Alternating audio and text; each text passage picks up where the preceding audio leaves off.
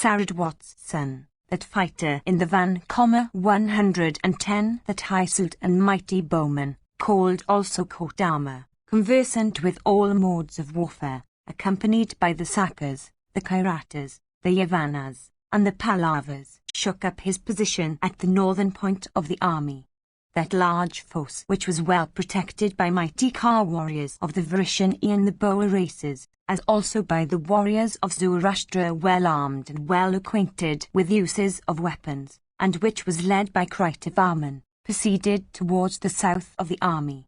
10,000 Kas of the Samsaptakas, who were created for either the death or the fame of Arjuna, and who, accomplished in arms, intended to follow Arjuna at his heels, 111 all went out, as also the brave Trigartas. In thy army, O Bharata, were 1,000 elephants of the foremost fighting powers. And to each elephant was assigned a century of Kas, and to each Ka 100 horsemen, and to each horseman 10 bowmen, and unto each bowman 10 combatants armed with sword and shield. Thus, O Bharata, were thy divisions arrayed by Bhishma, thy generalissimo Bhishma, the son of Santanu, as each day dawned, sometimes disposed thy troops in the human army, sometimes in the celestial, sometimes in the Gandharva, and sometimes in the Asura, thronged with a large number of Maharathas, and roaring like the very ocean. The Dhritarashtra army, arrayed by Bhishma, stood facing the west for battle. Illimitable as thy army was, O ruler of men, it looked terrible, but the army of the Pandavas, although it was not such in number, yet seemed to me to be very large and invincible, since Kesava and Arjuna were its leader. Section 21. Sanjaya said, beholding the vast Dhritarashtra army ready for battle, King Yudhishthira, the son of Kunti, gave way to grief. Seeing that impenetrable array formed by Bhishma and regarding it as really impenetrable, the king became pale and addressed Arjuna, saying calmly, O mighty armed Dhananjaya, how shall we be able to fight in battle with the Dhritarashtras, who have the grandsire for their chief combatant? Immovable and impenetrable is this array that hath been designed, according to the rules laid down in the scriptures, by that grinder of foes, Bhishma, of transcendent glory. With our troops we have become doubtful of success, O grinder of foes. How, indeed, will victory be ours in the face of this mighty array? Thus addressed, that slayer of foes Arjuna answered Yudhishthira, the son of Pritha, who had been plunged into grief at sight, O king of thy army, in these words, Hear, O king, how soldiers that are few in number may vanquish the many that are possessed of every quality. Thou art without malice, I shall, therefore, tell thee the means, O king. The Rishi Narada knows it, as also both Bhishma and Drona. Referring to this means, the grandsire himself in days of old, on the occasion of the battle between the gods and the Asuras, said unto Indra and the other celestials, They that are desirous of victory do not conquer by might and energy so much as by truth, compassion, righteousness and energy. 112 Discriminating then between righteousness and unrighteousness, and understanding what is meant by covetousness, and having recourse to exertion, fight without arrogance, for victory is there where righteousness is.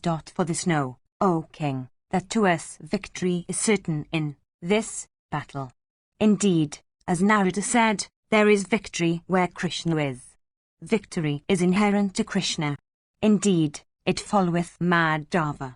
And as victory is one of its attributes, so humility is his another attribute. Govinda is possessed of energy that is infinite. Even in the midst of immeasurable foes he is without pain. He is the most eternal of male beings. And the victory is where Krishna is. Even he, indestructible and of weapons incapable of being baffled, appearing as Hari in olden days, said in a loud voice unto the gods and the Asuras, Who amongst you would be victorious? Even the conquered who said, With Krishna in the front we will conquer. 113, and it was through Hari's grace that the 3 worlds were obtained by the gods headed by Sakra.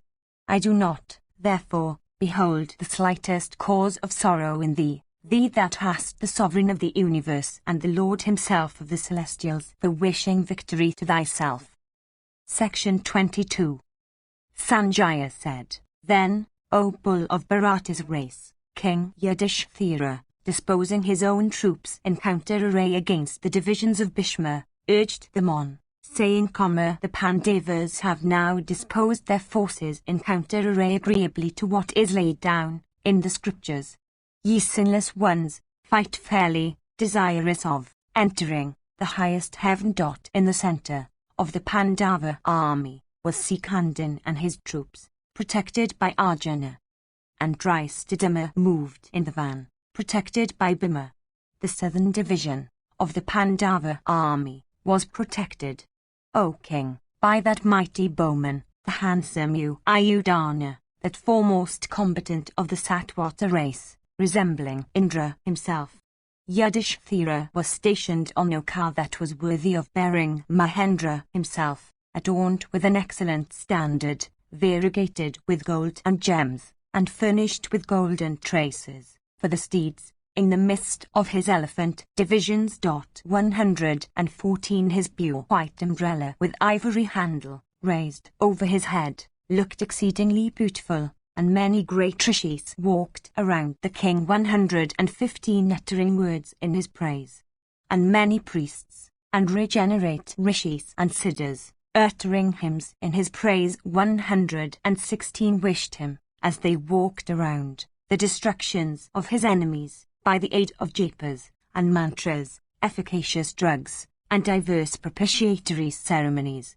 That Haisul chief of the Kuras, then giving away unto the Brahmanas kine and fruits and flowers and golden coins along with cloths. 117 proceeded like Sakra, the chief of the celestials.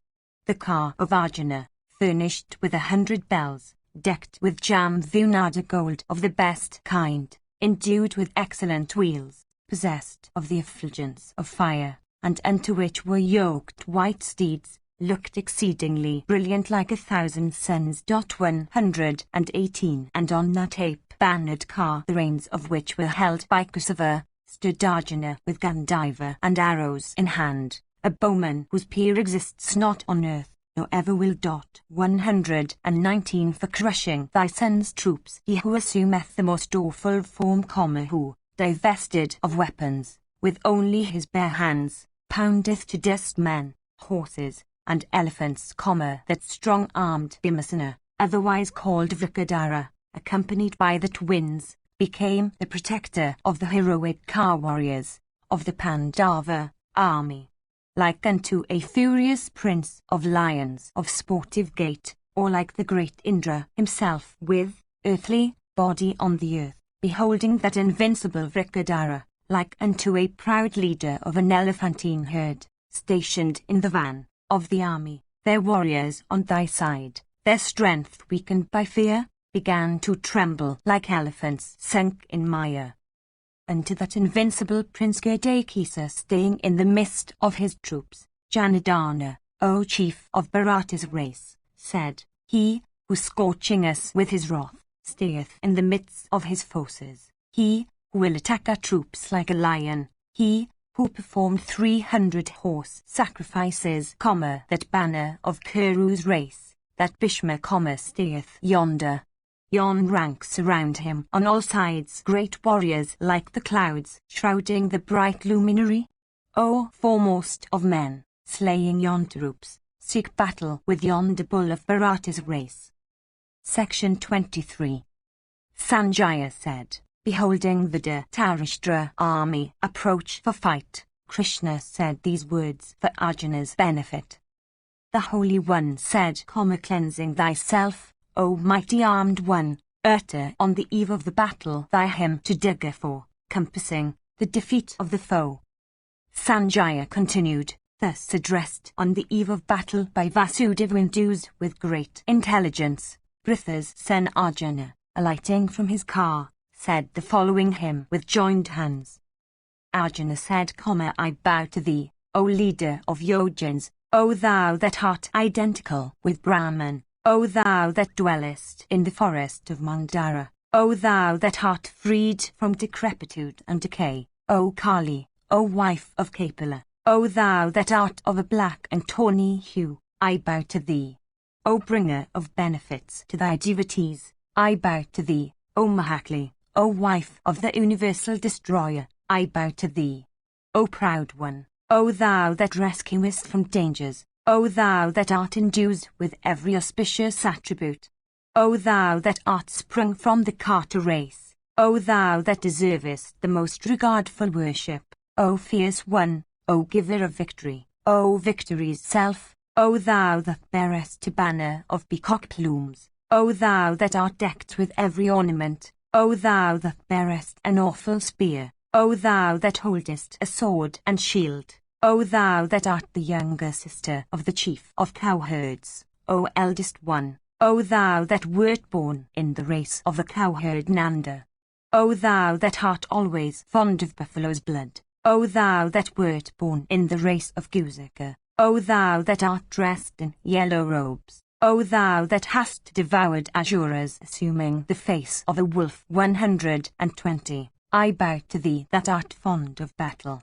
O Amakoma 121 Kambari, O thou that art white in hue, O thou that art black in hue, O thou that hast slain the Asura Ketaba, O thou that art yellow-eyed, O thou that art diverse-eyed, O thou of eyes that have the colour of smoke, I bow to thee. O thou that art the Vedas, the Srutis, and the highest virtue, O thou that art propitious to Brahmanas engaged in sacrifice, O thou that hast a knowledge of the past, thou that art ever present in the sacred abodes erected to thee in cities of Jamvad-Kipa, I bow to thee. Thou art the science of Brahma among sciences, and thou that art that sleep of creatures from which there is no waking. O mother of Skanda, O thou that possessest the six highest attributes, O Durga, O thou that dwellest in accessible regions, thou art described as Swaha, and Swadha, 122 as Kala, as Kashta, and as Araswati, as Savitra the mother of the Vedas, and as the science of Vedanta. Within a soul cleansed, I praise thee. O great goddess, let victory always attend me through thy grace on the field of battle. In inaccessible regions, where there is fear, in places of difficulty, in the abodes of thy worshippers and in the nether regions, Paitala, thou always dwellest. Thou always defeatest the Danavas. Thou art the unconsciousness, the sleep, the illusion, the modesty, the beauty of all creatures. Thou art the twilight, thou art the day, thou art Savitri, and thou art the mother. Thou art contentment, thou art growth, thou art light. It is thou that supportest the sun and the moon and that makes them shine. Thou art the prosperity of those that are prosperous. The Siddhas and the Churanas behold thee in contemplation. 123. Sanjaya continued, understanding the measure of Partha's devotion, Durga, who is always graciously inclined towards mankind, appeared in the firmament and in the presence of Govinda, said these words. The goddess said, within a short time thou shalt conquer thy foes, O Pandava. O invincible one, thou hast Narayana, again, for aiding thee. Thou art incapable of being defeated by foes, even by the wielder of the thunderbolt himself. Having said this, the boon-giving goddess disappeared soon. The son of Kunti, however, obtaining that boon, regarded himself as successful, and the son of Pritha then mounted his own excellent car. And then Krishna and Arjuna, seated on the same car, blew their celestial conches. The man that recites this hymn rising at dawn, hath no fear any time from Yakshas, Rakshasas, and Pisachas. He can have no enemies, he hath no fear from snakes and all animals that have fangs and teeth, as also from kings. He is sure to be victorious in all disputes, and if bound, he is freed from his bonds. He is sure to get over all difficulties, is freed from thieves, is ever victorious in battle, and winneth the goddess of prosperity forever. With health and strength, he liveth for 100 years. I have known all this through the grace of Vyasa, endued with great wisdom. Thy wicked sons, however, all entangled in the meshes of death, do not, from ignorance, know them to be Nara and Narayana. Nor do they, entangled in the meshes of death, know that the hour of this kingdom hath arrived. Vayapayana and Narada, and Kanwa, and the sinless Rama, had all prevented thy son. But he did not accept their words. There where righteousness is, there are glory and beauty. There where modesty is, there are prosperity and intelligence. There where righteousness is, there is Krishna, and there where Krishna is, there is victory. Section 24. Dhritarashtra said, there, on the field of battle, O Sanjaya, their warriors of which side first advanced to battle cheerfully, whose hearts were filled with confidence, and who were spiritless from melancholy. In that battle which maketh the hearts of men tremble with fear, who were they that struck the first blow, mine or they belonging to the Pandavas? Tell me all this, O Sanjaya. Among whose troops did the flowery garlands and unguents emit fragrant odours? And whose troops, roaring fiercely, uttered merciful words? Sanjaya said, the combatants of both armies were cheerful then, and the flowery garlands and perfumes of both troops emitted equal fragrance. And, O bull of Bharata's race, fierce was the collision that took place when the serried ranks arrayed for battle encountered each other, and the sound of musical instruments, mingled with the blare of conches and the noise of drums, and the shouts of brave warriors roaring fiercely at one another, became very loud. O bull of Bharata's race, dreadful was the collision caused by the encounter of the combatants of both armies, filled with joy and staring at one another, and the elephants uttering obstreperous grunts. Section 25. Bhagavad Gita Chapter 1. This where is the Bhagavad Gita proper starts. I have added the chapter headings to aid in comparison with other translations. They are not part of the original Gangali text. John Bruner. Dhritarashtra said, assembled together on the sacred plain of Kurukshetra from desire of fighting, what did my sons and the Pandavas do, O Sanjaya?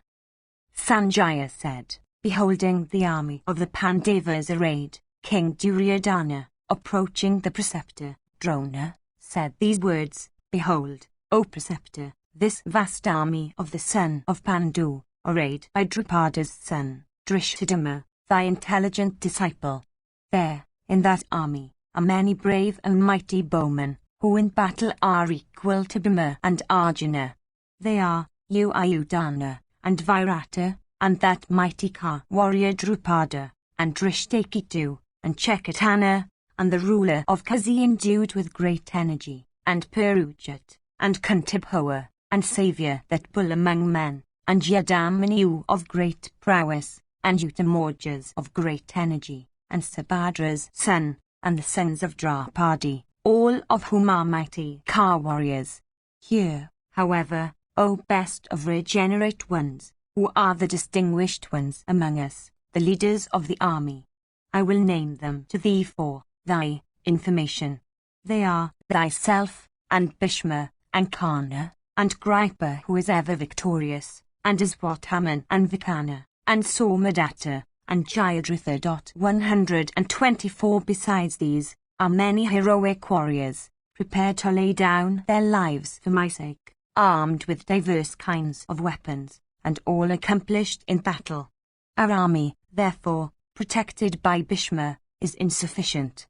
This force, however, of these, the Pandavas, protected by Bhima, is sufficient. 125 Stationing yourselves then in the entrances of the divisions that have been assigned to you, all of you protect Bhishma alone. Just at this time, the valiant and venerable grandsire of the Kurus, affording great joy to him, Duryodhana, by loudly uttering a leonine roar, blew his conch.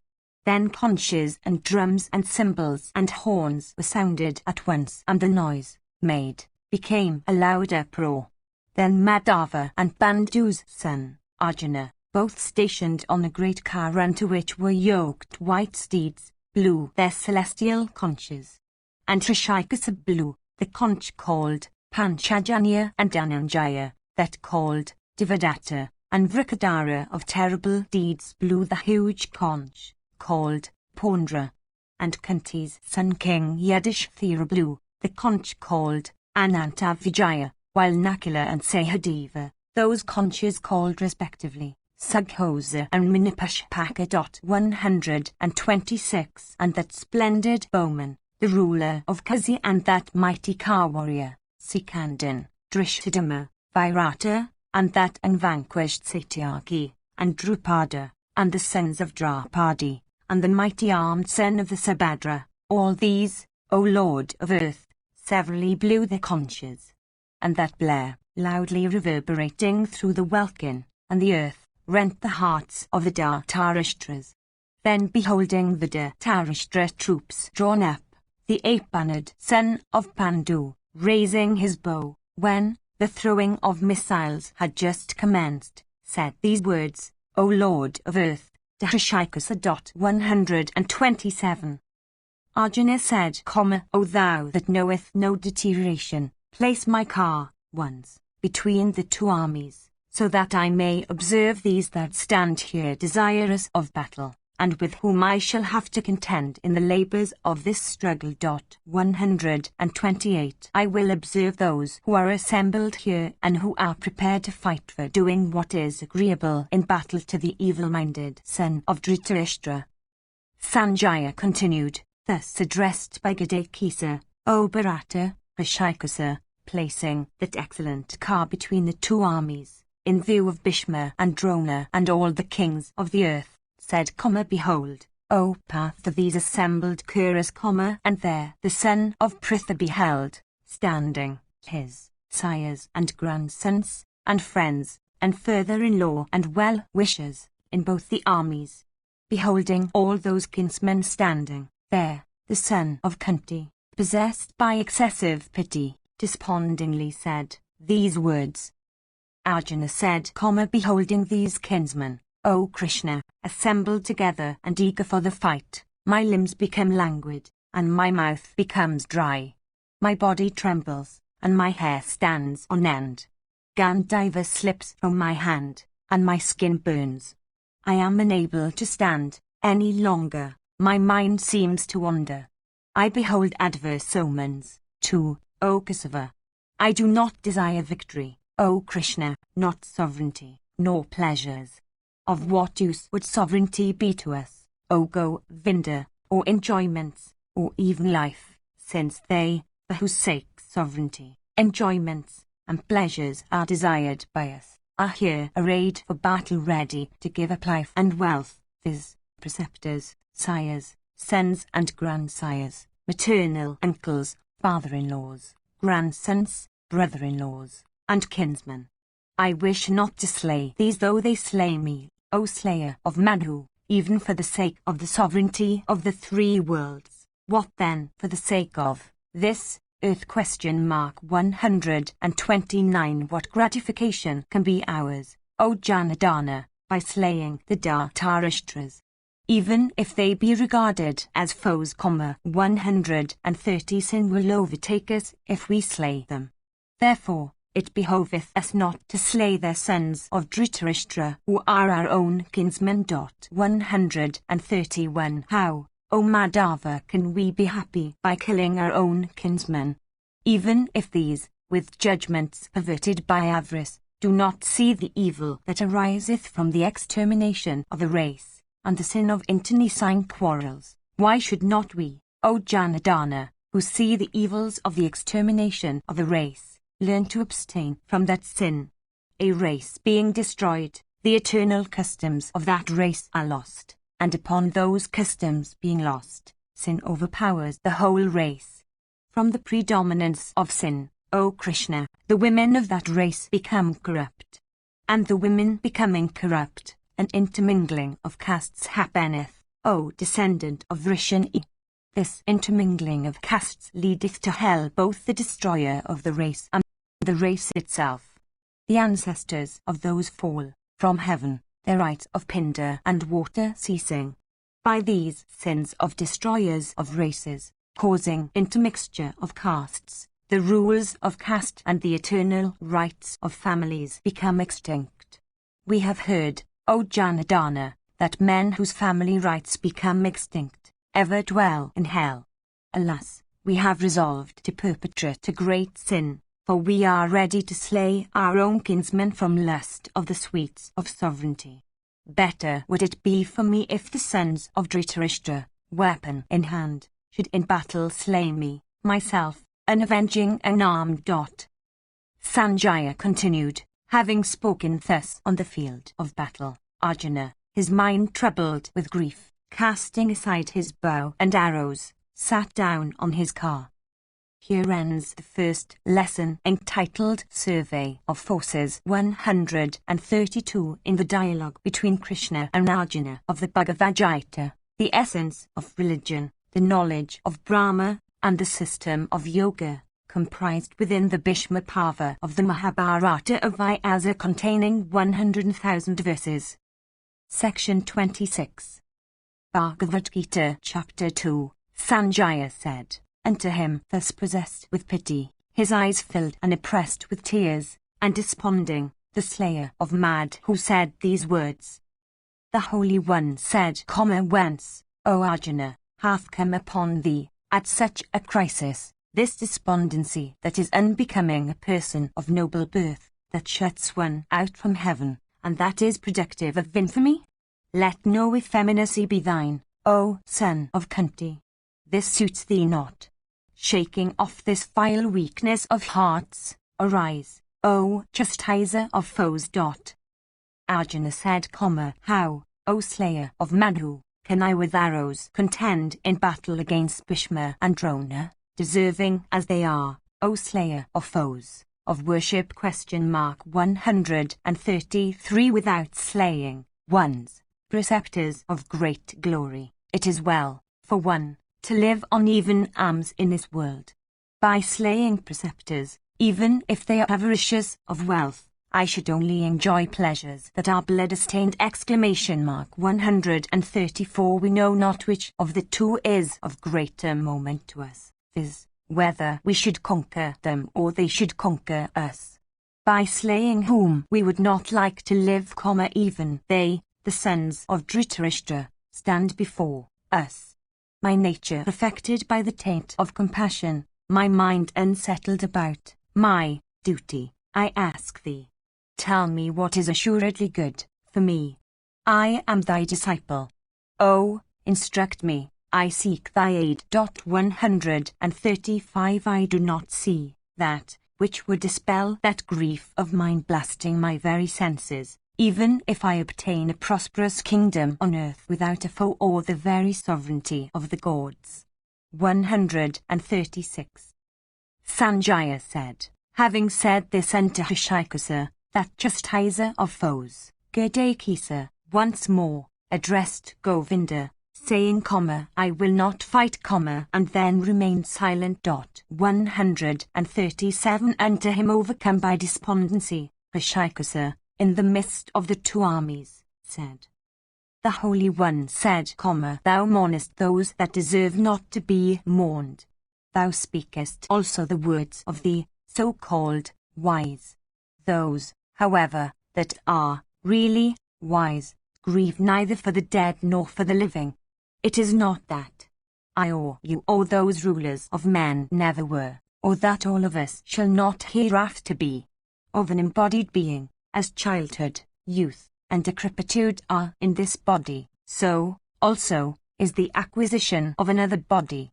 The man, who is wise, is never deluded in this. 138 The contacts of the senses with their respective objects producing sensations of heat and cold, pleasure and pain, are not permanent, having, as they do, a beginning and an end. Do thou, O Bharata, endure them. For the man whom these afflict not, O bull among men, who is the same in pain and pleasure and who is firm in mind, is fit for emancipation. 139 There is no objective existence of anything that is distinct from the soul, nor non-existence of anything possessing the virtues of the soul. This conclusion in respect of both these hath been arrived at by those that know the truths of things. 140 Know that the soul to be immortal, by which all this universe is pervaded. No one can compass the destruction of that which is imperishable. It hath been said that those bodies of the embodied soul, which is eternal, indestructible, and infinite, have an end.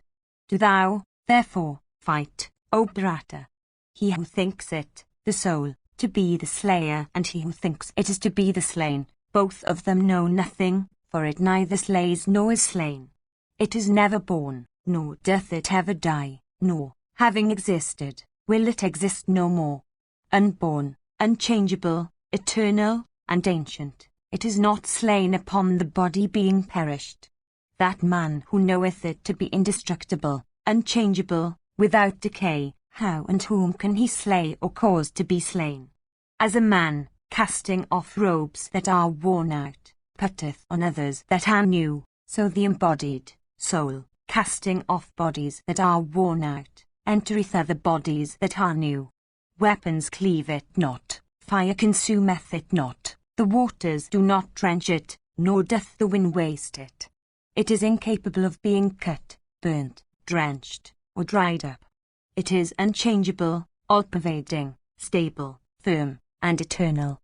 It is said to be imperceivable, inconceivable, and unchangeable. Therefore, knowing it to be such, it behoveth thee not to mourn for it. Then again, even if thou regardest it as constantly born and constantly dead, it behoveth thee not yet, O mighty armed one, to mourn for it thus. For, of one that is born, death is certain, and of one that is dead, birth is certain. Therefore it behoveth thee not to mourn in a matter that is unavoidable. All beings, before birth, were unmanifest.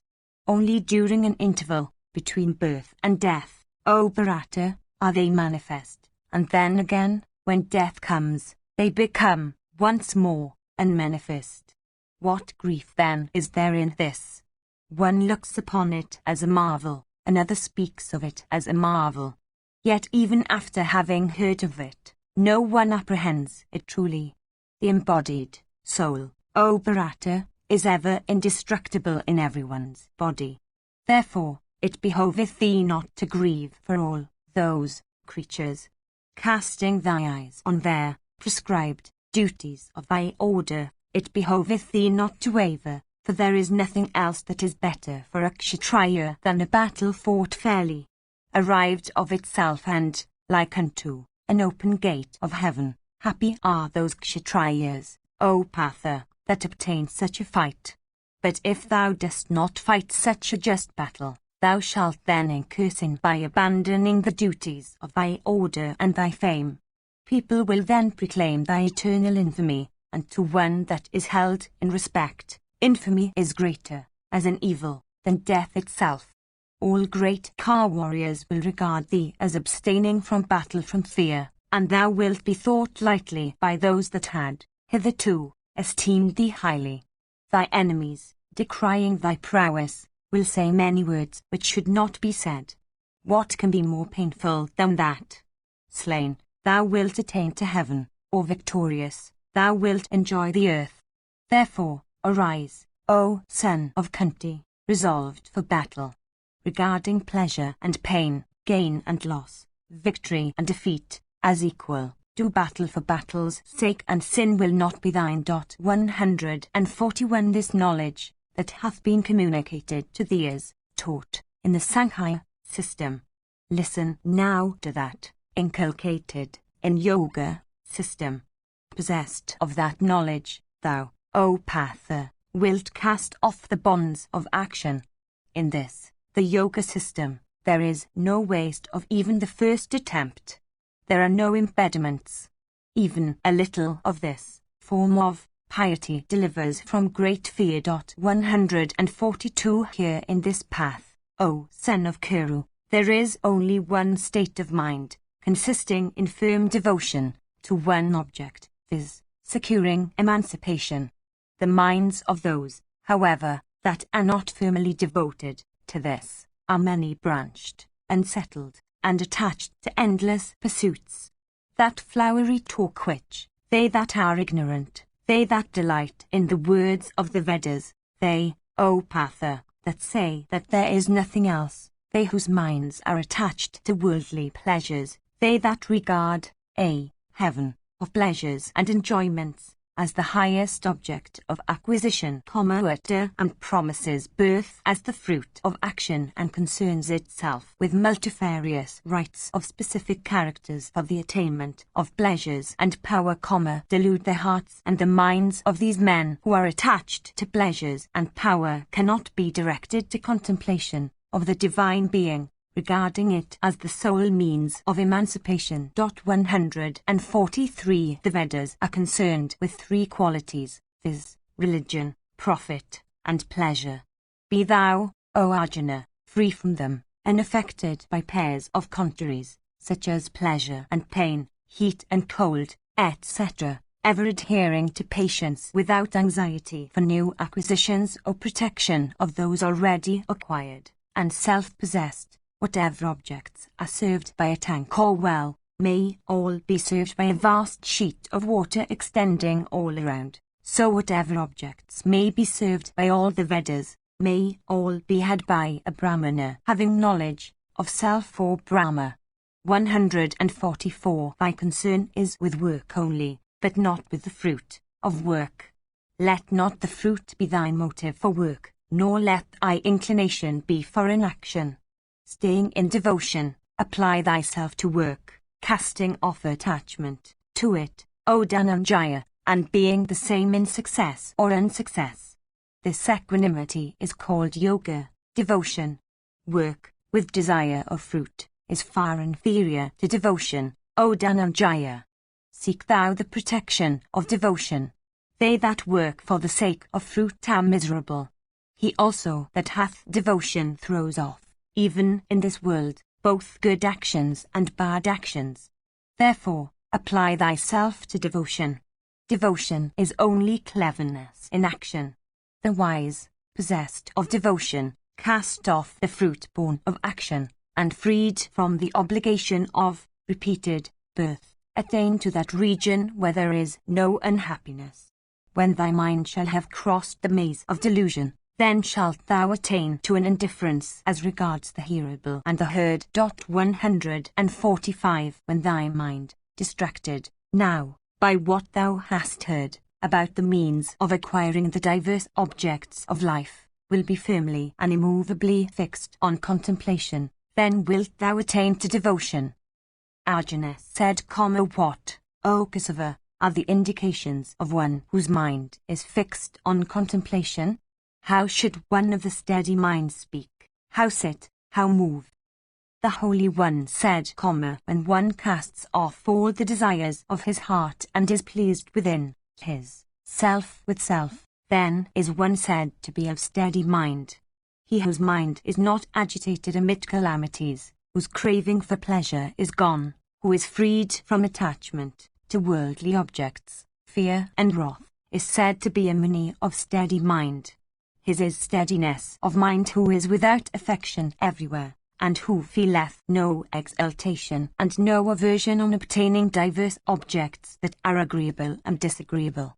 When one withdraws his senses from the objects of those senses as the tortoise it swims from all sides, even his is steadiness of mind.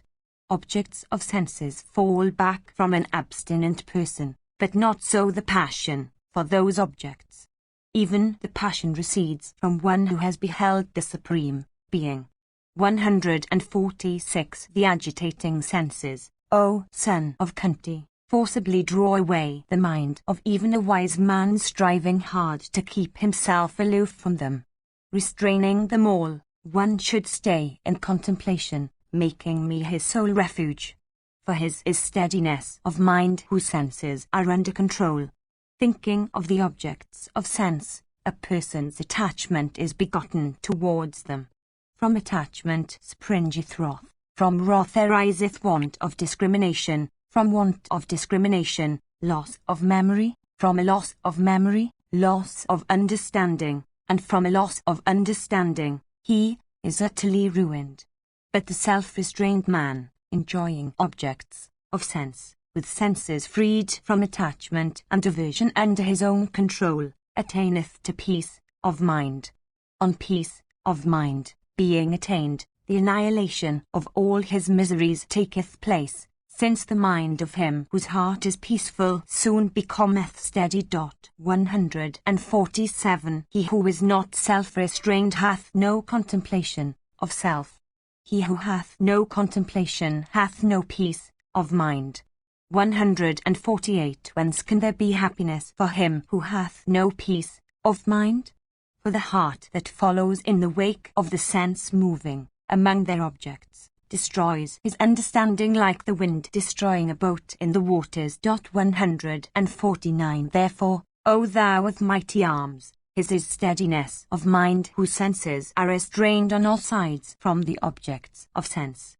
The restrained man is awake when it is night for all creatures, and when other creatures are awake that is night to a discerning Muni. 150. He into whom all objects of desire enter, even as the waters enter the ocean, which, though constantly replenished, still maintains its watermark unchanged. He obtains peace of mind, and not one that longeth for objects of desire. That man who moveth about, giving up all objects of desire, who is free from craving for enjoyments, as who hath no affection and no pride, attaineth to peace of mind. This, O Patha, is the divine state. Attaining to it, one is never deluded.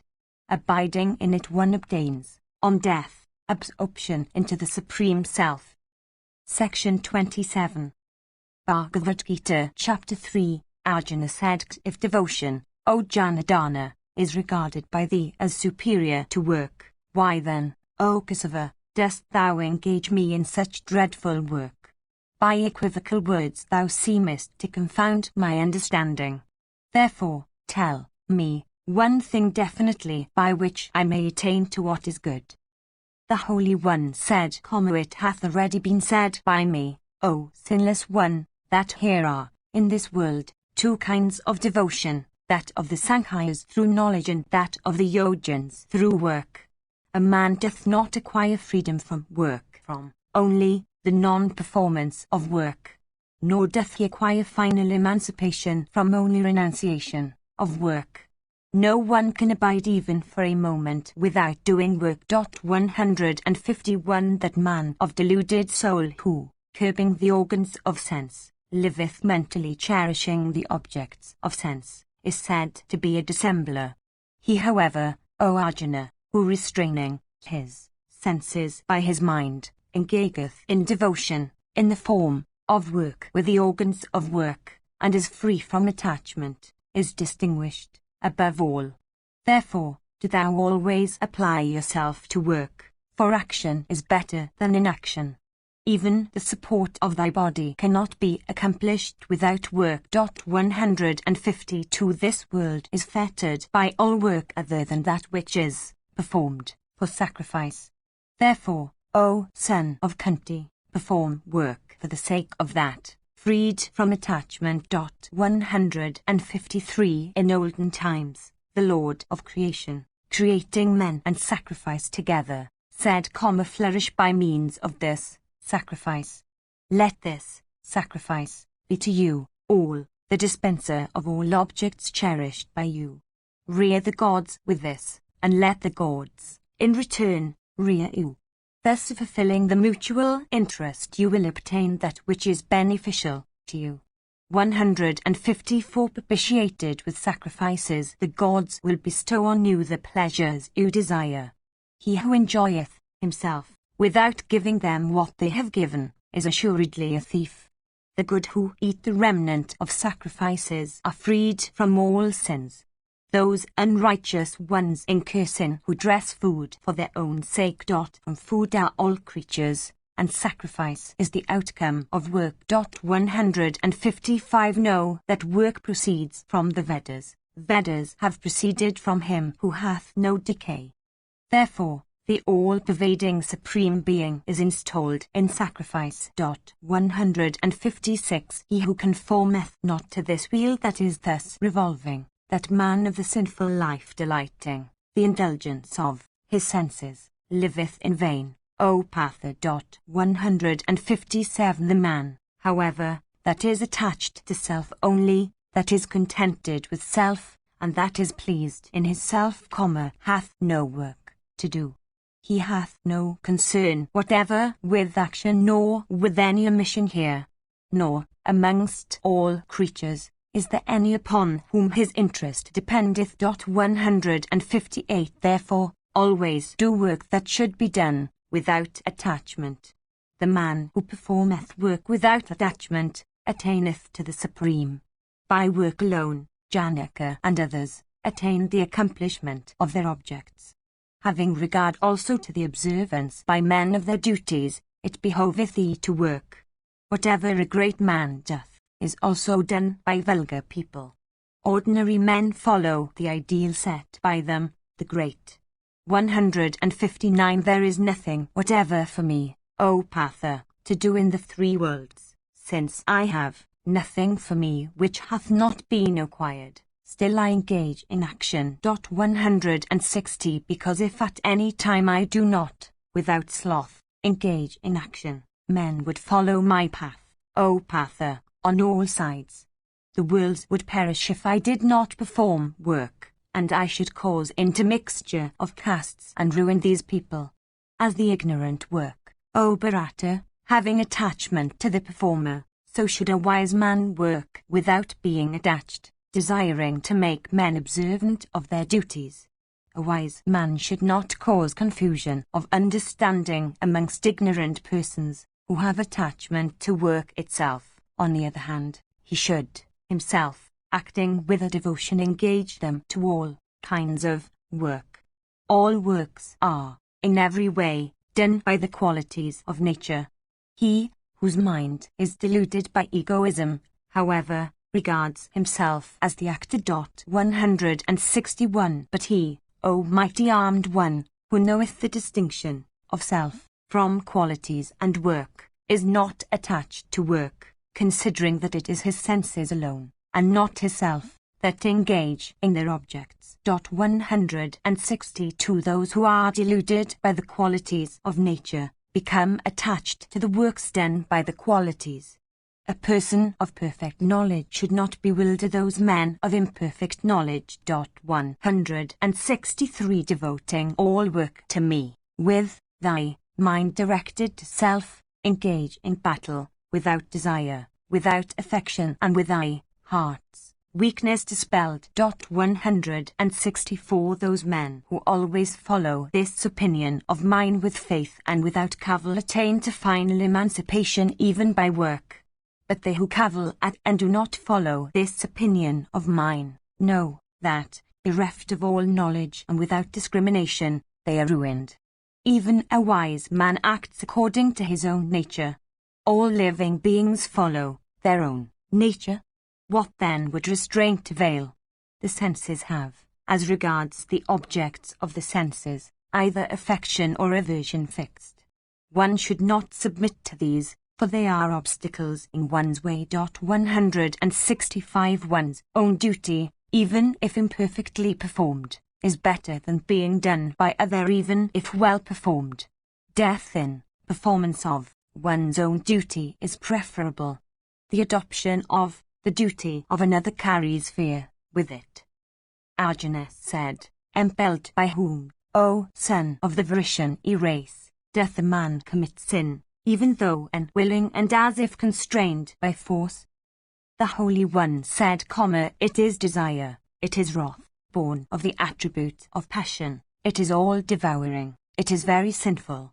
Know this to be the foe in this world. 166 As fire is enveloped by smoke, a mirror by dust, the fetus by the womb, so is this enveloped by desire.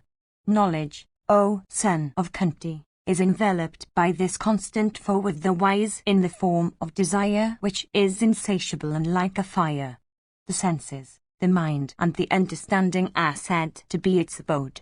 With these it eludeth the embodied self, enveloping his knowledge.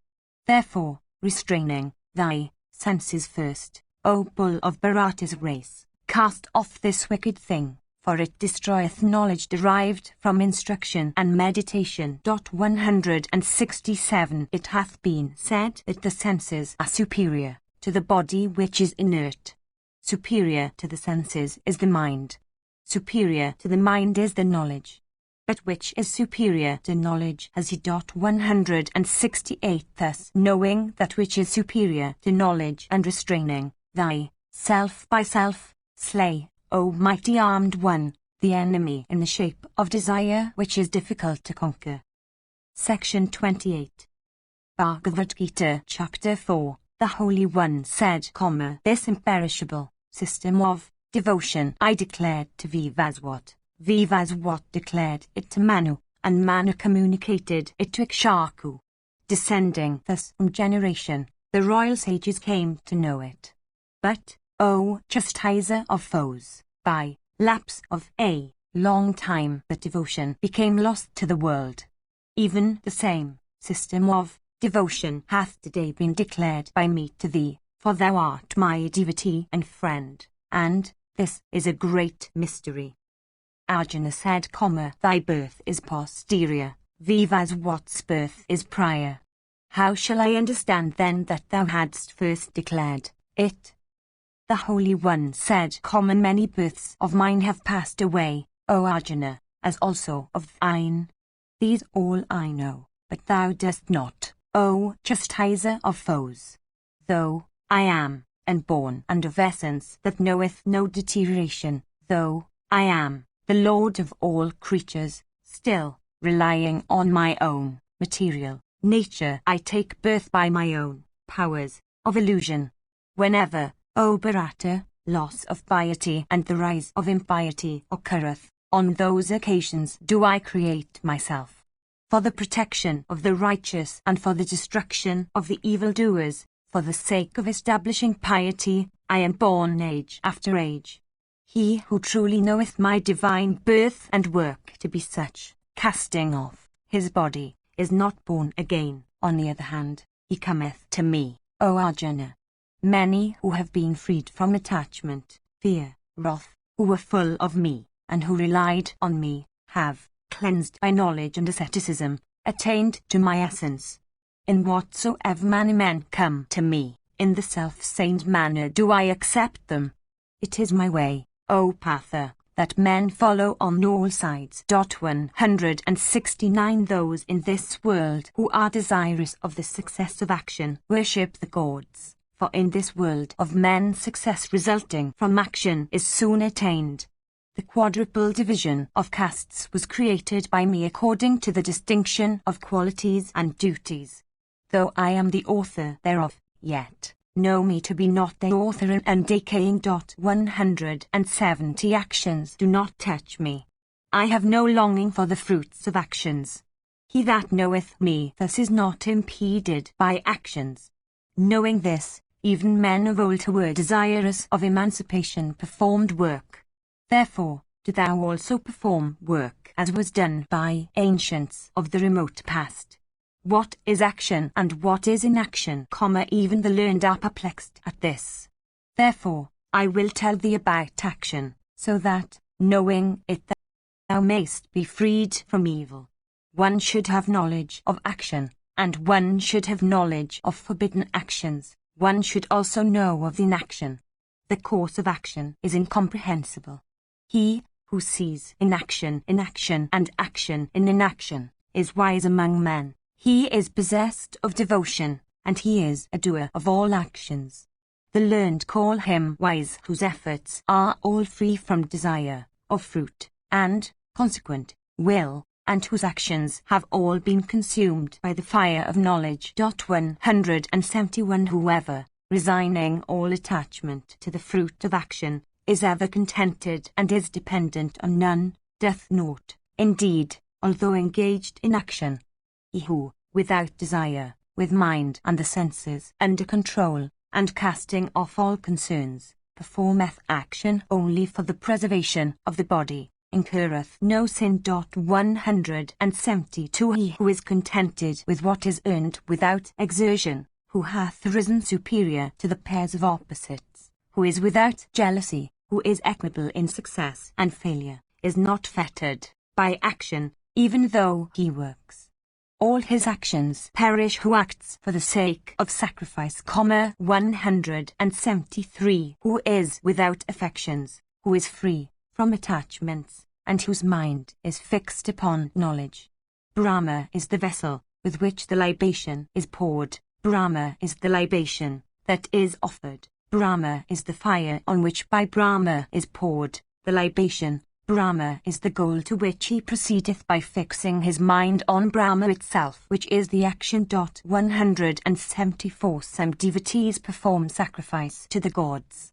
Others, by means of sacrifice, offer up sacrifices to the fire of Brahma. 175 Others offer up a sacrificial libation, the senses of which hearing is the first, to the fire of restraint. Others, again, offer up as libations the objects of sense of which sound is the first, to the fire of the senses. 176 Others, again, offer up all the functions of the senses and the functions of the vital winds to the fire of devotion by self-restraint kindled by knowledge.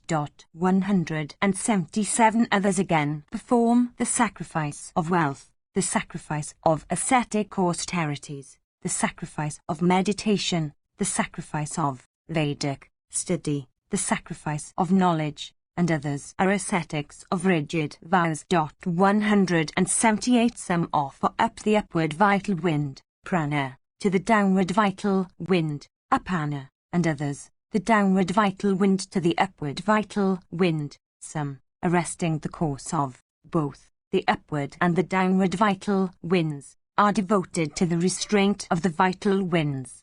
Others, of restricted rations, offer the vital winds to the vital winds. 179 Even all these who are conversant with sacrifice, whose sins have been consumed by sacrifice, and who eat the remnants of sacrifice which are Amrita, attain to the eternal Brahma.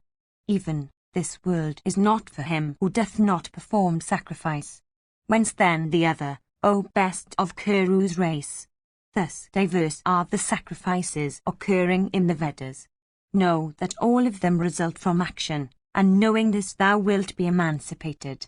The sacrifice of knowledge, O chastiser of foes, is superior to every sacrifice involving the attainment of fruits of action, for all action, O Patha, is wholly comprehended in knowledge. 180 Learn that knowledge, by prostration, inquiry, and service, they who are possessed of knowledge and can see the truth, will teach thee that knowledge, knowing which, O son of Pandu, thou wilt not again come by such delusion, and by which thou wilt see the endless creatures of the universe, in thyself first, and then in me. Even if thou be the greatest sinner among all that are sinful, thou shalt yet cross over all transgressions by the raft of knowledge. As a blazing fire, O Arjuna, reduceth fuel to ashes, so doth the fire of knowledge reduce all actions to ashes. For there is nothing here that is so cleansing as knowledge. One who hath attained to success by devotion finds it without effort within his own self in time. He obtaineth knowledge, who hath faith and is intent on it, and who hath his senses under control. Obtaining knowledge one findeth the highest tranquillity in no length of time. One who hath no knowledge and no faith, and whose mind is full of doubt, is lost. Neither this world, nor the next, nor happiness, is for him whose mind is full of doubt. Actions do not fetter him, O Dhananjaya, who hath cast off action by devotion, whose doubts have been dispelled by knowledge, and who is self-restrained. Therefore, destroying, by the sword of knowledge, This doubt of thine that is born of ignorance and that dwelleth in thy mind, betake to devotion, and, arise, O son of Bharata. Section 29. Bhagavad Gita, Chapter 5. Arjuna said, Thou applaudest, O Krishna, the abandonment of actions, and again the application to them. Tell me definitely which one of these two is superior. The Holy One said, both abandonment of actions and application to actions lead to emancipation. But of these, application to action is superior to abandonment. He should always be known to be an ascetic who hath no aversion nor desire. 4. Being free from pairs of opposites. O thou of mighty arms, he is easily released from the bonds of action. Fools say, but not those that are wise, that Sankhya and Yoga are distinct. One who stayeth in even one of the two reapeth the fruit of both. 181. Whatever seat is attained by those who profess the Sankhya system, that too is reached by those who profess the Yoga. He seeth truly who seeth Sankhya and Yoga as one. 182. But renunciation, O mighty armed one, without devotion to action, is difficult to attain.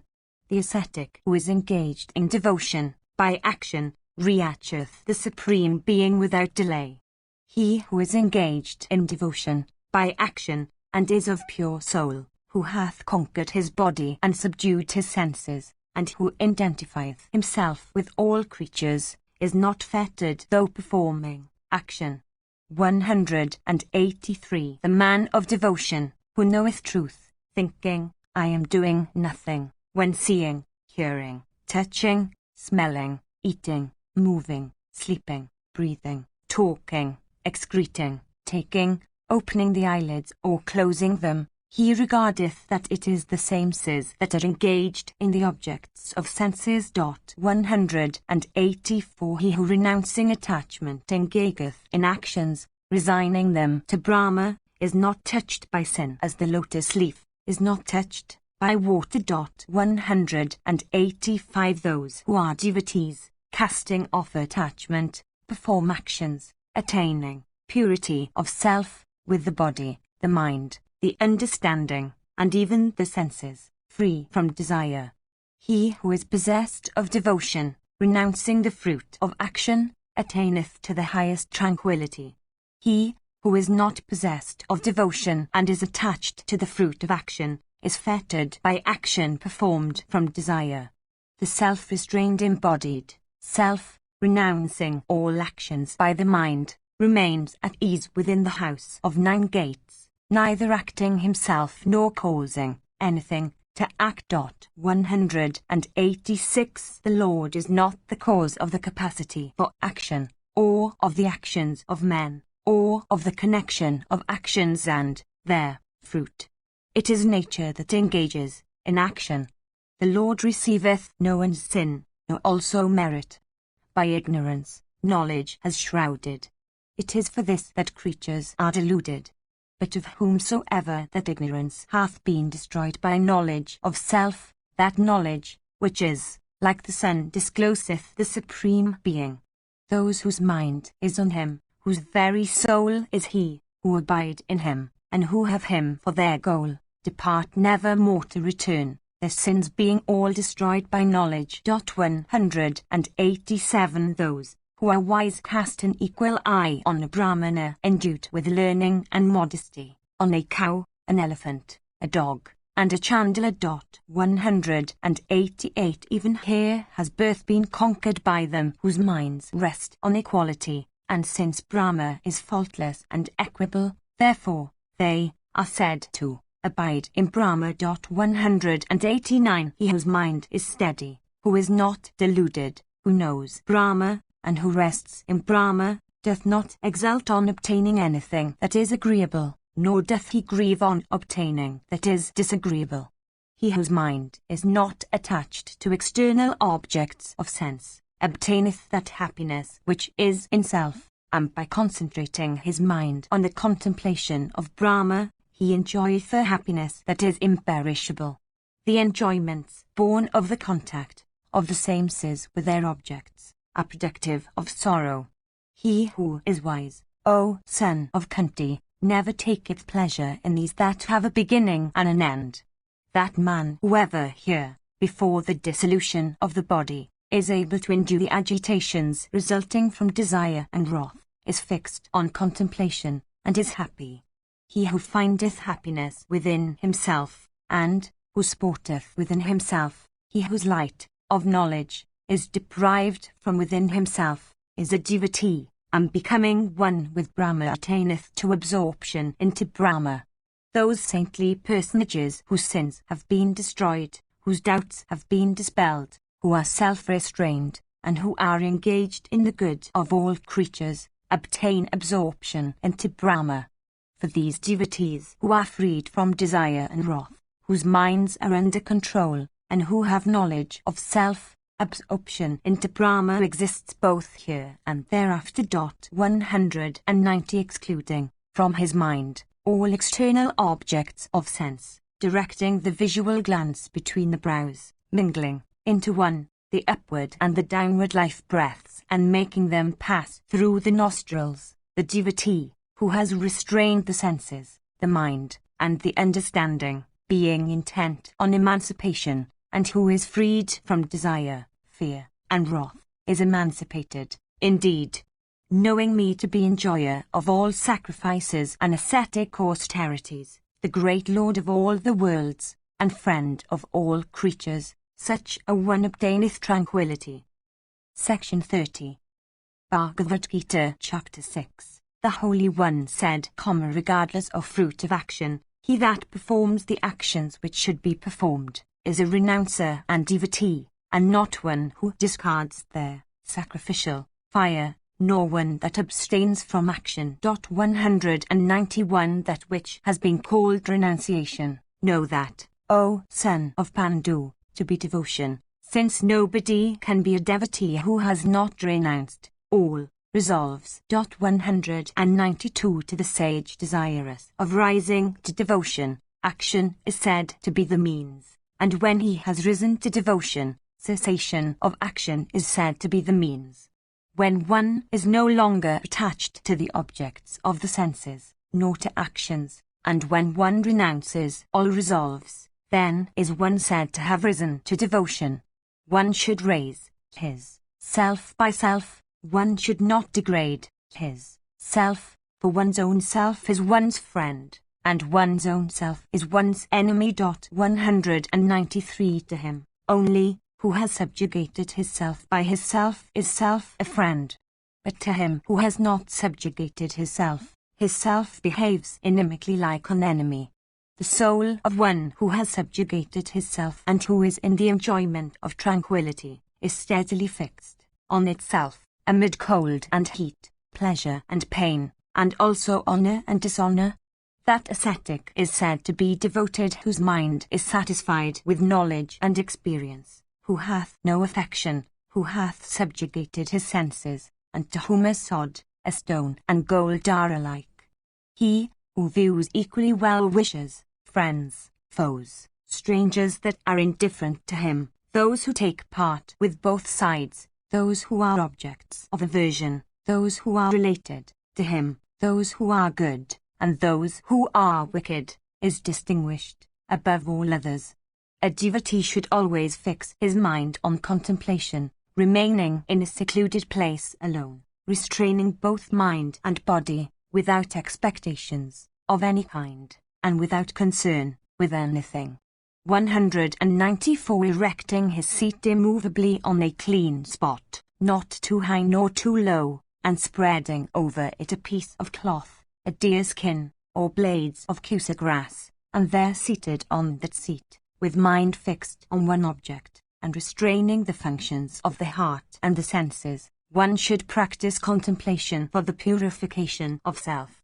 Holding body, head, and neck even, unmoved and steady, and casting his glance on the tip of his nose, and without looking about in any of the different directions, with mind in tranquility, freed from fear, observant of the practices of Brahmacarins, restraining the mind, with heart fixed on me, the devotee should sit down, regarding me as the object of his attainment.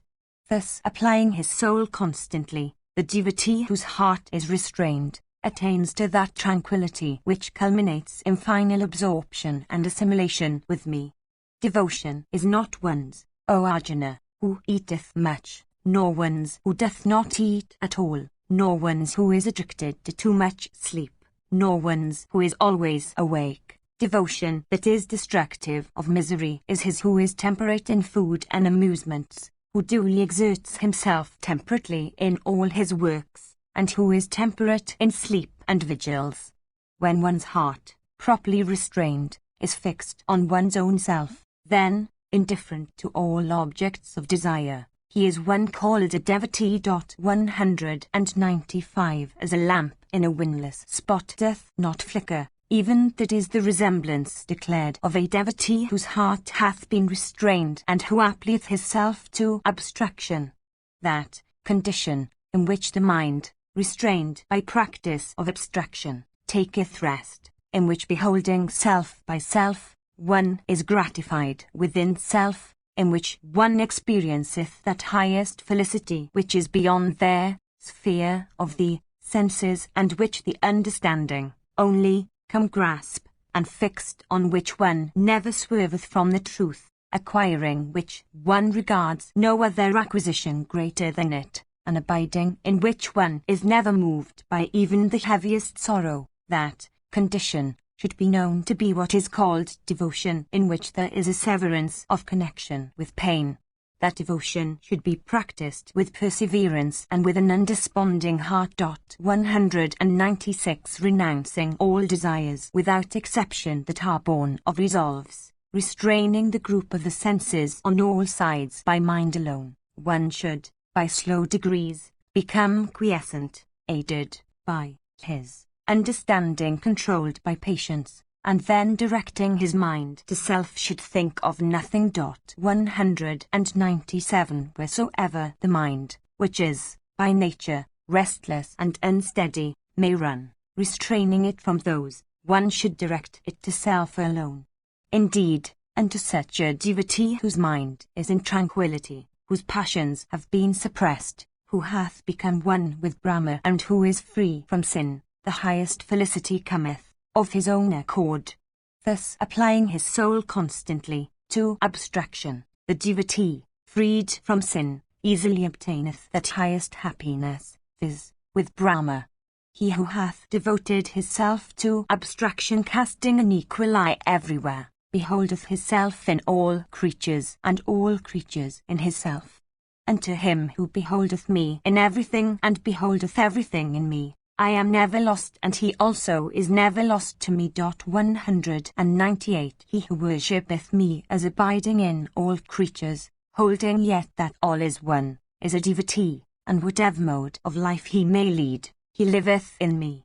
That devotee, O Arjuna, who casteth an equal eye everywhere, regarding all things as his own self and the happiness and misery of others as his own, is deemed to be the best. Arjuna said, This devotion by means of equanimity which thou hast declared, O slayer of mad who on account of restlessness of the mind I do not see its stable presence. 199 O Krishna, the mind is restless, boisterous, perverse, and obstinate. Its restraint I regard to be as difficult of accomplishment as the restraint of the wind. The Holy One said, Without doubt, O thou with mighty arms, the mind is difficult of subjugation and is restless. With practice, however, O son of Kunti, and with the abandonment of desire, it can be controlled. It is my belief that by him whose mind is not restrained, devotion is difficult of acquisition. But by one whose mind is restrained and who is assiduous, it is capable of acquisition with the aid of means. Arjuna said, Without assiduity, though endued with faith, and with mind shaken off from devotion, what is the end of him, O Krishna, who hath not earned success in devotion? Fallen off from both, 200 Is he lost like a separated cloud or not, being as he is without refuge, O thou with mighty arms, and deluded on the path leading to Brahma? This my doubt, O Krishna, it behoveth thee to remove without leaving anything. Besides thee, no dispeller of this doubt is to be had. 201. The Holy One said, O son of Pritha, neither here, nor hereafter, doth ruin exist for him, since none, O sire, who performs good acts, comes by an evil end, attaining to the regions reserved for those that perform meritorious acts, and living there for many, many years. He that hath fallen off from devotion taketh birth in the abode of those that are pious and endued with prosperity, or he is born even in the family of devotees endued with intelligence. Indeed, a birth such as this is more difficult of acquisition in this world. Therein those births he obtaineth contact with that Brahmic knowledge which was his in his former life, and from that point he striveth again, O descendant of Kuru, towards perfection. And although unwilling, he still worketh on in consequence of that same former practice of his. Even one that inquireth of devotion riseth above the fruits of the divine word. 202 Striving with great efforts, the devotee, cleaned of all his sins, attaineth to perfection after many births, and then reacheth the supreme goal. The devotee is superior to ascetics engaged in austerities. He is esteemed to be superior to even the man of knowledge. The devotee is superior to those that are engaged in action. Therefore, become a devotee, O Arjuna. Even amongst all the devotees, he who, full of faith and with inner self-resting on me, worshippeth me, is regarded by me to be the most devout. Section 31. Bhagavad Gita, Chapter 7. The Holy One said, Listen, O son of Pritha, how, without doubt, thou mayst know me fully, fixing thy mind on me, practicing devotion, and taking refuge in me. I will now, without leaving anything out, speak to thee about knowledge and experience, knowing which there would be left nothing in this world for thee to know. One among thousands of men striveth for perfection. Of those even that are assiduous and have attained to perfection, only some one knoweth me truly. 203 Earth, water, fire, air, space, mind, also understanding, and consciousness, thus hath my nature been divided eightfold. This is a lower form of my nature. Different from this, no, there is a higher form of my nature which is animate, O thou of mighty arms, and by which this universe is held. 204 Know that all creatures have these for their source. I am the source of evolution and also of the dissolution of the entire universe. There is nothing else, O Dhananjaya, that is higher than myself. Upon me is all this like a row of pearls on a string. Taste I am in the waters, O son of Kunti, and I am the splendor of both the moon and the sun. I am the in all the Vedas, the sound in space, and the manliness in men. I am the fragrant odor in earth, the splendor in fire, the life in all living creatures, and penance in ascetics. Know me, O son of Pritha, to be the eternal seed of all beings. I am the intelligence of all creatures endued with intelligence, the glory of all glorious objects. I am also the strength of all that are endued with strength, myself, freed from desire and thirst, and, O bull of Bharata's race, am the desire, consistent with duty, in all creatures. 205 And all existences which are of the quality of goodness, and which are of the quality of passion and quality of darkness, know that they are, indeed, from me. I am, however, not in them, but they are in me. This entire universe, deluded by these three entities consisting of these three qualities, knoweth not me that am beyond them and undecaying, since this illusion of mine, depending on the three qualities, is exceedingly marvelous and highly difficult of being transcended. They that resort to me alone cross this illusion. 206 Doers of evil, ignorant men, the worst of their species, robbed of their knowledge by my illusion and wedded to the state of demons, do not resort to me. 4 classes of doers of good deeds worship me, O Arjuna, viz. He that is distressed, that is possessed of knowledge, being always devoted and having his faith in only one, is superior to the rest, for unto the man of knowledge I am dear above everything, and he also is dear to me. All these are noble. But the man of knowledge is regarded, by me, to be my very self, since he, with soul fixed on abstraction, taketh refuge in me as the highest goal. At the end of many births, the man possessed of knowledge attaineth to me, thinking that Vasudeva is all this. Such a high-souled person, however, is exceedingly rare. They who have been robbed of knowledge by desire, resort to their godheads, observant of diverse regulations and controlled by their own nature. 207 Whatever form of Godhead or myself any worshipper desireth to worship with faith, that faith of his unto that form I render steady. Endues with that faith, he payeth his adorations to that form, and obtaineth from that all his desire, since all those are ordained by me. 208 The fruits, however, of those persons endued with little intelligence are perishable. They that worship the divinities, go to the divinities, while they that worship me come even to me. 209 They that have no discernment, regard me who am, really, unmanifest to have become manifest, because they do not know the transcendent and undecaying state of mind than which there is nothing higher. 210 Shrouded by the illusion of my inconceivable power, I am not manifest to all. This deluded world knoweth not me that I am unborn and undecaying. Know, O Arjuna, all things that have been past, and all things that are present, and all things that are to be. But there is nobody that knoweth me. All creatures, O chastiser of foes, are deluded at the time of their birth by the delusion, O Bharata, of pairs of opposites arising from desire and aversion. But those persons of meritorious deeds whose sins have attained their end, being freed from the delusion of pairs of opposites, worship me, firm in their vow of that worship. Those who, taking refuge in me, strive for release from decay and death, know Brahman, the entire Adhyatma, and action. 211 And they who know me with the Adibhuta, the Adidva, and the Adhyajna, having minds fixed on abstraction, know me at the time of their departure from this world. 212. Section 32.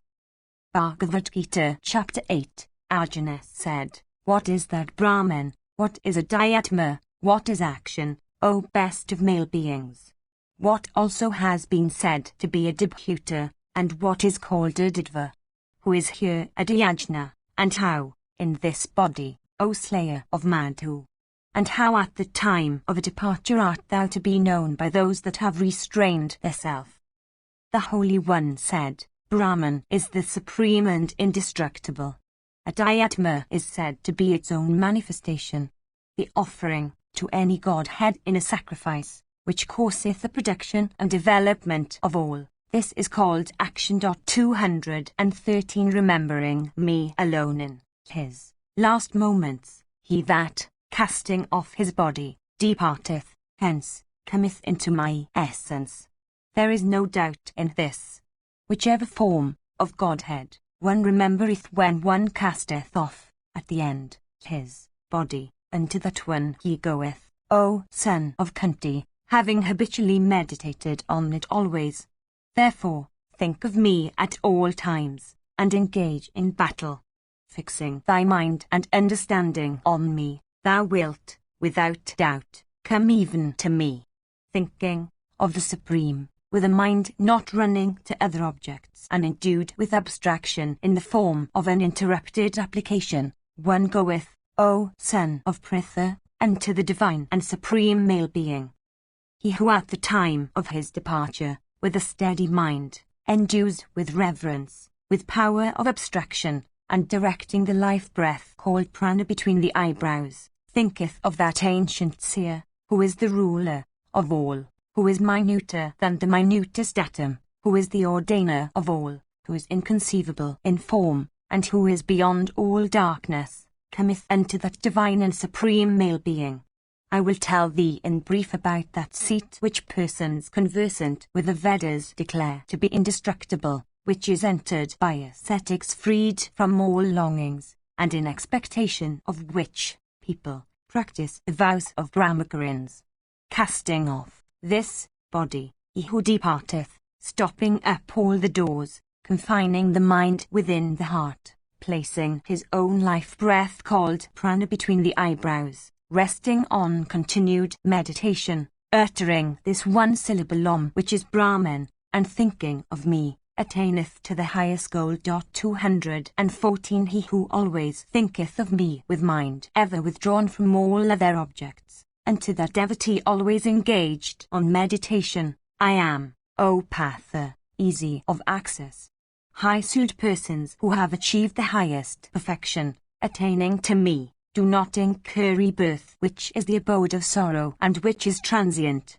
All the worlds, O Arjuna, from the abode of Brahman downwards have to go through a round of births, on attaining to me, however, O son of Kunti, there is no rebirth. 215 They who know a day of Brahman to end after 1,000 yugas, and a night of his to terminate after 1,000 yugas are persons that know day and night. 216 On the advent of Brahman's day everything that is manifest springeth from the unmanifest, and when his night cometh into that same which is called unmanifest all things disappear.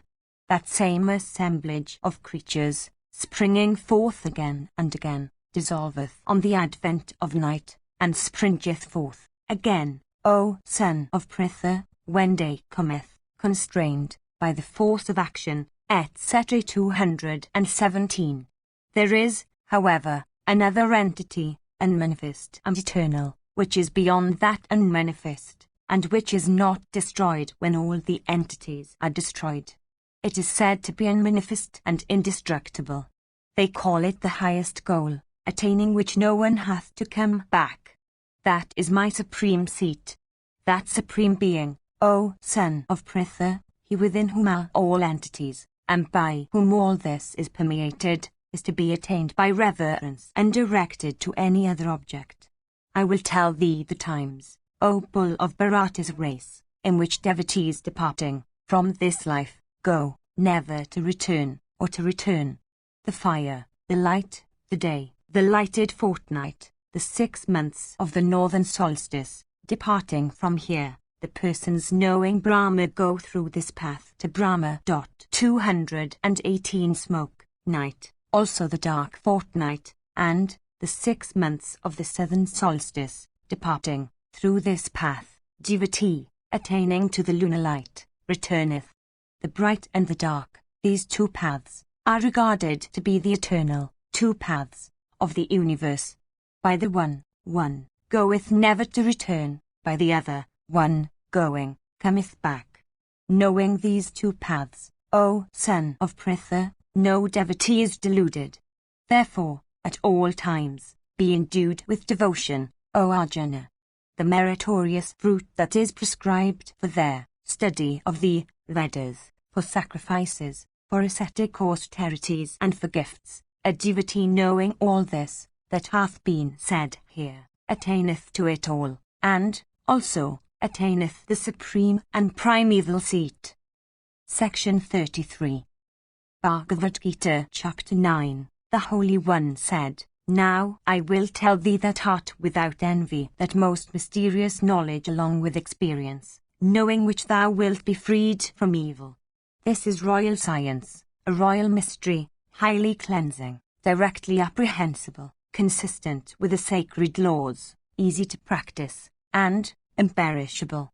Those persons, O chastiser of foes, who have no faith in this sacred doctrine, not attaining to me, return to the path of this world that is subject to destruction. This entire universe is pervaded by me in my unmanifest form. All entities are in me, but I do not reside in them. nor yet are all entities in me. Behold my divine power, supporting all entities and producing all entities. Myself doth not yet reside in those entities. As the great and ubiquitous atmosphere always occupieth space, understand that all entities reside in me in the same way. 219 All entities, O son of Kunti, attain to my nature at the close of a kalpa.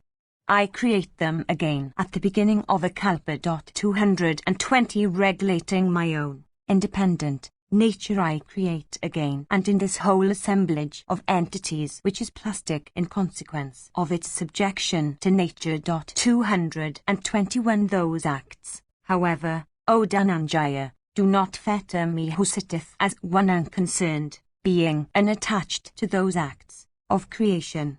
Through me, the overlooker, primal nature produceth the universe of mobiles and immobiles. For the reason, O son of Kunti, the universe passeth through its rounds of birth and destruction. 222 Not knowing my supreme nature of the great Lord of all entities, ignorant people of vain hopes, vain acts, vain knowledge, confounded minds, wedded to the delusive nature of Asuras and Rakshasas, disregard me, as one that hath assumed a human body. But Hysled once, O son of Pritha, possessed of divine nature, and with minds directed to nothing else, worship me, knowing me to be the origin of all entities and indestructible. Always glorifying me, or striving with firm vows, or bowing down to me with reverence and ever devoted, they worship me. 223 Others again, performing the sacrifice of knowledge, worship me, some as one, some as distinct, some as pervading the universe in many forms. 224 I am the Vedic sacrifice, I am the sacrifice enjoined in the Smritis, I am Swada, I am the medicament produced from herbs, I am the mantra, I am the sacrificial libation, I am the fire, and I am their sacrificial offering. 225 I am the father of this universe, the mother, the creator, grandsire. I am the thing to be known, the means by which everything is cleaned, the syllable Om, the Rik, the Saman and the Aegis. I am the goal, the supporter, the Lord, the onlooker, the abode, the refuge, the friend, the source, the destruction, the support, the receptacle, and the indestructible seed. I give heat, I produce and suspend rain. I am immortality, and also death, and I am the existent and the non-existent, O Arjuna. They who know the 3 branches of knowledge also drink the Soma juice, and whose sins have been cleansed worshipping me by sacrifices, seek admission into heaven, and these attaining to the sacred region of the chief of the gods, enjoy in heaven the celestial pleasure of the gods. Having enjoyed that celestial world of vast extent, upon exhaustion of their merit they re-enter the mortal world. It is thus that they who accept the doctrines of the 3 Vedas and wish for objects of desires, obtain going and coming. Those persons who, thinking of me, without directing their minds to anything else, worship me, of those who are, thus, always devoted to me, I make them gifts and preserve what they have. Even those devotees who, endued with faith, worship at the Godheads, even they, O son of Kunti, worship me alone, though irregularly. 226 I am the enjoyer, as also the Lord, of all sacrifices. They, however, do not know me truly, hence they fall off from heaven. They whose vows are directed to the Pitras attain to the Pitras, who direct their worship to the inferior spirits called Bhutas attain to Bhutas. They who worship me attain even to myself. They who offer me with reverence, leaf, flower, fruit, water, that offered with reverence, I accept from him whose self is pure. 227 Whatever thou dost, whatever eatest, whatever drinkest, whatever givest, whatever austerities thou performest, manage it in such a way, O son of Kunti, that it may be an offering to me. Thus mayst thou be freed from the fetters of action, having good and evil fruits. With self-endued with renunciation and devotion, thou wilt be released and will come to me. I am alike to all creatures, there is none hateful to me, none dear. They, however, who worship me with reverence are in me, and I also am in them. If even a person of exceedingly wicked conduct worshippeth me, without worshipping anyone else, he should certainly be regarded as good, for his efforts are well directed.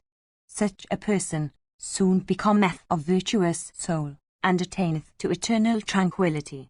Know, O son of Kunti, that none devoted to me is ever lost. For, O son of Pritha, even they who may be of sinful birth, women, Vaisyas, and also Sudras, even they, resorting to me, attain to the supreme goal. What then, shall I say, of holy Brahmanas and saints who are my devotees? Having come to this transient and miserable world, be engaged in my worship. 228 Fix thy mind on me, be my devotee, my worshipper, bow to me, and thus making me thy refuge and applying thyself to abstraction, thou wilt certainly come to me. Section 34. Bhagavad Gita Chapter 10. The Holy One said, once more still, O mighty armed one, listen to my supernal words which, from desire of thy good, I say unto thee that wouldst be pleased therewith.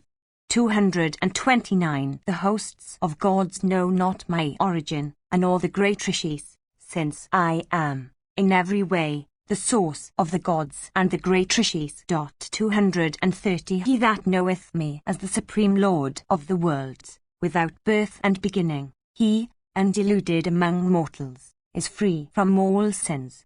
Intelligence, knowledge, the absence of delusion, forgiveness, truth, self-restraint, and tranquility, pleasure, pain, birth, death, fear, and also security, abstention from harm, evenness of mind, contentment, ascetic austerities, gift, fame, infamy, these several attributes of creatures arise from me. The 7 great rishis, the 4 Maharishis before them, and the Manas, partaking of my nature, were born from my mind, of whom in this world are these offsprings. 231 He that knoweth truly this pre-eminence and mystic power of mine, becometh possessed of unswerving devotion. Of this, there is no doubt. I am the origin of all things, from me all things proceed.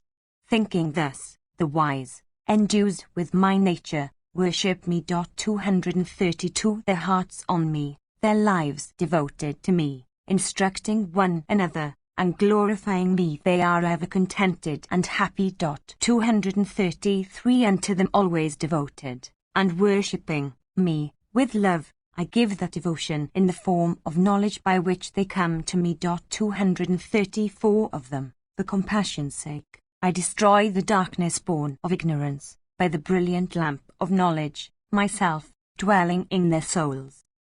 Arjuna said, Thou art the supreme Brahma, the supreme abode, the holiest of the holy, the eternal male being divine, the first of gods unborn, the Lord. All the rishis proclaim thee thus, and also the celestial rishi Narada, and Asita, Devala, and Vyasa, thyself also tellest me, so. All this that thou tellest me, O Kesava, I regard as true sense, O Holy One. Neither the gods nor the Danavas understand thy manifestation. Thou only knowest thyself by thyself. O best of male beings, O Creator of all things, O Lord of all things, O God of gods, O Lord of the universe, it behoveth thee to declare without any reservation those divine perfections of thine by which perfections pervading these worlds thou abidest. How shall I, ever meditating, know thee, O thou of mystic powers? In what particular states mayst thou, O Holy One, be meditated upon by me? Question mark 235 Do thou again, O Janardana, copiously declare thy mystic powers and thy perfections, for I am never satiated with hearing thy nectar-like words. The Holy One said, well, unto thee I will declare my divine perfections, by means of the principal ones, among them, O chief of the chorus, for there is no end to the extent of my perfections. 236 I am the soul, O thou of curly hair, seated in the heart of every being. I am the beginning, and the middle, and the end also of all beings. I am Vishnu among the Adityas, the resplendent sun among all luminous bodies. I am Marichi among the Maruts, and the moon among constellations. 237 I am the Samaveda among the Vedas. I am Vasava among the gods. I am the mind among the senses. I am the intellect in living beings. I am Sankara among the Rudras, the Lord of treasures among the Yakshas and the Rakshasas. I am Pavaka among the Vasas, and Mru among the peaked mountains. 238 Know me, O son of Pritha, to be Vrihaspati, the chief of household priests. I am Skanda among commanders of forces. I am ocean among receptacles of water. I am Bhrigu among the great rishis. I am the one, indestructible, syllable Om, among words. Of sacrifices I am the Japa sacrifice. 239 Of immobiles I am the Himavat. I am the fig tree among all trees. I am Narada among the celestial rishis. I am Chitrarathu among the Gandharvas and the ascetic Gopala among ascetics crowned with yoga success. Know me to be Uvakas rivers among horses, brought forth by the churning for nectar, Airavatu among princely elephants, and the king among men. Among weapons I am the thunderbolt. Among cows I am, she called, Kamadhuk. I am Kanapa, the cause of reproduction. I am Vasuki among serpents. 240 I am Anantu among nagas. I am Varuna among aquatic beings. I am Miriaman among the Pitras, and Yama among those that judge and punish. 241 I am Prahlada among the deities, and time among things that count. I am the lion among the beasts, and Vinata's son among winged creatures. Of purifiers I am the wind. I am Rama among wielders of weapons. I am the Makara among fishes, and I am Janavi, Ganga, among streams. 242 Of created things I am the beginning and the end and also the middle, O Arjuna. I am the knowledge of Supreme Spirit among all kinds of knowledge, and the disputation among disputants. 243 Among all letters I am the letter A, and the compound called Wanda among all compounds. I am also time eternal, and I am the ordainer with face turned on every side. 244 I am death that seizeth all, and the source of all that is to be. Among females, I am fame, fortune, speech, memory, intelligence, constancy, forgiveness. Of the Samahims, I am the Vrihat Sama and Gayatri among meters. Of the months, I am Margashira. Of the seasons, I am that which is productive of flowers. 245 I am the game of dice of them that cheat, and the splendor of those that are splendid. I am victory, I am exertion, I am the goodness of the good. I am Vasudeva among the Vrishnis, I am Dhananjaya among the sons of Pandu. I am even Vyasa among the ascetics, and Usanas among seers. I am the rod of those that chastise. I am the policy of those that seek victory. I am silence among those that are secret. I am the knowledge of those that are possessed of knowledge.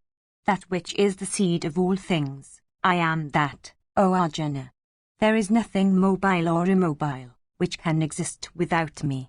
There is no end, O chastiser of foes, of my divine perfections. This recital of the extent of those perfections hath been uttered by me by way only of instancing them. Whatever of exalted things there is, or glorious, or strong, understand thou that everything is born of a portion of my energy. Or rather, what hast thou to do, by knowing all this in detail? O Arjuna. Supporting this entire universe with only a portion of myself, I stand. 246. Section 35. Bhagavad Gita, Chapter 11. Arjuna said, this discourse about the supreme mystery, called Adhyatman, which thou hast uttered for my welfare, hath dispelled my delusion. 247. For I have heard at large from thee of the creation and dissolution of beings, O thou of eyes like lotus petals, and also of thy greatness that knoweth no deterioration. What thou hast said about thyself, O great Lord, is even so. O best of male beings, I desire to behold thy sovereign form. If, O Lord, thou thinkest that I am competent to behold that form, then, O Lord of mystic power, show me thy eternal self. 248. The Holy One said, Behold, O son of Pritha, my forms by hundreds and thousands, various, divine, diverse in hue and shape. Behold the Adityas, the Vasas, the Rudras, the Aswins, and the Maruts. Behold, O Bharata, innumerable marvels unseen before by thee. Behold, O thou of curly hair, the entire universe of mobiles and immobiles, collected together in this body of mine. Whatever else thou mayst wish to see. 249. Thou art, however, not competent to behold me with this eye of thine. I give thee celestial sight. Behold my sovereign mystic nature. Sanjaya continued, having said this, O monarch, Hari, the mighty lord of mystic power, then revealed to the son of Pritha his supreme sovereign form, with many mouths and eyes, many wondrous aspects, many celestial ornaments, many celestial weapons uplifted, wearing celestial garlands and robes, and, with unguents of celestial fragrance, full of every wonder, resplendent, infinite, with faces turned on all sides. 250. If the splendor of 1,000 suns were to burst forth at once in the sky, then, that would be like the splendor of that mighty one. The son of Pandu then beheld there in the body of that god of gods the entire universe divided and subdivided into many parts, all collected together. 251. Then Dhananjaya, filled with amazement, and, with hair standing on end, bowing with his head, with joined hands addressed the god. Arjuna said, I behold all the gods, O God, as also all the varied hosts of creatures, and Brahman seated on his lotus seat, and all the rishis and the celestial snakes. I behold thee with innumerable arms, stomachs, mouths, and eyes, on every side, O thou of infinite forms. Neither end nor middle, nor also beginning of thine do I behold, O Lord of the universe, O thou of universal form, bearing thy diadem, mace, and discus, a mass of energy, glowing on all sides, do I behold thee that art hard to look at, endued on all sides with the effulgence of the blazing fire or the sun, and immeasurable. Thou art indestructible, and the supreme object of this universe. Thou art without decay, the guardian of eternal virtue. I regard thee to be the eternal, male, being. I behold thee to be without beginning, mean, end, to be of infinite prowess, of innumerable arms, having the sun and the moon for thy eyes, the blazing fire for thy mouth, and heating this universe with the energy of thy own. For the space betwixt heaven and earth is pervaded by thee alone, as also all the points of the horizon. At sight of this marvelous and fierce form of thine, O supreme soul, the triple world trembleth, for these hosts of gods are entering thee. Some, afraid, are praying with joined hands, saying hail to thee. The hosts of great rishis and siddhas praise thee with copious hymns of praise. 252. The Rudras, the Adityas, the Vasas, they that, called, the siddhas, the Viswas, the Aswins, the Maruts, also the Ushmipas, the Gandhavas, the Yakshas, the Asuras, the hosts of Siddhas, behold thee and are all amazed. Beholding thy mighty form with many mouths and eyes, O mighty armed one, with innumerable arms, thighs and feet, many stomachs, and, terrible in consequence of many tusks, all creatures are frightened, and I also. Indeed, touching the very skies, of blazing radiance, many-hued, mouth wide open, with eyes that are blazing and large, beholding thee, O Vishnu, with my inner soul trembling, in fright, I can no longer command courage and peace of mind. Beholding thy mouths that are terrible in consequence of their tusks, and that are fierce as the all-destroying fire at the end of the Yuga, I cannot recognize the points of the horizon, nor can I command peace of mind. Be gracious, O God of gods, O thou that art the refuge of the universe. And all these sons of Dhritarashtra, together with the hosts of kings, and Bhishma, and Drona, and also this Suta's son, Karna, accompanied by even the principal warriors of our side, are quickly entering thy terrible mouths rendered fierce by thy tusks. Some, with their heads crushed, are seen striking at the interstices of thy teeth. As many currents of water flowing through different channels roll rapidly towards the ocean, so these heroes of the world of men enter thy mouths that flame all around, as moths with increasing speed rush for their own destruction to the blazing fire, so also do these people, with unceasing speed, enter thy mouths for their destruction. Swallowing all these men from every side, thou lickest them with thy flaming mouths, filling the whole universe with thy energy. Thy fierce splendors, O Vishnu, are heating everything. Tell me who thou art of such fierce form. I bow to thee, O chief of the gods, be gracious to me. I desire to know thee that art the primeval one. I do not understand thy action. 253. The Holy One said, I am death, the destroyer of the worlds, fully developed. I am now engaged in slaying the race of men.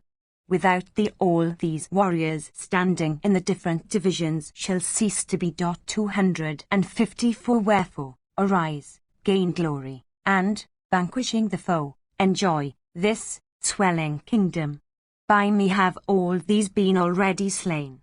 Be only my instrument. O thou that canst draw the bow with even the left hand.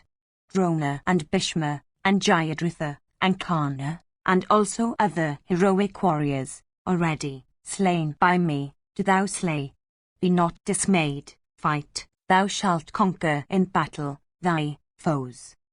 Sanjaya continued, hearing these words of Kesava, the diadem-decked Arjuna, trembling, and, with joined hands, bowed unto him, and once more said unto Krishna, with voice choked up and overwhelmed with fear, and making his salutations to him.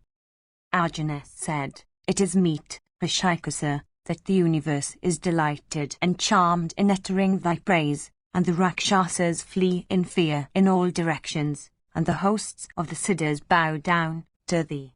And why should they not bow down to thee, O Supreme Soul, that are greater than even Brahman himself, and the primal cause? O thou that art infinite, O God of the gods, O thou that art the refuge of the universe, thou art indestructible, thou art that which is, and that which is not, and that which is beyond both. Thou art the first God, the ancient, male being, thou art the supreme refuge of this universe. Thou art the knower, thou art the object to be known, thou art the highest abode. By these pervaded this universe, O thou of infinite form. 255. Thou art Vayu, Yama, Agni, Varuna, Moon, Prajapati, and Grandasire. Obeisance be to thee 1,000 times, and yet again obeisance to thee. Obeisance to thee in front, and also from behind. Let obeisance be to thee from every side, O thou that art all. Thou art all, of energy that is infinite, and prowess that is immeasurable.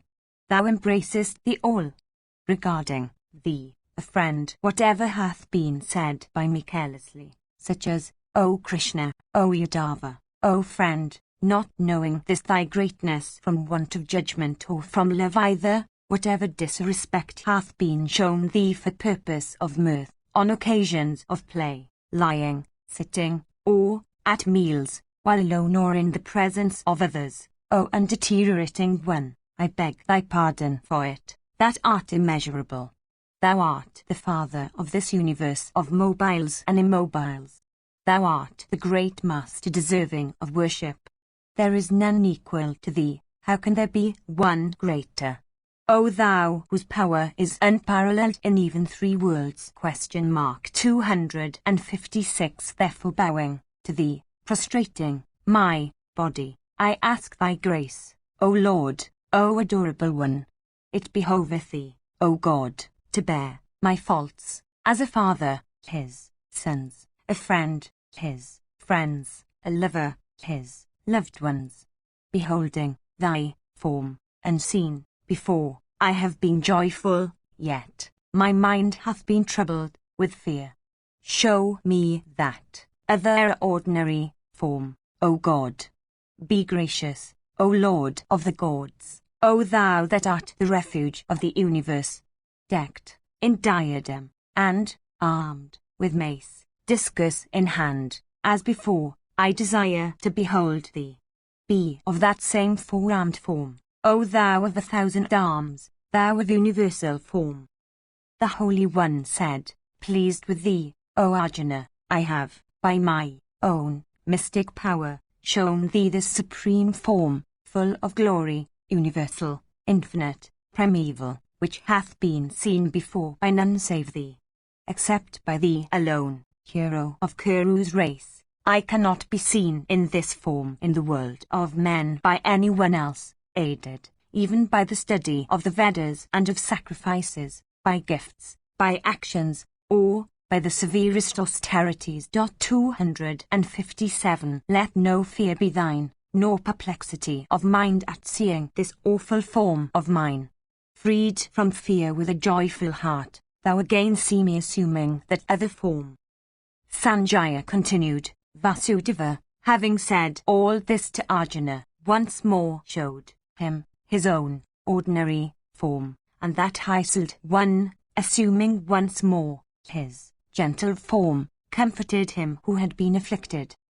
Arjuna said, beholding this gentle human form of thine, O Janardana, I have now become of right mind and have come to my normal state. The Holy One said, this form of mine which thou hast seen is difficult of being seen. Even the gods are always desirous of becoming spectators of this, my form. Not by the Vedas, nor by austerities, nor by gifts, nor by sacrifices, can I be seen in this form of mine which thou hast seen. By reverence, however, that is exclusive in its objects, O Arjuna, I can in this form be known, seen truly, and attained to, O chastiser of foes. He who doth everything for me, who hath me for his supreme object, who is freed from attachment, who is without enmity towards all beings, even he, O Arjuna, cometh to me. Section 36. Bhagavad Gita, Chapter 12. Arjuna said, of those worshippers who, constantly devoted, adore thee, and those who meditate on thee as the immutable and unmanifest, who are best acquainted with devotion. The Holy One said, fixing their mind on me, they that constantly adore me, being endued, besides, with the highest faith, are deemed by me to be the most devoted. They, however, who worship the immutable, the unmanifest, the all-pervading, the inconceivable, the indifferent, the immutable, the eternal, who, restraining the entire group of the senses, are equal-minded in respect of all around and are engaged in the good of all creatures, also, attain to me. The trouble is the greater for those whose minds are fixed on the unmanifest, for the path to the unmanifest is hard to find by those that are embodied.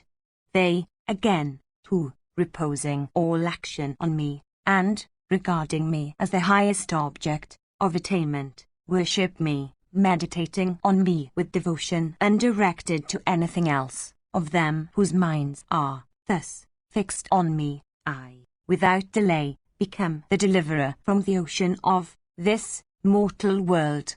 Fix thy heart on me alone, place thy understanding on me, hereafter then shalt thou dwell in me. There is no doubt in this. 258. If however thou art unable to fix thy heart steadily on me, then, O Dhananjaya, strive to obtain me by devotion, arising from continuous application. If thou best unequal to even this continuous application, then let actions performed for me be thy highest aim. Even performing all thy acts for my sake, thou wilt obtain perfection. If even this thou art unable to do, then resorting to devotion in me, and, subduing thy soul, abandon the fruit of all actions. Knowledge is superior to application. In devotion, meditation is better than knowledge. The abandonment of the fruit of reaction is better than meditation, and tranquility results immediately from abandonment. He who hath no hatred for any creature, who is friendly and compassionate also, who is free from egoism, who hath no vanity, attachment, who is alike in pleasure and pain, who is forgiving, contented, always devoted, of subdued soul, firm of purpose, with heart and understanding fixed on me, even he is dear to me. He through whom the world is not troubled, and who is not troubled by the world, who is free from joy, wrath, fear and anxieties, even he is dear to me. That devotee of mine who is unconcerned, pure, diligent, unconnected with worldly objects, and free from distress of mind, and who renounceth every action for fruit, even he is dear to me. 259. He who hath no joy, no aversion, who neither grieveth nor desireth, who renounceth both good and evil, and who is full of faith in me, even he is dear to me. He who is alike to friend and foe, as also in honor and dishonor, who is alike in cold and heat, and pleasure and pain, who is free from attachment, to whom censure and praise are equal, who is taciturn, who is contented with anything that cometh to him, who is homeless, of steady mind and full of faith, even that man is dear to me. They who resort to this righteousness, leading to immortality, which hath been already declared, those devotees full of faith and regarding me as the highest object of their acquisition, are the dearest to me. Section 37. Bhagavad Gita, Chapter 13. The Holy One said, This body, O son of Kunti, is called Kshara. Him who knoweth it, the learned call Kshrajna. 260. Know me, O Bharata, to be Ksharas. The knowledge of Kshara and Kshrajna I regard to be true knowledge. What that Kshara is, and what it is like, and what changes it undergoes, and whence it comes, what is he, viz. Kshrajna, and what his powers are, hear from me in brief. All this hath in many ways been sung separately by rishis in various verses, in well-settled texts fraught with reason and giving indications of Brahman. The great elements, egoism, intellect, the unmanifest, viz. Prakriti, also the 10 senses, the 1, manners, the 5 objects of sense, desire, aversion, pleasure, pain, body consciousness, courage, all this in brief hath been declared to be Kshara in its modified form. Absence of vanity, absence of ostentation, abstention from injury, forgiveness, uprightness, devotion to preceptor, purity, constancy, self-restraint, indifference to objects of sense, absence of egoism, perception of the misery and evil of birth, death, decrepitude and disease. 261. Freedom from attachment, absence of sympathy for son, wife, home, and the rest, and constant equanimity of heart on attainment of good and evil, unswerving devotion to me without meditation on anything else, frequenting of lonely places, distaste for concourse of men, 262 constancy in the knowledge of the relation of the individual self to the supreme perception of the object of the knowledge of truth, all this is called knowledge, all that which is contrary to this is ignorance. 263 That which is the object of knowledge I will now declare to thee, knowing which one obtaineth immortality. It is the supreme Brahma, having no beginning, who is said to be neither existent nor non-existent, whose hands and feet are on all sides, whose eyes, heads and faces are on all sides, who dwells pervading everything in the world, who is possessed of all the qualities of the senses, though devoid of the senses, without attachment, yet sustaining all things, without attributes, yet enjoying all attributes, 264 without and within all creatures, immobile and mobile, not knowable because of his subtlety, remote yet near, undistributed in all beings, yet remaining as if distributed, who is the sustainer of all beings, the absorber and the creator of all, who is the light of all luminous bodies, who is said to be beyond all darkness, who is knowledge, the object of knowledge, the end of knowledge, and seated in the hearts of all. Thus Kshra, and knowledge, and the object of knowledge, have been declared to thee, in brief. My devotee, knowing all this, becomes one in spirit with me. Know that nature and spirit are both without beginning, and know, also, that all modifications and all qualities spring from nature. 265 Nature is said to be the source of the capacity of enjoying pleasures and pains. 266 For spirit, dwelling in nature, enjoyeth the qualities born of nature.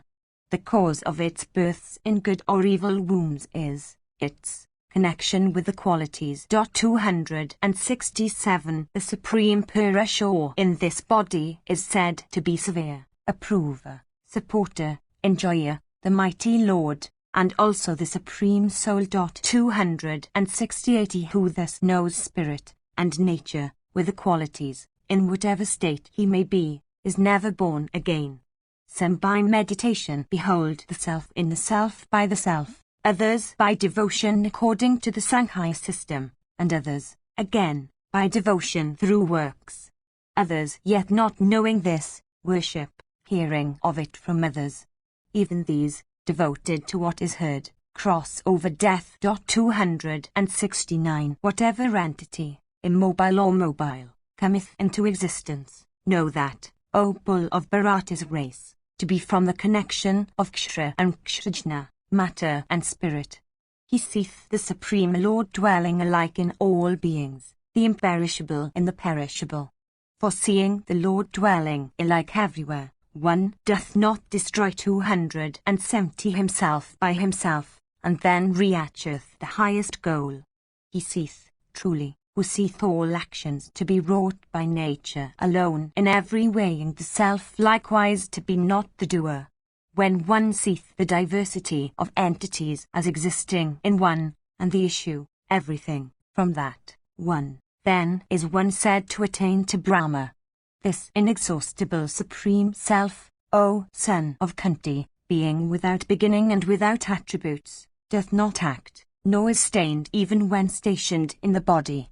As space, which is ubiquitous, is never, in consequence of its subtlety, tainted, so the soul, stationed in every body, is never tainted. 271 As the single sun lights up the entire world, so the spirit, O Bharata, lights up the entire sphere of matters. They that, by the eye of knowledge, know the distinction between matter and spirit, and the deliverance from the nature of all entities, attain to the Supreme. 272. Section 38. Bhagavad Gita, Chapter 14. The Holy One said, I will again declare to thee that supernal science of sciences, that excellent science, knowing which all the Munis have attained it to the highest perfection from the fetters of this body. 273 Resorting to this science, and attaining to my nature, They are not reborn even on the occasion of a new creation and are not disturbed at the universal dissolution. The mighty Brahma is a womb for me. Therein I place the living germ. Thence, O Bharata, the birth of all beings taketh place. Whatever bodily forms, O son of Kunti, are born in all wombs, of them Brahma is the mighty womb, and I the seed imparting sire. 274 Goodness, passion, darkness, these qualities, born of nature, bind down, O thou with mighty arms, the eternal embodied soul, in the body. 275 Amongst these, goodness, from its unsullied nature, being enlightening and free from misery, bindeth the soul, O sinless one, with the attainment of happiness and of knowledge. Know that passion, having desire for its essence, is born of thirst and attachment. That, O son of Kunti, bindeth the embodied soul, by the attachment of work. Darkness, however, know, is born of ignorance, and bewilders all embodied soul. That bindeth, O Bharata, by error, indolence, and sleep. Goodness uniteth the soul with pleasure, passion, O Bharata, uniteth with work, but darkness, veiling knowledge, uniteth with error. Passion and darkness, being repressed, goodness remaineth, O Bharata. Passion and goodness, being repressed, darkness remaineth, and darkness and goodness, being repressed, passion remaineth. When in this body, in all its gates, the light of knowledge has produced, then should one know that goodness hath been developed there. Avarice, activity, performance of works, want of tranquility, desire, these, O bull of Bharata's race, are born when passion is developed. Gloom, inactivity, error, and delusion also, these, O son of Kuru's race, are born when darkness is developed. When the holder of a body goeth to dissolution while goodness is developed, then he attaineth to the spotless regions of those that know the Supreme. Going to dissolution when passion prevails, one is born among those that are attached to work. Likewise, dissolved during darkness, one is born in wombs that beget the ignorant. The fruit of good action is said to be good and untainted. The fruit, however, of passion is misery, and the fruit of darkness is ignorance. From goodness is produced knowledge, from passion, avarice, and from darkness are error and delusion, and also ignorance. They that dwell in goodness go on high, they that are addicted to passion dwell in the middle, while they that are of darkness, being addicted to the lowest quality, go down. When an observer recognizes none else to be an agent save the qualities, and knows that which is beyond the qualities, he attaineth to my nature. The embodied soul, by transcending these three qualities which constitute the source of all bodies, enjoyeth immortality, being freed from birth, death, decrepitude, and misery. 276. Arjuna said, What are indications, O Lord, of one who hath transcended these three qualities? What is his conduct? How also doth one transcend these three qualities?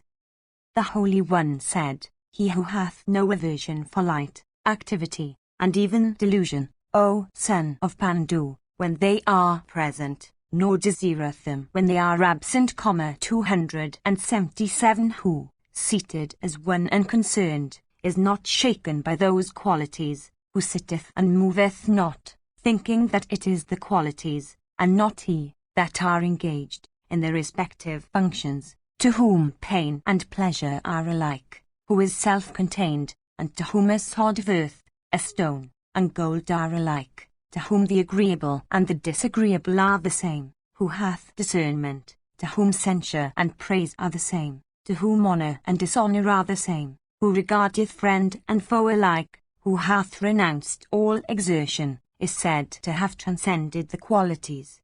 He also who worshippeth me with exclusive devotion, he, transcending those qualities, becometh fit for admission into the nature of Brahma. For I am the stay of Brahma, of immortality, of indestructibility, of eternal piety, and of unbroken felicity. 278.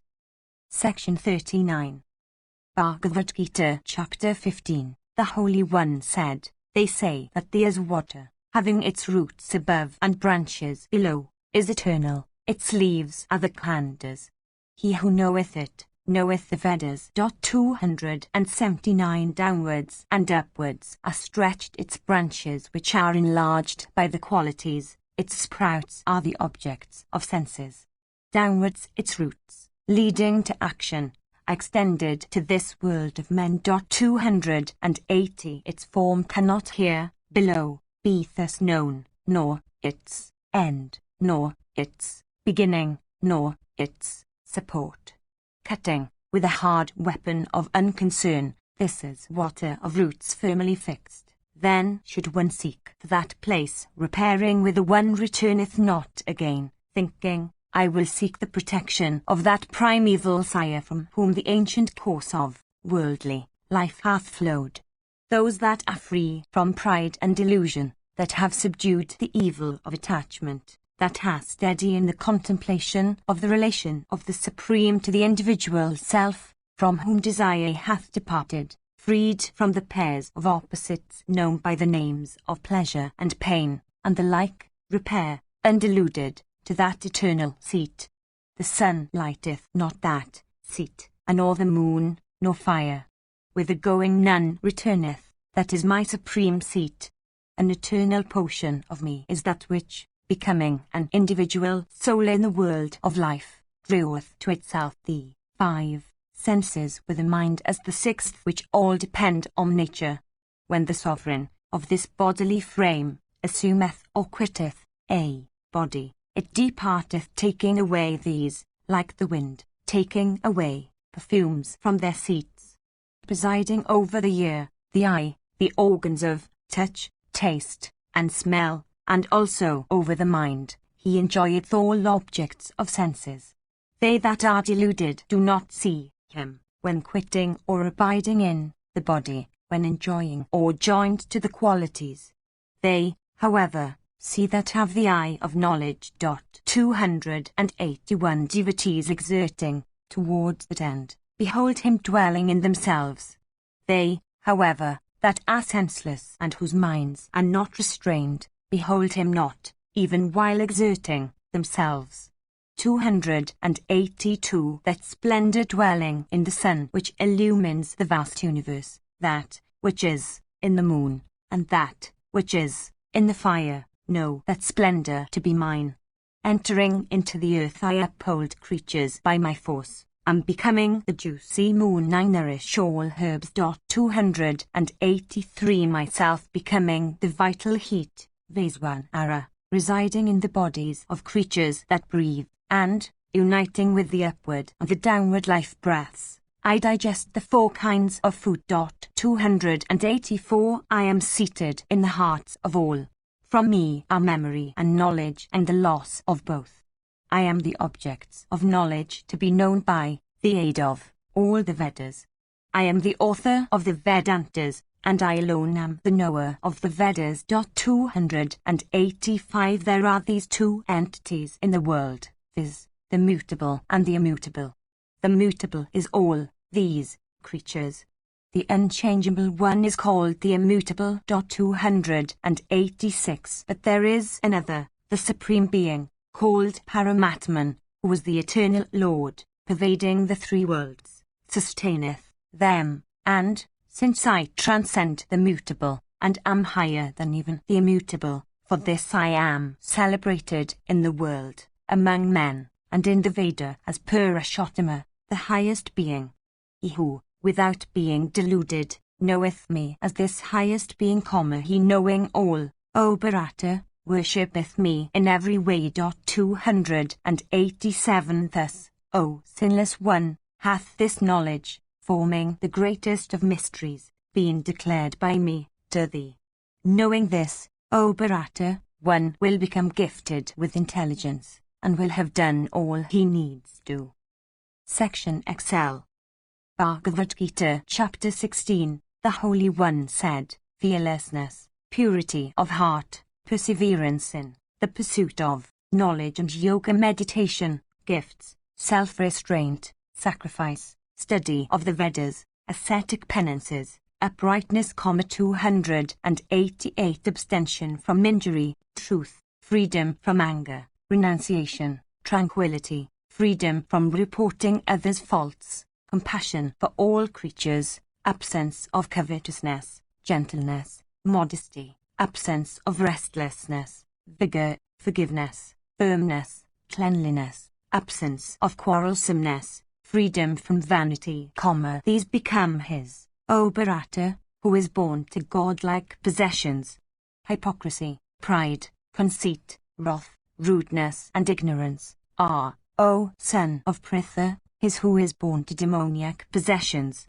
Godlike possessions are deemed to be for deliverance, the demoniac for bondage.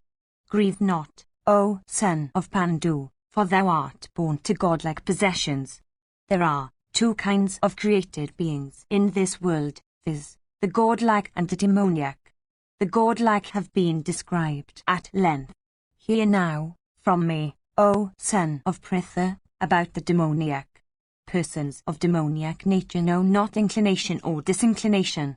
Neither purity, nor good conduct, nor truth exist in them. 289 They say that the universe is void of truth, of guiding principle, and of ruler, produced by the union of one another, male and female, from lust, and nothing else. Depending on this view, these men of lost selves, little intelligence, and fierce deeds, these enemies of the world, are born for the destruction of the universe. 290 Cherishing desires that are insatiable, and endued with hypocrisy, conceit and folly, they adopt false notions through delusion and engage in unholy practices. Cherishing boundless thoughts limited by death alone, and regarding the enjoyment of their desires as the highest end, they are persuaded that that is all. Fettered by the 100 nooses of hope, addicted to lust and wrath, they covet to obtain this wealth today, this I will obtain later, this wealth I have, this wealth will be mine in addition, this foe hath been slain by me, I will slay even others, I am Lord, I am the enjoyer, I am successful, powerful, happy, I am rich and of noble birth, who else is there that is like me, I will sacrifice, I will make gifts, I will be merry, thus deluded by ignorance, tossed about by numerous thoughts, enveloped in the meshes of delusion, attached to the enjoyment of objects of desire, they sink into foul hell. Self-conceited, stubborn, filled with the pride and intoxication of wealth, they perform sacrifices that are nominally so, with hypocrisy and against their prescribed ordinance.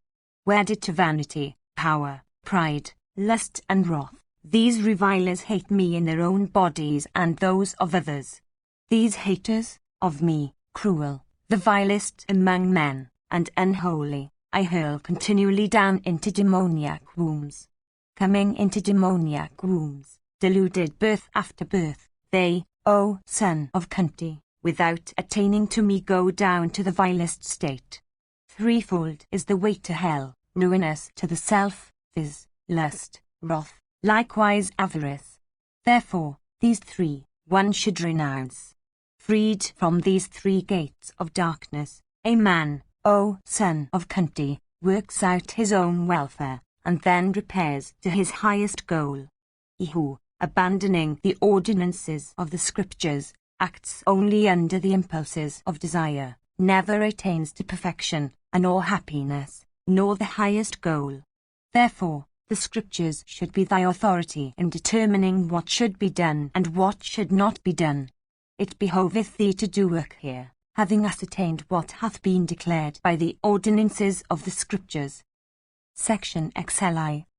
Bhagavad Gita, Chapter 17. Arjuna said, What is the state, O Krishna, of those who, abandoning the ordinance of the scriptures, perform sacrifices endued with faith, It is one of goodness, or passion, or darkness. The Holy One said, the faith of embodied creatures is of three kinds. It is, also, born of their individual natures. It is good, passionate, and dark. Hear now these. The faith of one, O Bharata, is conformable to his own nature. A being here is full of faith, and whatever is one's faith, one is even that.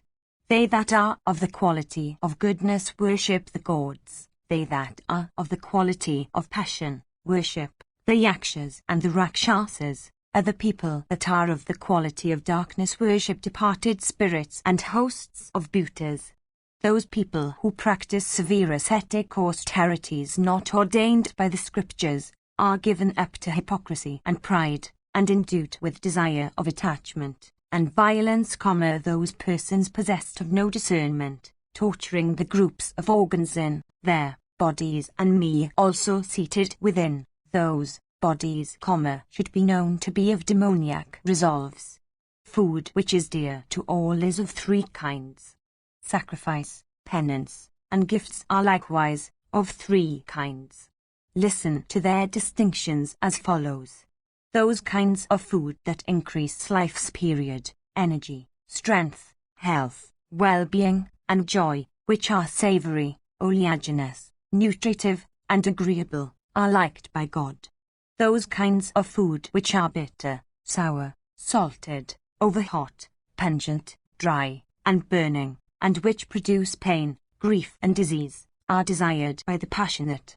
The food which is cold, without savour, stinking and corrupt, and which is even a refuse, and filthy, is dear to men of darkness. That sacrifice is good which, being prescribed by the ordinance, is performed by persons, without any longing for the fruit thereof, and the mind being determined to it under the belief that its performance is a duty. But that which is performed in expectation of fruit and even for the sake of ostentation, know that sacrifice, O chief of the sons of Bharata, to be of the quality of passion. That sacrifice which is against the ordinance, in which no food is dealt out, which is devoid of mantras, sacred verse, in which no fees are paid to the brahmanas assisting to it, and which is void of faith, is said to be of the quality of darkness.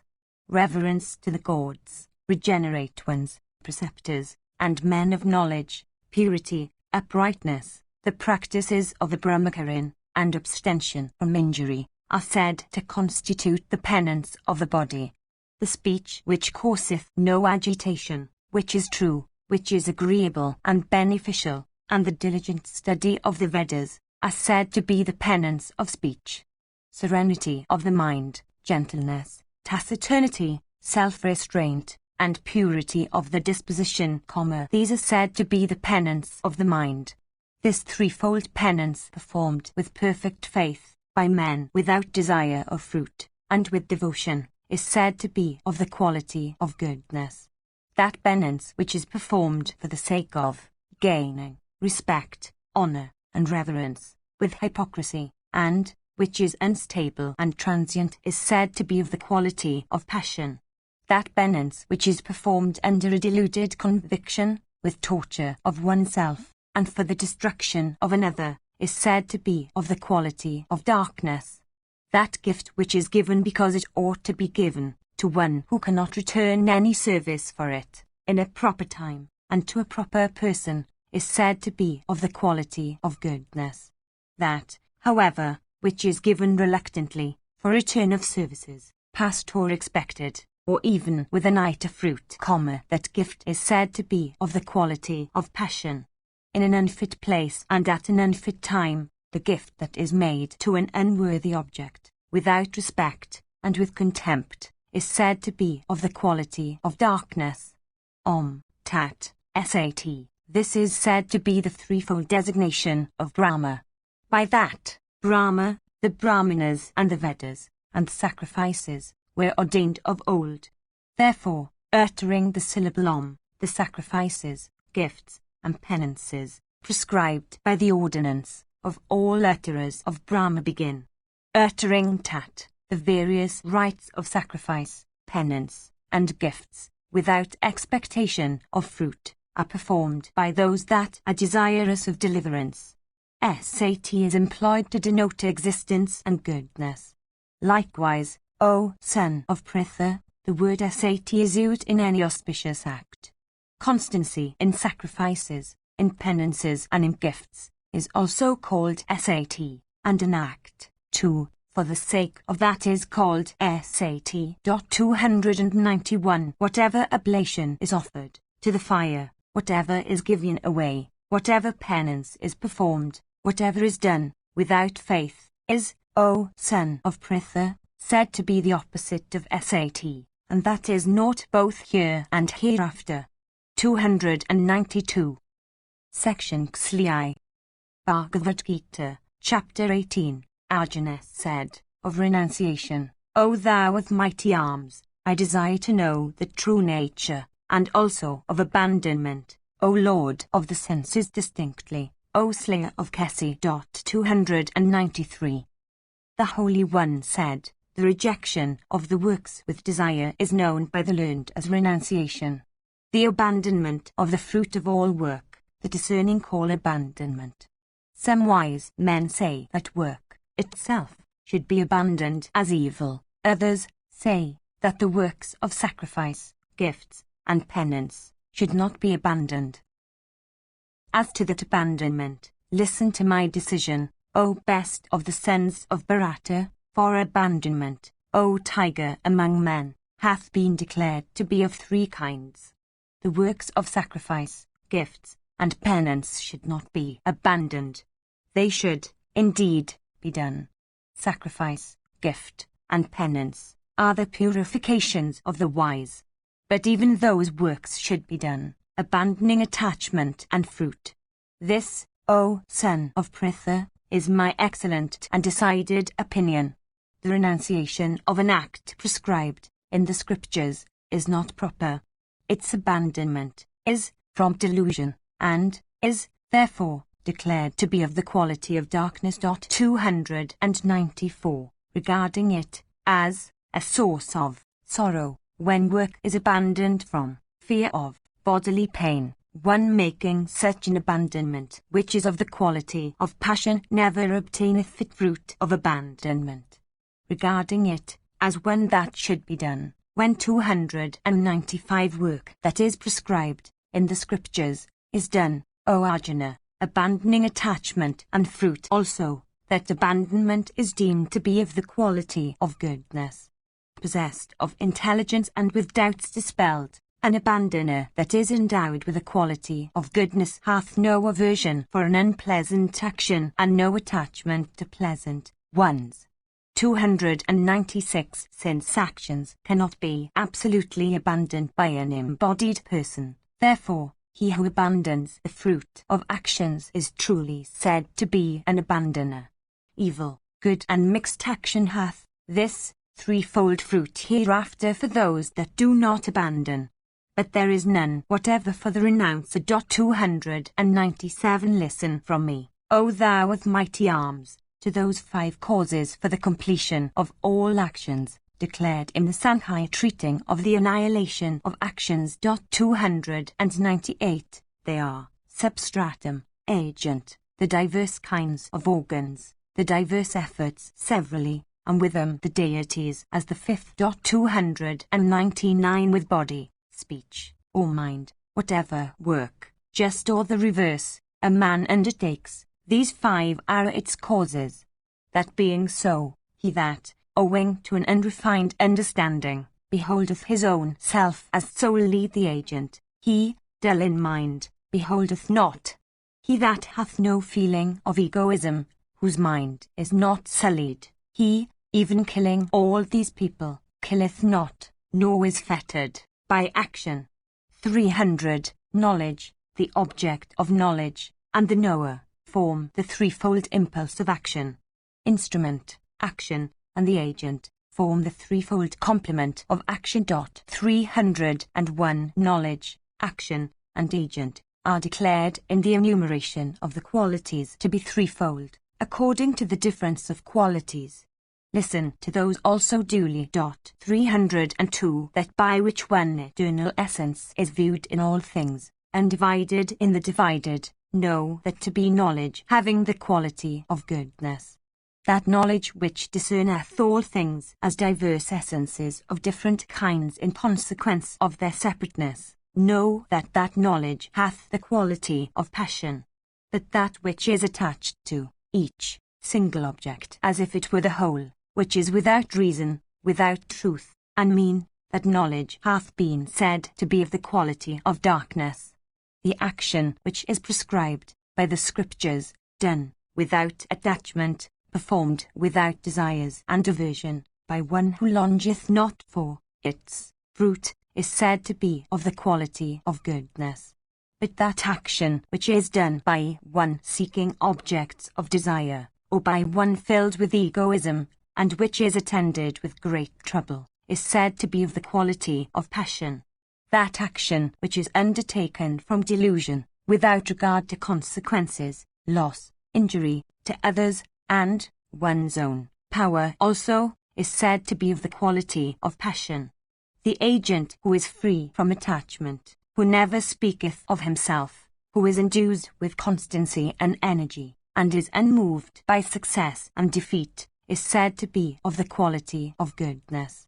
The agent who is full of affections, who wisheth for the fruit of actions, who is covetous, endued with cruelty, and impure, and who feeleth joy and sorrow, is declared to be of the quality of passion. 303 The agent who is void of application, without discernment, obstinate, deceitful, malicious, slothful, desponding, and procrastinating, is said to be of the quality of darkness. 304 Hear now, O Dhananjaya, the threefold division of intellect and constancy, according to their qualities, which I am about to declare exhaustively and distinctly. The intellect which knoweth action and inaction, what ought to be done and what ought not to be done, fear and fearlessness, bondage and deliverance, is, O son of Pritha, of the quality of goodness.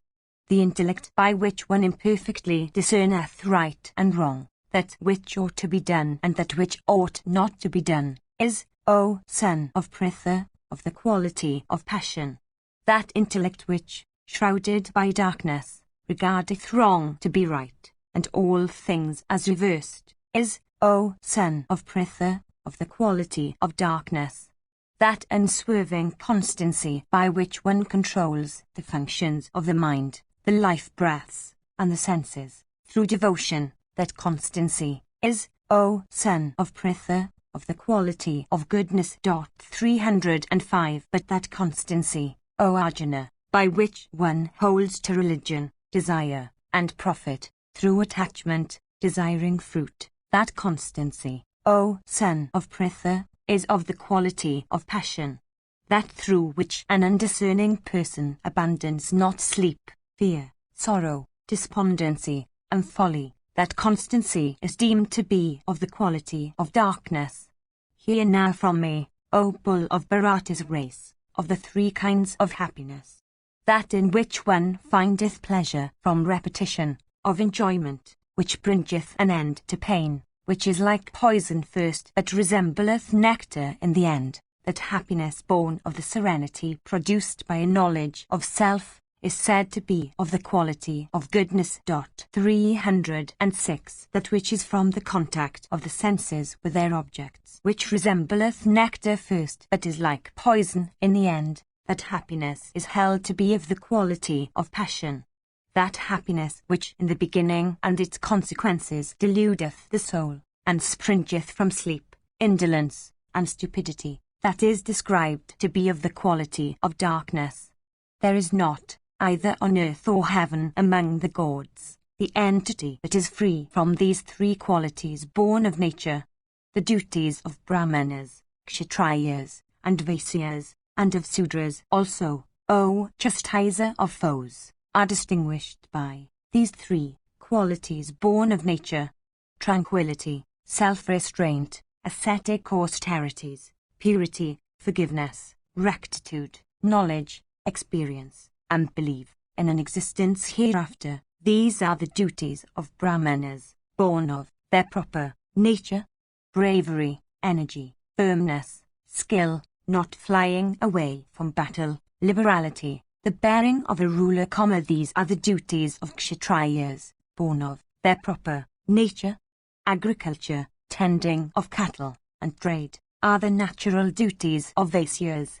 Of Sudras also, the natural duty consists in servitude. Every man, engaged in his own duties, attains to perfection. Hear now how one obtains perfection by application to his duties. Him from whom are the movements of all beings, him by whom all this is pervaded, worshipping him by the performance of one's own duty, one obtaineth perfection. Better is one's own duty though performed faultily than another's duty well performed. Performing the duty prescribed by one's own nature, one incurreth no sin. One must not abandon, O son of Kunti, one's natural duty though tainted with evil, for all actions are enveloped by evil like fire by smoke. He whose mind is unattached everywhere, who hath subdued himself, and whose desire hath departed, obtaineth, through renunciation, the supreme perfection of freedom from work. Learn from me, only in brief, O son of Kunti, how one, having obtained this kind of perfection, attaineth to Brahma, which is the supreme end of knowledge. Endued with a pure mind, and restraining himself by constancy, renouncing sound and other objects of sense, and casting off affection and aversion, he who resideth in a lonely place, eateth little, and restraineth speech, body, and mind, who is ever intent on meditation and abstraction, who hath recourse to indifference, who, abandoning egoism, violence, pride, lust, wrath, and all surroundings, hath been freed from selfishness and is tranquil in mind, becometh fit for assimilation with Brahma. Becoming one with Brahma, tranquil in spirit, such a one grieveth not, desireth not, alike to all beings, he obtaineth the highest devotion to me. By that devotion he truly understandeth me, what I am, and who I am, then understanding me truly, he entereth into me forthwith, even performing all actions at all times, having refuge in me, he obtaineth, through my favour, the seat that is eternal and imperishable. Dedicating in thy heart all actions to me, being devoted to me, resorting to mental abstraction, fix thy thoughts constantly on me. Fixing thy thoughts on me, thou wilt surmount all difficulties through my grace. But if from self-conceit thou wilt not listen, thou wilt, then, utterly perish. If, having recourse to self-conceit, thou thinkest, I will not fight, that resolution of thine would be vain, for nature will constrain thee. That which, from delusion, thou dost not wish to do, thou wilt do involuntarily, bound by thy own duty springing from thy own nature. The Lord, O Arjuna, dwelleth in the region of the heart of beings, turning all beings as if mounted on a machine, by his elusive power. Seek shelter with him in every way, O Bharata. Through his grace thou wilt obtain supreme tranquillity, the eternal seat. Thus hath been declared to thee by me the knowledge that is more mysterious than any other matter. Reflecting on it fully, act as thou likest. Once more, listen to my supernal words, the most mysterious of all. Exceedingly dear art thou to me, therefore, I will declare what is for thy benefit. Set thy heart on me, become my devotee, sacrifice to me, bow down to me. Then shalt thou come to me. I declare to thee truly, for thou art dear to me. Forsaking all religious duties, come to me as thy sole refuge. I will deliver thee from all sins. Do not grieve. This is not to be ever declared by thee to one who practiseth no austerities, to one who is not a devotee, to one who never waiteth on a preceptor, nor yet to one who calumniateth me. He who shall inculcate this supreme mystery to those that are devoted to me, offering me the highest devotion, will come to me, freed from all his doubts. 307 Amongst men there is none who can do me a dearer service than he, nor shall any other on earth be dearer to me than he. And he who will study this holy converse between us, by him will have been offered to me the sacrifice of knowledge. Such is my opinion. Even the man who, with faith and without cavil, will hear it, read, even he freed from rebirth, will obtain of the blessed regions of those that perform pious acts. Hath this, O son of Pritha, been heard by thee with mind and directed to any other objects? Hath thy delusion, caused by ignorance, been destroyed, O Dhananjaya? Arjuna said, My delusion hath been destroyed, and the recollection of what I am hath been gained by me, O undeteriorating one, through thy favour. I am now firm. My doubts have been dispelled. I will do thy bidding. Sanjaya continued, Thus I heard this converse between Vasudeva and the high-souled son of Pritha, that is, wonderful and causeth the hair to stand on end. Through Vyasa's favour heard I this supreme mystery, this doctrine of yoga, from Krishna himself, the Lord of Yoga, who declared it in person. O King, recollecting and, again, recollecting this wonderful and holy converse of Kesava and Arjuna, I rejoice over and over again. Recollecting again and again that wonderful form also of Hari, great is my amazement, O King, and I rejoice evermore. Thither where Krishna, the Lord of Yoga, is, thither where the great bowman, Partha, is, thither, in my opinion, are prosperity, and victory, and greatness, and eternal justice. 308. End of the Bhagavad Gita. Section Xli. Sanjaya said, beholding Dhananjaya then to take up once again his arrows, and Gandhaiva, the mighty car warriors of the Pandava party, uttered a tremendous shout.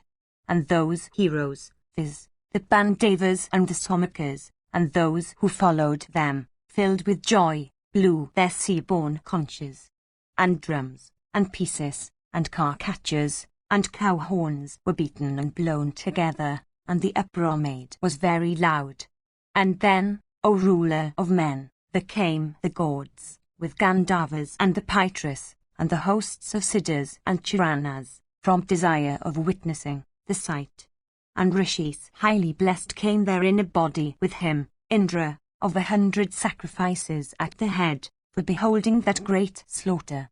Then, O King, beholding the two armies, that looked like two oceans, ready for the encounter and continuously moving, the heroic King Yudhishthira, the just, putting off his coat of mail and casting aside his excellent weapon and quickly descending from his car, with joined hands, proceeded on foot, eyeing the grandsire, with restrained speech, facing the east, towards the direction where the hostile host was standing. 309. And seeing him proceed thus, Dhananjaya, the son of Kunti, speedily alighting from his car, followed him, accompanied by his other brothers. And the Lord Vasudeva also followed him behind.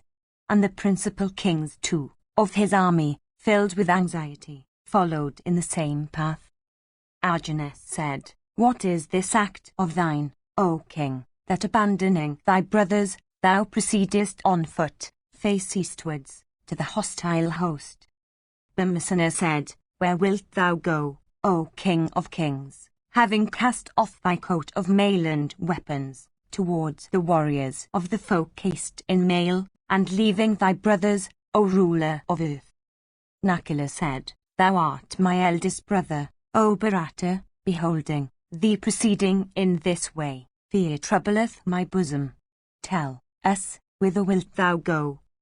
Sahadeva said, When these hostile divisions, terrible and numerous, are here with whom we are to fight, whither dost thou go, O King, in the direction of our foes? Sanjaya continued, through this addressed by his brothers, O son of Kuru's race, Yudhishthira of restrained speech said nothing but continued to proceed. And to them, Then, the High-Sult Vasudeva of great wisdom smilingly said, his object is known to me. Having paid his respects to all his superiors, such as Bhishma, Drona, and Kripa, and Salyawal, so he will fight the foe. It is heard in histories of olden times that he who, having paid his respects according to the ordinance and to his preceptors, revered in years and his kinsmen, fighteth with those that are his superiors, is sure to obtain victory in battle. Even that is my opinion. When Krishna was saying this, among the ranks of Dhritarashtra's son, a loud uproar of alas and oh arose, but the other army remained perfectly still. Beholding Yudhishthira, the heroic warriors of Dhritarashtra's son conversed with one another, saying, this one is an infamous wretch of his race. It is plain that this king is coming in terror towards Bhishma's side. Yudhishthira, with his brothers, hath become a seeker after Bhishma's shelter. When Ananjaya, however, is his protector, and Pandu's son Vikadara, and Nakula, and Sahadeva also, why doth the eldest son of Pandu come hither in fear? Though celebrated in the world, this one, however, could never have been born in a Kshatriya order, since he is weak and his bosom is filled with fear at the prospect of battle. Then those warriors all praised the Kauravas, and all of them, becoming rejoiced, with cheerful hearts waved their garments. And, O monarch, all the warriors there, then, censured Yudhishthira with all his brothers and along with Kusava too. Then the Kaurava army, having said fight Yudhishthira, soon again, O monarch, became perfectly still. What will this king say? What will Bhishma say in reply? What will Bhima, boastful of his powers in battle, say? And what Krishna and Arjuna? What, indeed, hath Yudhishthira to say? Great was the curiosity then, O king, of both the armies in respect of Yudhishthira. The king, meanwhile, penetrating the hostile array bristling with arrows and darts, proceeded quickly towards Bhishma, surrounded by his brothers. Seizing his feet with his two hands, the royal son of Pandu then said unto Santanu's son Bhishma, who was ready for battle, these words. Yudhishthira said, I salute thee, O invincible one. With thee we will do battle. Grant us thy permission in that matter.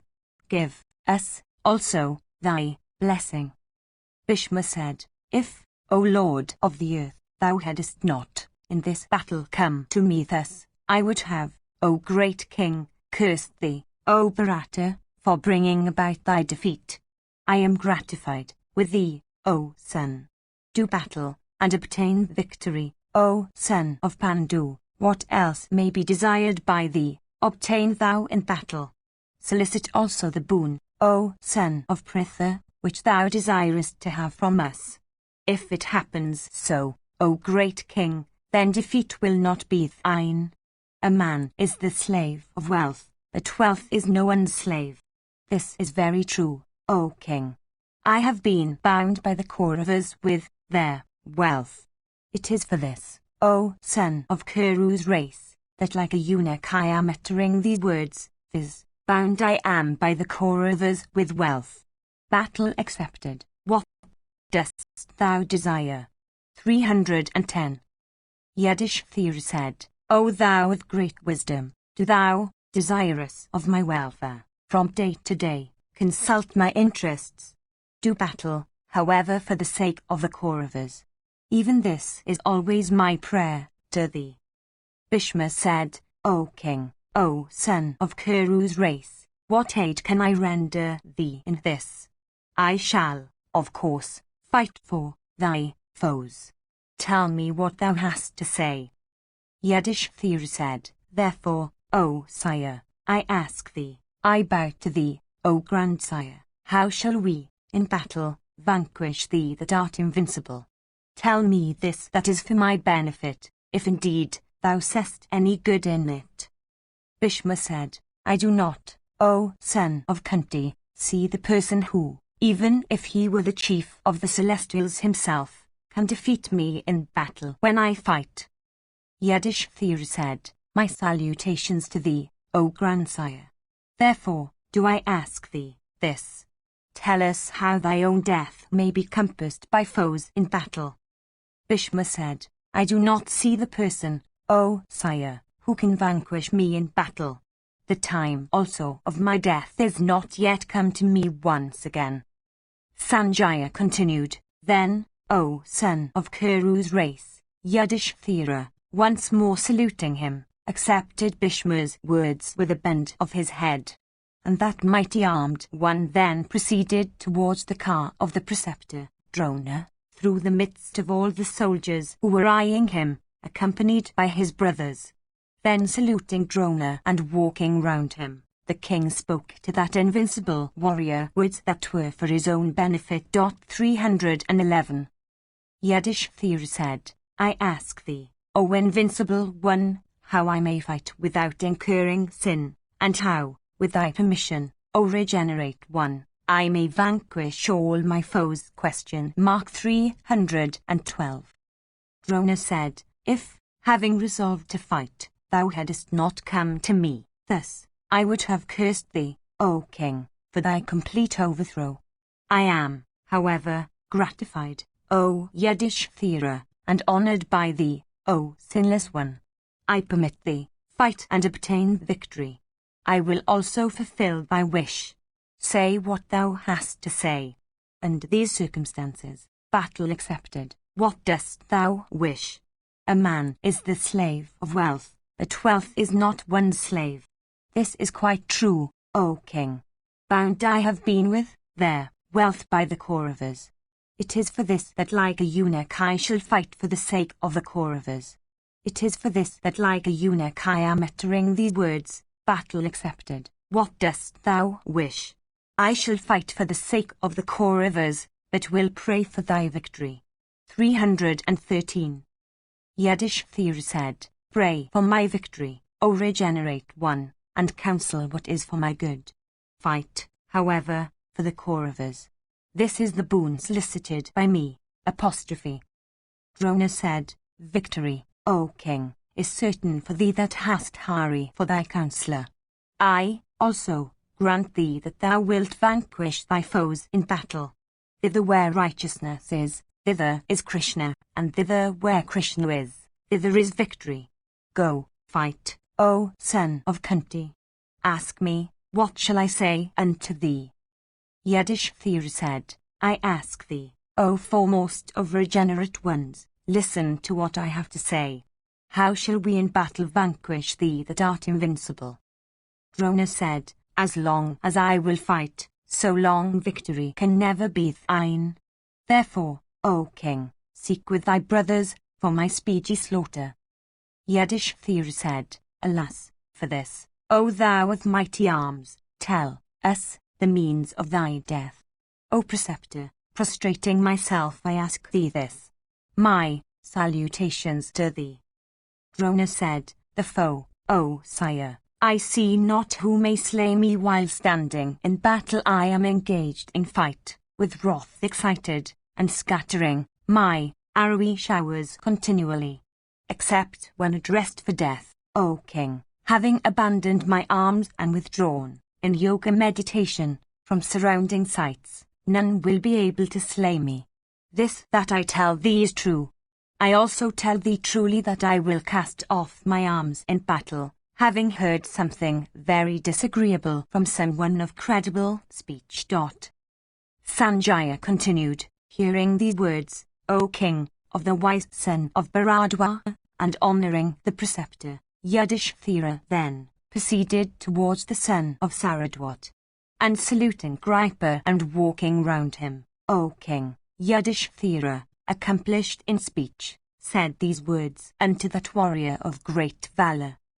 Yudhishthira said, Obtaining thy permission, O preceptor, I will fight without incurring sin, and permitted by thee, O sinless one, I will vanquish all my foes. Kripa said, If having resolved on fight, thou hadst not come to me thus, I would have cursed thee, O king, for thy complete overthrow. A man is the slave of wealth, but wealth is no one's slave. This is very true, O king, and bound I have been with wealth by the Kauravas. I must, O king, fight for their sake. This is my opinion. I therefore speak like a eunuch in asking thee, battle accepted, what dost thou desire? Yudhishthira said, Alas, I ask thee, therefore, O preceptor, listen to my words. Saying this, the king, greatly agitated and deprived of his sense, stood silent.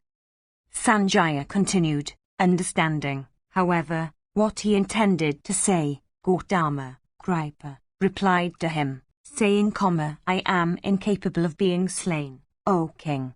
Fight, and obtain victory. I am gratified with thy coming. Rising every day, from bed, I will pray for thy victory, O monarch. I say this to thee truly. Hearing, O king, these words of Gautama, and paying him due honors, the king proceeded thither where the ruler of the Madra was. Saluting Salya and walking round him, the king said unto that invincible warrior those words that were for his own benefit.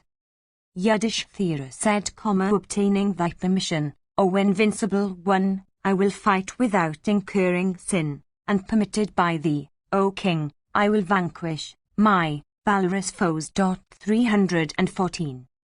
Salya said, If, having resolved on fight, thou hadst not come to me, thus, I would have, O king, cursed thee for thy overthrow in battle.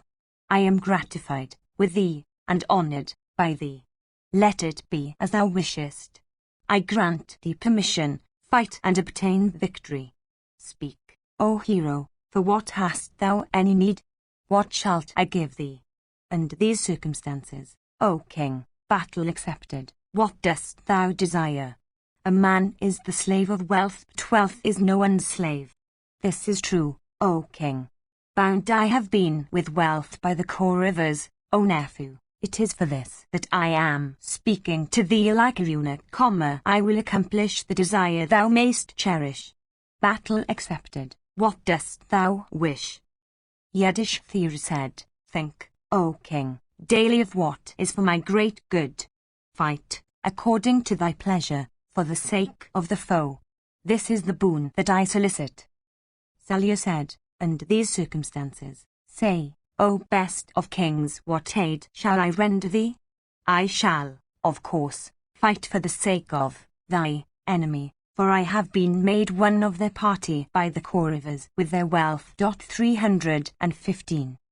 Yudhishthira said, Even that is my boon, O Salya, which was solicited by me during the preparations for the fight. The energy of the suitor's son, Karna, should be weakened by thee in battle.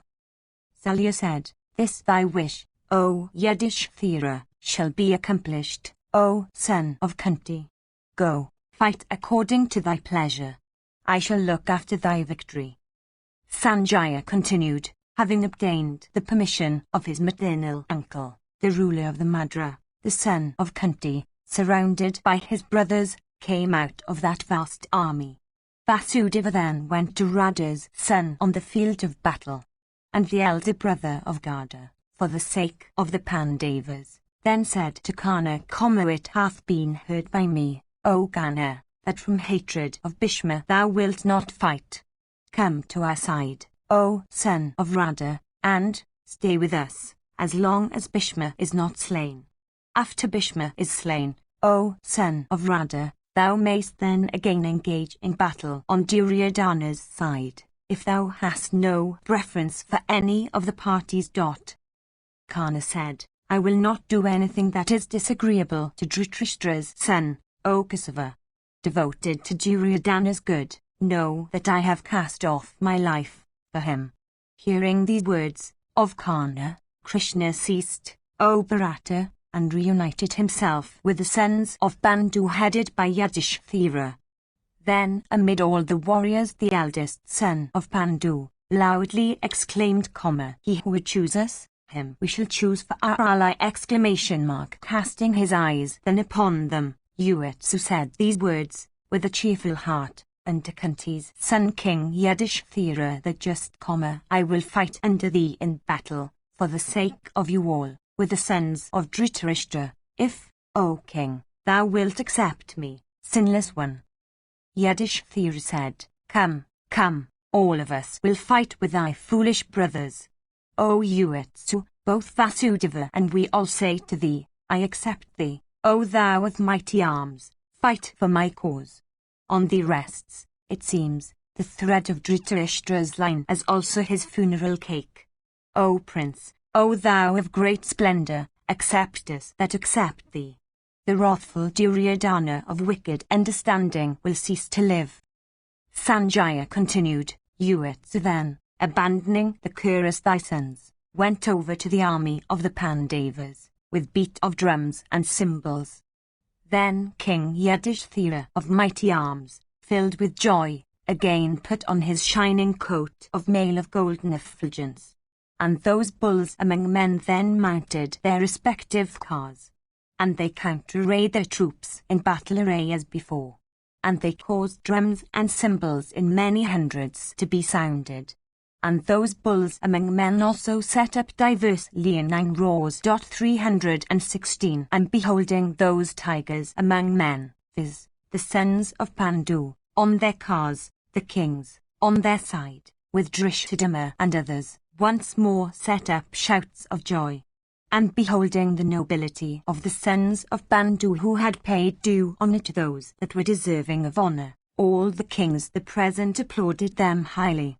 And the monarchs talked with one another about the friendship, the compassion, and the kindness to kinsmen, displayed at the proper season by those high-souled personages.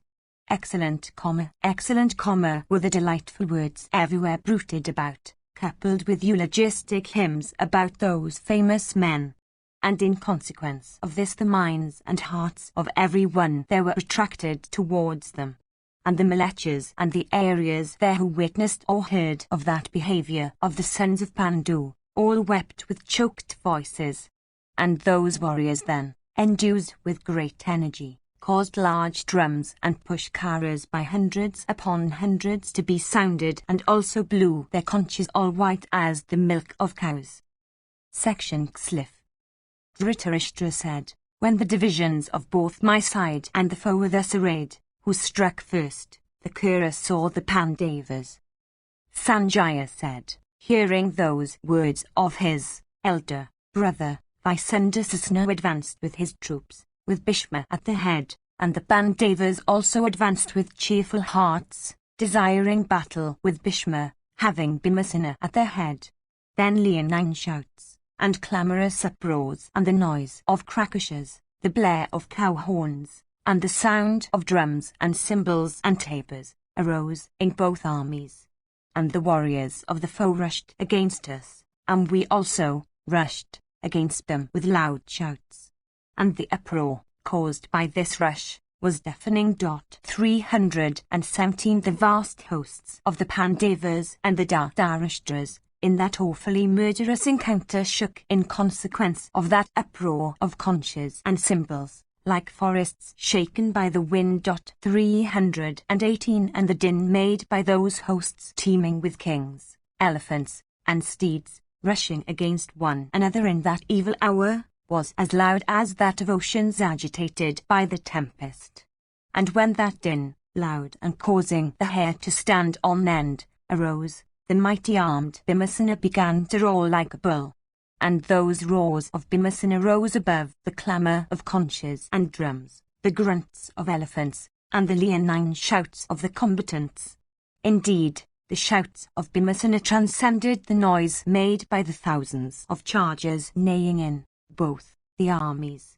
And hearing those shouts of Bhimasena, who was roaring like the clouds, shouts that resembled the report of Sakra's thunder, thy warriors were filled with fear. And at those roars of the hero, the steeds and elephants all ejected urine and excreta like other animals at the roar of the lion. And roaring like a deep mass of clouds, and assuming an awful form, that hero frightened thy sons and fell upon them. 319 Thereupon the brothers, viz., thy sons Duryodhana, and Durmaka and Dasahar, and that mighty Ka warrior Dasasna, and Damashana, O king, and Vivansati, and Chitrasana, and the great Ka warrior Vikana, and also Perumatra, and Jaya, and Boa, and the valorous son of Somadatta, shaking their splendid bows like masses of clouds exhibiting the lightning's flashes, and taking out of their quivers long arrows resembling snakes that have just cast off their sloughs, surrounded that mighty bowman rushing towards them, covering him with flights of arrows like the clouds shrouding the sun. And there 5 sons of Draupadi, and the mighty Ka warrior Saubhadra, 320, and Nakula, and Sahadeva, and Drishthadama of Prashata's race, rushed against those Dharashtras, tearing them with whetted shafts like summits of mountains with the impetuous bolts of heaven. And in that first encounter, characterized by the awful twang of bowstrings and their flapping against the leathern fences of the warriors 321, no combatant, either on thy side or that of the foe, turned back. And, O bull of Bharata's race, I beheld the lightness of hand of the disciples of Drona, in particular, who, shooting innumerable arrows, O king, always succeeded in hitting the mark. 322, and the twang of sounding bowstrings ceased not for a moment, and the blazing arrows shot through the air like meteors falling from the firmament. And all the other kings, O Bharata, stood like silent spectators witnessing that interesting and awful encounter of kinsmen. And then those mighty Ka warriors, with wrath excited and remembering the injuries sustained at one another's hands, strove in battle, O king, challenging one another. And the 2 armies of the Kurus and the Pandavas, teeming with elephants, steeds and cars, looked exceedingly beautiful on the field of battle like painted figures on a canvas. And then their other kings all took up their bows, and the sun himself was shrouded by the dust raised by the combatants, and they fell upon one another at the heads of their respective troops, at the command of thy son. And the loud uproar made by the elephants and the chargers of those kings rushing to the combat, mingled with the leonine shouts of the combatants and the din made by the blare of conches and the sounds of drums. And the uproar of that ocean having arrows for its crocodiles, bows for its snakes, swords for its tortoises, and the forward leaps of the warriors for its tempest, resembled the din made by the actual ocean when agitated. And kings in thousands, commanded by Yudhishthira, with their respective troops fell upon the ranks of thy son. And the encounter between the combatants of the 2 hosts was fierce in the extreme, and no difference could be perceived between the combatants of our side or that of the foe, while battling or retreating in broken array or rallying again to the fight. In that terrific and awful battle, thy father, Bhishma, shone, transcending that countless host. Section XLV.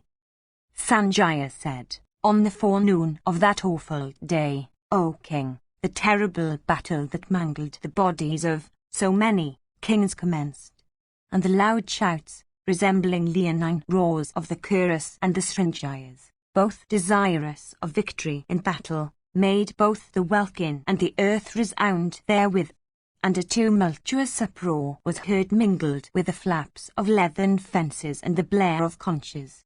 And many were the leonine roars that rose there of men shouting against one another.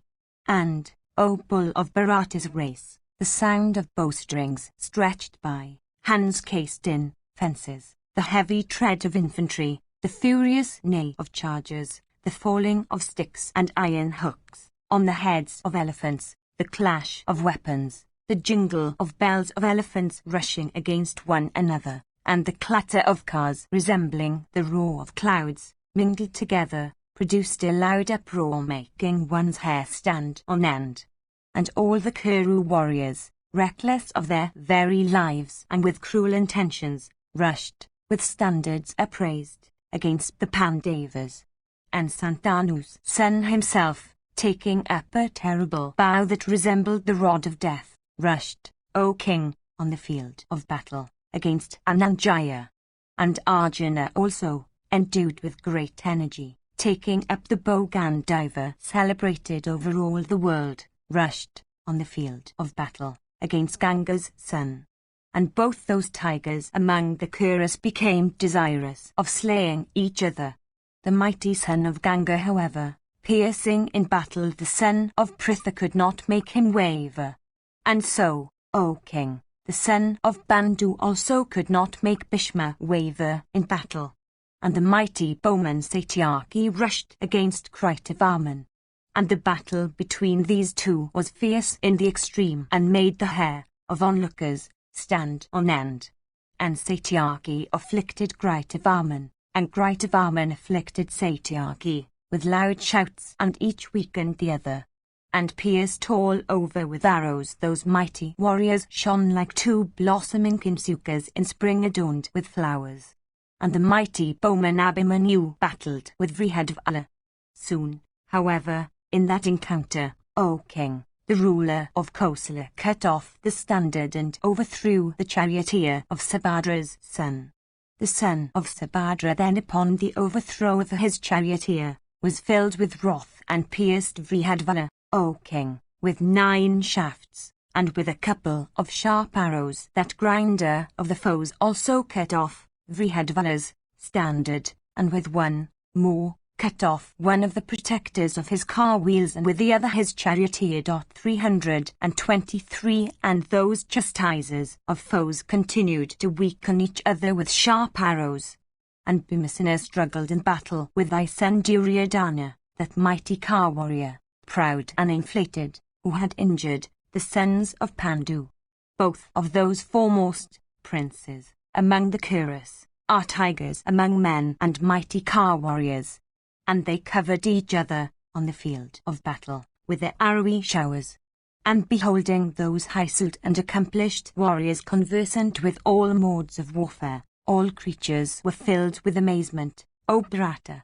And Dusasana, rushing against that mighty car warrior Nakula, pierced him with many sharp arrows capable of penetrating into the very vitals. The son of Madri, then, laughing the while, cut off, with sharp arrows, of his adversary's standard and bow, and then he struck him with 25 small-headed arrows. Thy son, however, then, who can with difficulty be vanquished, slew in that fierce encounter the steeds of Nakula and cut off his standard. And Durmaka, rushing against the mighty Sahadeva, battling in that terrific encounter, pierced him with a shower of arrows. The heroic Sahadeva then, in that fearful battle, overthrew Durmaka's charioteer with an arrow of great sharpness.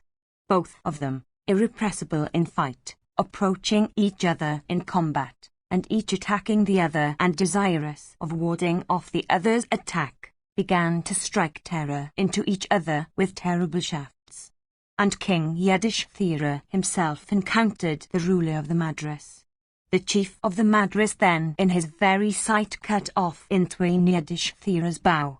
Thereupon the son of Kunti, throwing aside that broken bow, took up another that was stronger and capable of imparting a greater velocity. The king then, with straight arrows, covered the ruler of the Madras, and in great wrath said, Wait, wait. And Drishthadhyumna, O Bharata, rushed against Drona.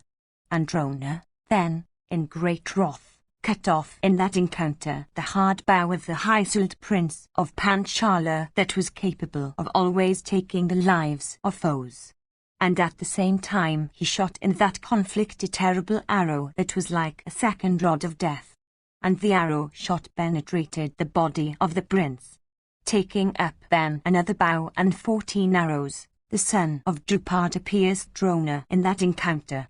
And enraged with each other, they battled on fiercely. And the impetuous Sankha encountered Somadatta's son, who was equally impetuous in battle, and addressed him, O king, saying, Wait, wait. And that hero then pierced his adversary's right arm in that combat. And thereupon the son of Somadatta struck Sankha on the shoulders. And the battle that ensued between those two proud heroes, O king, soon became as terrible as a combat between the gods and the Danavas. And that mighty warrior Drishtaketu of immeasurable soul, with wrath excited, rushed in battle, O king, against Valaka, the very embodiment of wrath. Valaka, then, O king, setting up a leonine roar, weakened the wrathful Drishtaketu with innumerable arrows. The king of the Chedis, however, exceedingly provoked, quickly pierced Valaka in that encounter with 9 arrows. Like an infuriate elephant against an infuriate elephant, in that combat they roared against each other repeatedly, both exceedingly enraged. And they encountered each other with great wrath and looked like the planets Angaraka and Sukra. 324 and Gatotkacha of cruel deeds encountered the Rakshasa Alambashaw of cruel deeds like Sakra, encountering valor in battle. And Gatotkacha, O Bharata, pierced that infuriate and powerful Rakshasa with 90 keen-edged shafts. And Alambashaw also in that combat pierced the mighty son of Bhimasena in many places with straight arrows of his. And mangled with arrows they shone in that encounter like the mighty Sakra and the powerful valor in the combat of old between the Celestials and the Asuras. The powerful Sikandin, O king, rushed against Drona's son, as Wataman, however deeply piercing the angry Sikandin stationed before him, with a keen-edged shaft, caused him to tremble. Sikandin also, O king, smote Drona's son with a sharp-whetted shaft of excellent temper. And they continued in that encounter to strike each other with various kinds of arrows. And against the heroic Bhagadatta in battle, Virata, the commander of a large division, rushed impetuously, O king, and then commenced their combat. Virata, exceedingly provoked, poured on Bhagadatta a narrowy shower like, O Bharata, the clouds showering rain on the mountain breast. But Bhagadatta, that lord of the earth, speedily enveloped Virata in that encounter, with arrows, like a clouds enveloping the risen sun. Kripa, the son of Saradwat, rushed against Vrihadkshatra, the ruler of the Kakiyas. And Kripa, O Bharata, enveloped him with a shower of arrows. Vrihadkshatra also shrouded the infuriate son of Gautama with an arrowy downpour.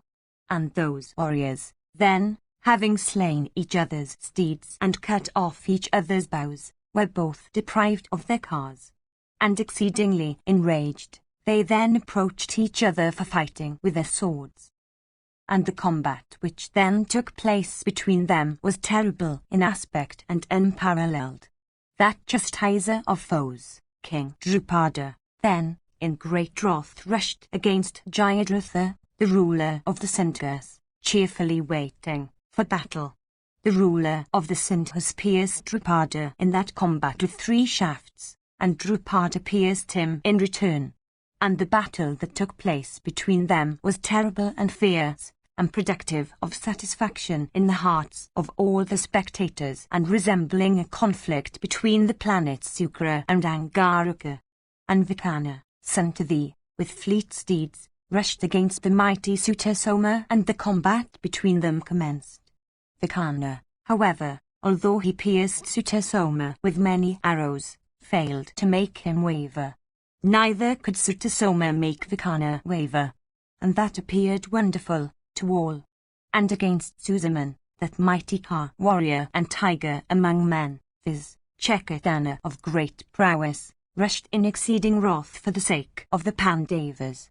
And Suzaman also, O great king, in that encounter checked the advance of that mighty warrior Chekatana with a plentiful shower of arrows. And Chekatana also, greatly provoked, showered on Suzaman, in that terrible conflict, a shower of arrows like a mighty mass of clouds showering rain on the mountain breast. And Sakuni, endued with great prowess, rushed, O king, against Brativandaya 325 of great prowess, like a lion against an infuriate elephant. Thereupon the son of Yudhishthira, in exceeding wrath, mangled Shuvala's son in that combat, with sharp arrows, like Maghavat 326, mangling Adaniva. And Sakuni also, in that fierce conflict, pierced Prativindaya in return and mangled that warrior of great intelligence with straight arrows. And Srutakarman rushed in battle, O great king, against that mighty Ka warrior Sudakshina of great prowess, the ruler of the Kamvojas. Sudakshina, however, O great king, piercing that mighty Ka warrior, viz., the son of Sahadeva, failed to make him waver, for he stood, like the Mainaka mountain, against the assaults of Indra. Thereupon Srutakarman, exceedingly provoked, weakened that mighty Ka warrior of the Kamvojas with innumerable arrows and mangled him in every part of his body.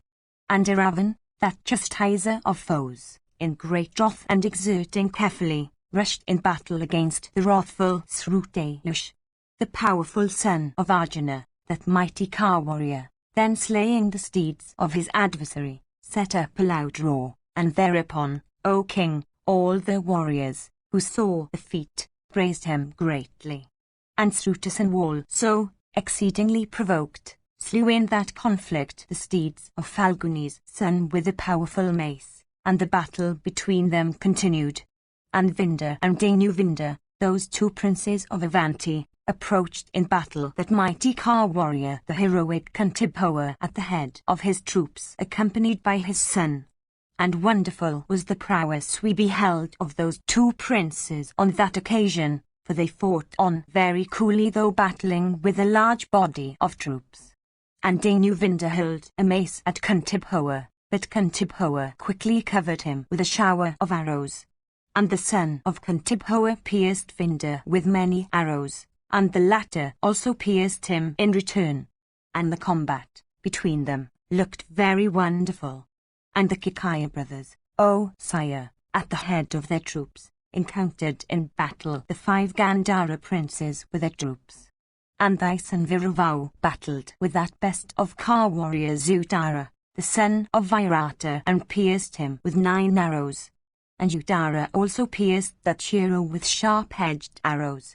And the ruler of the Chedis, O king, rushed in battle against Heluka. And he pierced Deluka with a shower of arrows, and Deluka also pierced him with sharp arrows furnished with excellent wings. And the combat that took place between them, O king, was fierce in the extreme, for unable to vanquish each other, they mangled each other terribly.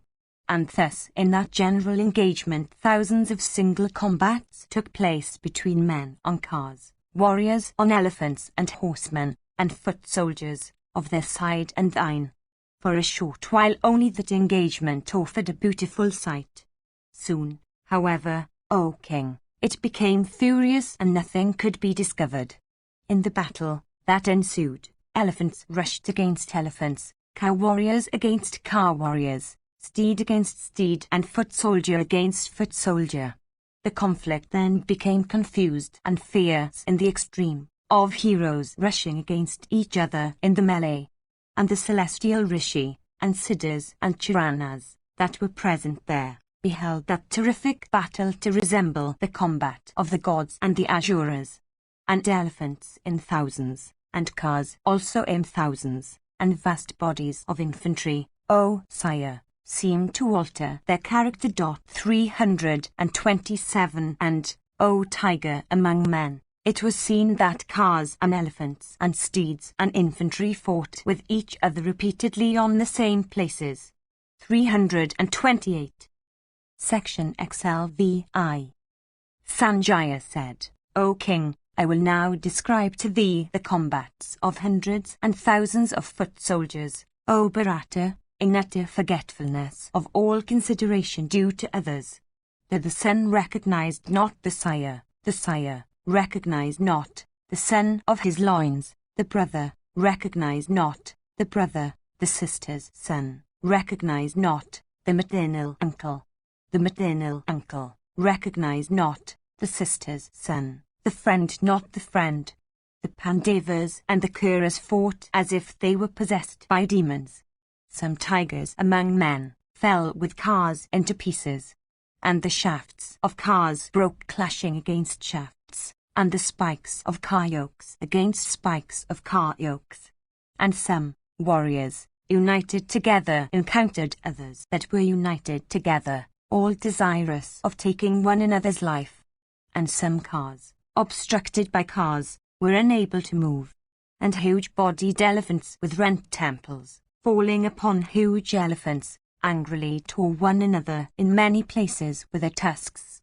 Others, O king, encountering impetuous and huge ones of their species with arched edifices and standards on their backs, and trained to the fight struck with their tusks, shrieked in great agony. 329 Disciplined by training and urged on by pikes and hooks, elephants not in rut rushed straight against those that were in rut. 330 And some huge elephants, encountering compeers in rut, ran, uttering cries like those of grains, in all directions.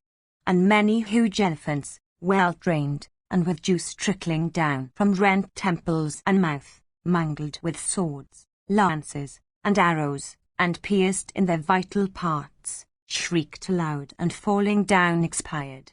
And some, uttering frightful cries, ran in all directions.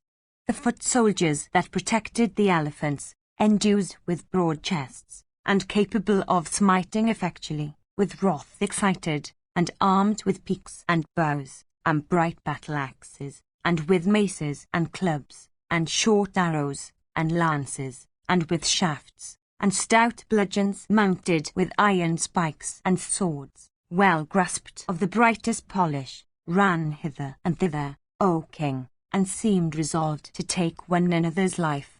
And the sabres of brave combatants rushing against one another steeped in human blood, seemed to shine brightly. And the whiz of swords whirled and made to descend by heroic arms, and falling upon the vital parts of the bodies of foes, became very loud. And the heart-ending wails of combatants in multitudinous hosts, crushed with maces and clubs, and cut off with well-tempered swords, and pierced with the tusks of elephants, and grained by tuskers, calling upon one another, were heard, O Bharata, to resemble the wails of those that are doomed to hell. And horsemen, on chargers of exceeding speed and furnished with outstretched tails resembling the plumes of swans, rushed against one another, and hurled by them long-bearded darts adorned with pure gold, fleet, and polished, and sharp-pointed, fell like snakes. 331 And some heroic horsemen, on coursers of speed, leaping high, cut off the heads of car warriors from their cars. 332 And, here and there, a car warrior, getting bodies of cavalry within shooting distance, slew many with straight shafts furnished with heads. And many infuriate elephants adorned with trappings of gold, and looking like newly risen clouds, throwing down steeds, crushed them with their own legs. And some elephants struck on their frontal globes and flanks, and mangled by means of lances, shrieked aloud in great agony. And many huge elephants, in the bewildering of the melee, crushing steeds with their riders, threw them down. And some elephants, overthrowing with the points of their tusks steeds with their riders, wandered, crushing cars with their standards. And some huge male elephants, from excess of energy and with the temporal juice gushing down in large quantities, slew steeds along with the riders by means of their trunks and legs. Fleet arrows, polished and sharp-pointed and resembling snakes, fell upon the heads, the temples, the flanks, and the limbs of elephants. And polished javelins of terrible mien, and looking like large meteoric flashes, hurled by heroic arms, fell hither and thither, O king, piercing through the bodies of men and horses, and cutting through coats of mail.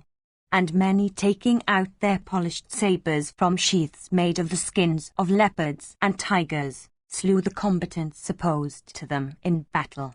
And many warriors, though themselves attacked and had the flanks of their bodies cut open, yet angrily fell upon their foes, with swords, shields, and battle-axes. and some elephants dragging down and overthrowing cars with their steeds by means of their trunks, began to wander in all directions, guided by the cries of those behind them. And hither and thither some pierced by javelins, and some cut asunder by battle-axes, and some crushed by elephants, and others drawn down by horses, and some cut by car-wheels, and some by axes, loudly called upon their kinsmen, O king. And some called upon their sons, and some upon their sires, and some upon brother and kinsmen. And some called upon their maternal uncles, and some upon their sisters' sons. And some called upon others on the field of battle. And a very large number of combatants, O Bharata, lost their weapons, or had their thighs broken. And others with arms torn off or sides pierced or cut open, were seen to wail aloud, from desire of life. And some, endued with little strength, tortured by thirst, O king, and lying on the field of battle on the bare ground, asked for water. And some, weltering in pools of blood and excessively weakened, O Bharata, greatly censured themselves and thy sons assembled together for battle. And there were brave Kshatriyas, who having injured one another, did not abandon their weapons or set up any wails, O sire. On the other hand, lying in those places where they lay, roared with joyful hearts, and biting from wrath with their teeth their own lips, looked at one another with faces rendered fierce in consequence of the contraction of their eyebrows. And others, endued with great strength and tenacity in great pain, afflicted by arrows and smarting under their wounds, remained perfectly silent. And other heroic car warriors, deprived, in the encounter, of their own cars and thrown down and wounded by huge elephants, asked to be taken up on the cars of others. And many, O king, looked beautiful in their wounds like blossoming kinsukas. And in all the divisions were heard terrific cries, countless in number.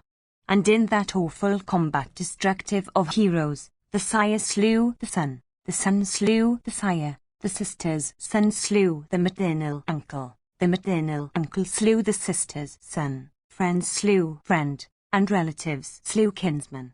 Even thus the slaughter took place in that encounter of the Kurus with the Pandavas. And in that frightful and terrible battle in which no consideration was shown by anybody for anybody, the divisions of the Pandavas, approaching Bhishma, began to waver. And, O bull of Bharata's race, the mighty armed Bhishma, O king, with his standard which was made of silver and graced with a device of the Palmyra with 5 stars, setting upon his great car, shone like the lunar orb under the peak of Meru. Section Xlvi. Sanjaya said, after the great part of the forenoon of that awful day had worn out, in that terrific engagement, O king, that was so destructive of foremost of men 333, Dirmaka and Gritavarman, and Kripa, and Saliya, and Vivansati, urged by thy son, approached Bhishma and began to protect him. And protected by those 5 mighty car warriors, O bull of Bharata's race, that great car warrior penetrated the Pandava host. And the Palmyra standard of Bhishma was seen to glide continually, O Bharata, through the Chedis, the Kasis, the Karushas, and the Panchalas. And that hero, with broad-headed shafts of great swiftness which were again perfectly straight, cut off the heads of foes, and the cars with yokes and standards. And, O bull of Bharata's race, Bhishma seemed to dance on his car as it coursed along its track. And some elephants, struck by him in their vital parts, shrieked in agony. Then Abhimanyu, in great wrath, stationed on his car unto which were yoked excellent steeds of a tawny hue, rushed towards Bhishma's car. And with his standard adorned with pure gold and resembling a kankara tree, he approached Bhishma and those 5 foremost of car warriors. And striking with a keen-edged shaft the standard of the Palmyra bannered warrior, that hero engaged in battle with Bhishma and those other Ka warriors that protected him. 334 piercing Kritavarman with 1 arrow, and Salya with 5. He weakened his great-grandsire with 9 arrows, and with 1 arrow well shot from his bow drawn to its fullest stretch, he cut off his adversary's standard adorned with pure gold, and with 1 broad-headed shaft capable of penetrating every cover, which was perfectly straight, he cut off from his body the head of Dermaka's charioteer, and with another keen-edged arrow he cut in twain the gold-decked bow of Gripa, and they also, with many sharp-pointed shafts, that mighty Ka warrior smote in great wrath, seeming to dance the while. And beholding his lightness of hand, the very gods were gratified.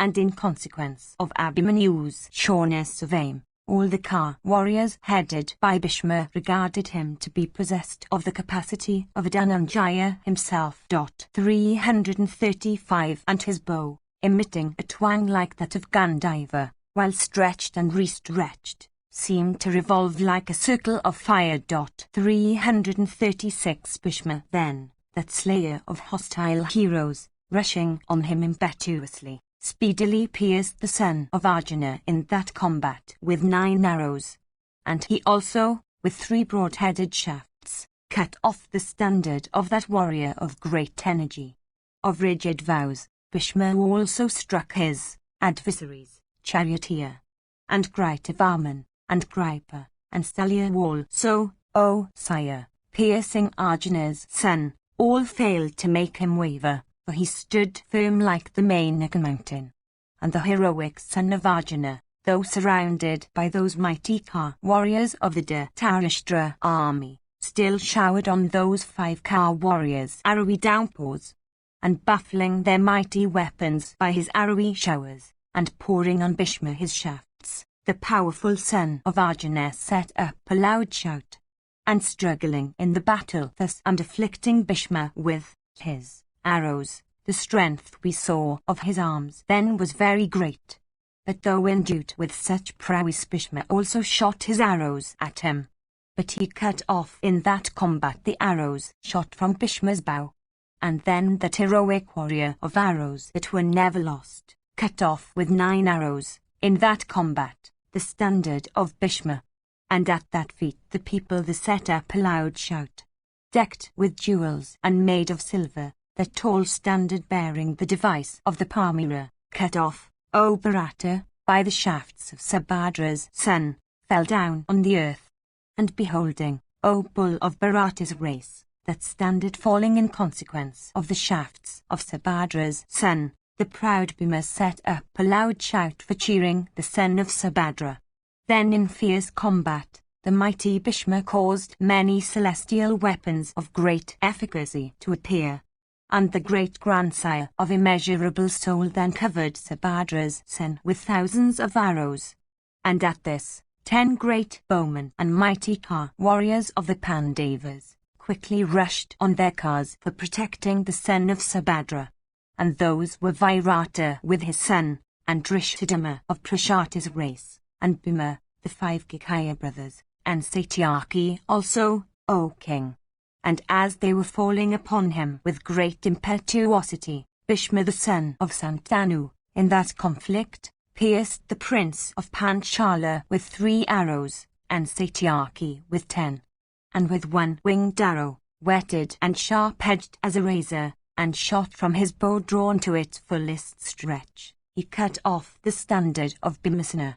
And, O best of men, the standard of Bhimasena, made of gold and bearing the device of a lion, cut off by Bhishma, fell from the car. And Bhima then, piercing Santanu's son Bhishma in that combat with 3 arrows, pierced Gripa with 1, and Kritavarman with 8. And Udara also, the son of Virata, on a tusker with a praised trunk, rushed against the ruler of the Madras. Salya, however, succeeded in checking the unparalleled impetuosity of that prince of elephants rushing quickly towards his car. That prince of elephants, in great wrath, placing his leg upon the yoke of Salya's car, killed his 4 large steeds of excellent speed. The ruler of the Madras then, staying on the car whose steeds had been slain, hurled a dart, all made of iron, and resembling a snake, for slaying Uttara outright. The latter's coat of mail being cut through by that dart, he became totally deprived of his senses and fell down from his elephant's neck, with a hook and the lance loosened from his grasp. And Salya then, taking up his sword and jumping down from his excellent car, and putting forth his prowess, cut off the large trunk of that prince of elephants. His coat of mail pierced all over with a shower of arrows, and his trunk cut off. That elephant uttered a loud shriek and fell down and expired. Achieving such a feat, O king, the ruler of the Madras speedily mounted on the splendid car of Kritavarman. And beholding his brother Uttara slain and seeing Salya staying with Kritavarman, Virata's son Sweta blazed up in wrath, like fire, blazing up, with clarified butter. And that mighty warrior, stretching his large bow that resembled the bow of Sakra himself, rushed with the desire of slaying Salya the ruler of the Madras. Surrounded on all sides with a mighty division of cars, he advanced towards Salya's car pouring a narrowy shower. And beholding him rush to the fight with prowess equal to that of an infuriate elephant, 7 car warriors of thy side surrounded him on all sides, desirous of protecting the ruler of Madras who seemed to be already within the jaws of death. And those 7 warriors were Vrihadvala the ruler of the Koslas, and Jayatsena of Magadha, and Rakmaratha, O king, who was the valorous son of Salya, and Vinda and Danuvinda of Avanti, and Sudakshina the king of the Kamvojas, and Jayadratha, the ruler of the Sindhus and the kinsman of Vrihadkshatra. And the stretched bows of those high-souled warriors, decorated with diverse colours, looked like the lightning's flashes in the clouds. And they all poured on Sweta's head ceaseless showers of arrows like a clouds tossed by the wind dropping rain on the mountain breast on the expiry of summer. That mighty bowman and commander of the forces, enraged at this, with 7 broad-headed arrows of great impetuosity, struck their bows, and then continued to grind them. And those bows we saw were cut off, O Bharata, and thereupon they all took up, within half the time taken up in a wink of the eye, other bows. And they then shot at Sweta 7 arrows. And once again that mighty armed warrior of immeasurable soul, with 7 fleet shafts, cut off those other bows of these bowmen.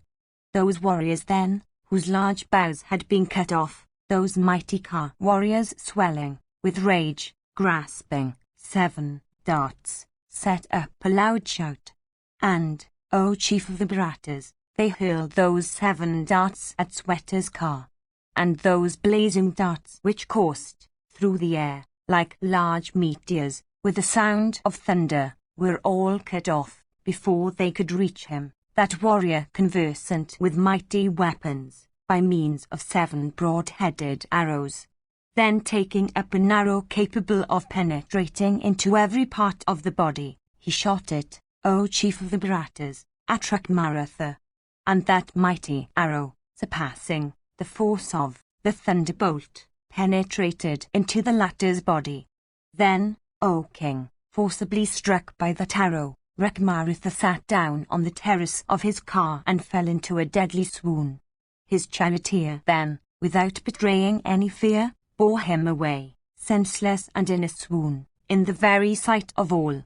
Then taking up 6 other arrows, adorned with gold, the mighty armed Sweta cut off the standard tops of his 6 adversaries. And that chastiser of foes then, piercing their steeds and charioteers also, and covering those 6 warriors themselves with ceaseless shafts, proceeded towards the car of Salya. And beholding that generalissimo of the Pandava forces proceeding quickly towards Salya's car, a loud uproar of woe and alas arose in thy army, O Bharata. Then thy mighty son, with Bhishma at the head, and supported by heroic warriors and many troops, proceeded towards Sweater's car. 337 And he, thus, rescued the ruler of the Madras who had already entered the jaws of death.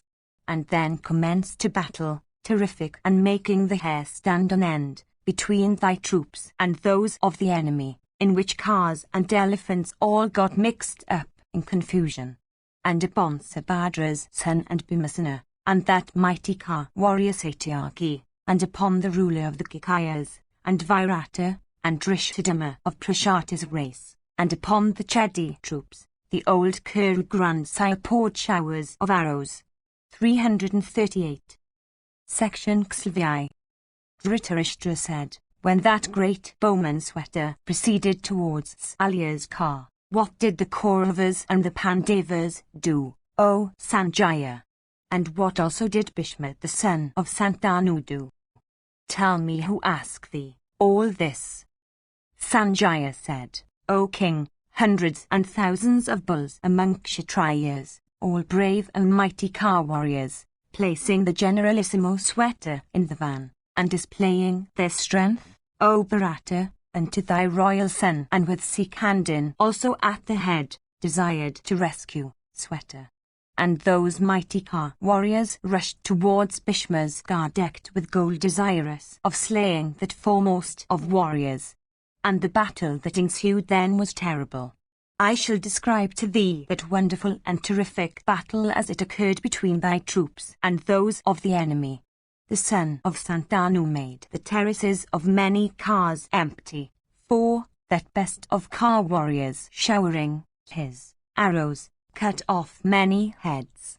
Endued with energy equal to that of the sun himself, he shrouded the very sun with his arrows. And he removed his enemies from around him in that combat like the rising sun dispelling the darkness around. And in that battle, O king, arrows were shot by him in hundreds and thousands that were powerful and possessed of great impetuosity, and that took in that conflict the lives of numberless Kshatriyas. And in that combat he felled heads, by hundreds, of heroic warriors, O king, and elephants cased in thorny mail, like summits of mountains, felled by heaven's bolt. And cars, O king, were seen to mingle with cars. A car might be seen upon another car, and a steed upon another steed. And impetuous chargers, O king, bore hither and thither heroic riders in the prime of youth, slain and hanging from their saddles, with their bows still in their grasp.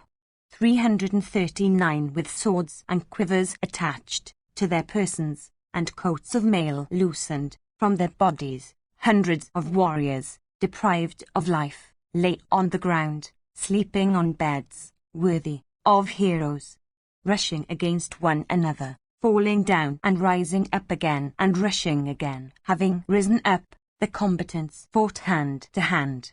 Afflicted by one another, many rolled on the field of battle. Infuriate elephants rushed hither and thither, and car warriors by hundreds were slain. And car warriors, along with their cars, were crushed on all sides. And some warriors fell upon his car, slain by another with arrows. And a mighty car warrior might be seen to fall down from high, his charioteer, also, having been slain. Epictus arose, and thereupon unto the warrior struggling in battle, the twang of the hostile bow indicated the struggling adversary before. From the pressure also on their bodies, combatants guessed their foes. And the warriors, O king, fought on with arrows, guided by the sound of bowstrings and hostile division. The very hiss of the arrows shot by the combatants at one another could not be heard, and so loud was the sound of drums, that it seemed to pierce the ears. And in that tumultuous uproar making the hair stand on end, the name of the combatant uttered in the battle, while displaying his prowess, could not be heard. The sire could not recognize the son of his loins. One of the wheels being broken, or the yoke being torn off, or one of the steeds being slain, the brave car warrior was overthrown from his car, along with his charioteer, by means of straight arrows. And thus many heroic warriors, deprived of their cars, were seen to fly away. 340 He who was slain had cut off, he who was not slain was struck at the very vitals, but unstruck there was none, when Bhishma attacked the foe. And in that terrific battle, Sweta caused a great slaughter of the Kurus. And he slew many noble princes by hundreds upon hundreds. 341 And he cut off, by means of his arrows, the heads of Ka warriors by hundreds upon hundreds, and, their arms decked with angadas, and, their bows all around. And Ka warriors and car wheels and others that were on cars, and the cars themselves, and standards both small and costly, O king, and large bodies of horses, and crowds of cars, and crowds of men, O Bharata's race, were destroyed by Sweta. Ourselves, from fear of Sweta, abandoning Bhishma, that best of car warriors, left the battle retreating to the rear, and, therefore, do we, now, behold your lordship, and all the Kurus, O son of Kuru's race, beyond the range of arrows, and abandoning Bhishma the son of Santanu, in that battle, stood, as spectators though, armed for the combat. Cheerful in the hour of universal cheerlessness, that tiger among men Bhishma, alone of our army, in that terrible battle stood immovable like the mountain Meru, taking the lives of the foe, like the sun at close of winter, he stood resplendent with the golden rays of his car, like the sun himself with his rays. And that great bowman shot clouds of arrows and struck down the Asuras. 342 And while being slaughtered by Bhishma in that dreadful combat, those warriors breaking away from their ranks, they all fled from him, as if from a fire fed by fuel. 343 Encountering the single warrior, Sweta, that slayer of foes, Bhishma, was the only one amongst us who was cheerful and whole. Devoted to the welfare of Duryodhana, he began to consume the Pandava warrior. Reckless of his very life, which is difficult of being cast off, and abandoning all fear, he slaughtered, O king, the Pandava army in that fierce conflict. 344 And beholding the generalissimo, Sweta, smiting their Dhritarashtra divisions, thy father Bhishma, called also Devavrata, impetuously rushed against him. Thereupon, Sweta covered Bhishma with an extensive network of arrows. And Bhishma also covered Sweta with a flight of arrows. And roaring like a couple of bulls, they rushed, like two infuriate elephants of gigantic size or two raging tigers, against each other, baffling each other's weapons by means of their weapons. Those bulls among men, viz., Bhishma and Sweta, fought with each other, desirous of taking each other's life. In one single day Bhishma, infuriate with anger, could consume the Pandava army with his arrows, if Sweta did not protect it. Beholding the grandsire then turned off by Sweta, the Pandavas were filled with joy, while thy son became cheerless. Duryodhana then, with wrath excited and surrounded by many kings, rushed with his troops against the Pandava host in battle. Then Sweta, abandoning the son of Ganga, slaughtered thy son's host with great impetuosity like the wind, uprooting trees with violence. And the son of Virata, senseless with wrath, having routed thy army, advanced once more, O king, to the place where Bhishma was stationed. And those two high-souled and mighty warriors then, both blazing with their arrows, battled with each other like Vritra and Vasava, of old, desirous, O king, of slaying each other. Drawing his bow to the fullest stretch, Sweta pierced Bhishma with 7 arrows. The valorous Bhishma, then, putting forth his prowess, quickly checked his foe's valor, like an infuriate elephant checking an infuriate compeer. And Sweta then, that delighter of Kshatriyas, struck Bhishma, and Bhishma the son of Santanu also pierced him in return with 10 arrows. And though pierced by him, thus, that mighty warrior stood still like a mountain. And Sweta again pierced Santanu's son with 25 straight arrows, at which all wondered. Then smiling and licking with his tongue the corners of his mouth, Sweta in that combat cut off Bhishma's bow into 10 fragments with 10 arrows. Then aiming a plumed arrow made wholly of iron, Sweta crushed the palmyra on the top of the standard of the high Sult, Bhishma. And beholding the standard of Bhishma cut down, thy sons thought that Bhishma was slain, having succumbed to Sweta. And the Pandavas also, filled with delight, blew their conches all around. And beholding the palmyra standard of the high Sult Bhishma laid low, Duryodhana, from wrath, urged his own army to the battle. And they all began very carefully to protect Bhishma, who was in great distress. And to them, also unto those that stood, idle, spectators, the king said, either Sweta will die, today, or Bhishma the son of Santanu. I say this truly. Hearing the words of the king, the mighty Ka warriors speedily with 4 kinds of forces, advanced protecting the son of Ganga. And Valika and Kritavarman, and Kripa, and Salya also, O Bharata, and the son of Jarasandha, and Vikana, and Chitrasana, and Vivansati, with great speed, when speed was so necessary, surrounding him on all sides, poured on Sweta ceaseless showers of arrows. That mighty warrior then, of immeasurable soul, quickly checked those angry warriors by means of sharp arrows, displaying his own lightness of hand, and checking them all like a lion and a multitude of elephants. Sweta then cut off Bhishma's bow with thick shower of arrows.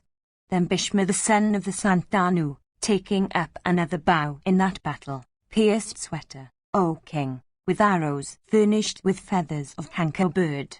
Then the commander of the Pandava army, with wrath excited, pierced Bhishma in that encounter, O king, with a great many shafts in the very sight of all. Beholding Bhishma, that foremost of heroes in all the world, checked in battle by Sweta, the king, Duryodhana, became greatly troubled, and great also became the distress of thy whole army. And beholding the heroic Bhishma checked and mangled by Sweta with his arrows, all thought that Bhishma, having succumbed to Sweta, was slain by him. Then thy sire Devavrata, yielding to anger, and beholding his own standard overthrown and there, Dhritarashtra, army checked, shot a great many arrows, O king, at Sweta. Sweta, however, that foremost of Ka warriors, baffling all those arrows of Bhishma, once more cut off, with a board-headed shaft, thy sire's bow. Throwing aside that bow, O king, Ganga's son, senseless with anger, taking up another bow larger and stronger, and aiming 7 large broad-headed arrows whetted on stone, slew with 4 arrows the 4 steeds of the generalissimo Sweta, cut off his standard with 2, and with the 7th shaft that warrior of great prowess, exceedingly provoked, cut off his charioteer's head. Thereupon, that mighty Ka warrior, jumping down from his car whose steeds and charioteer had been slain 345, and yielding to the influence of wrath, became exceedingly troubled. The grandsire, beholding Sweta, that foremost of Ka warriors, deprived of Ka, began to smite him on all sides with showers of arrows. And smitten in that combat with arrows shot from Bhishma's bow, Sweta, leaving his bow on his abandoned, Ka took up a dart decked with gold, and taking up that terrible and fierce dart 346, which resembled the fatal rod of death and was capable of slaying death's self.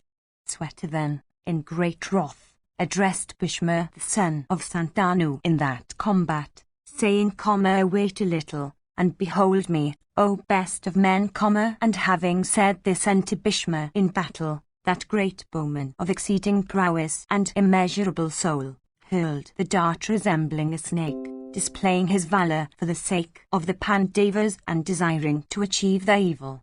Then loud cries of woe and alas arose among thy sons, O king, upon beholding that terrible dart resembling the rod of death in splendor, and hurled from Sweater's arms, that dart, resembling a snake that had just cast off its slough, fell with great force, O king, like a large meteor from the firmament.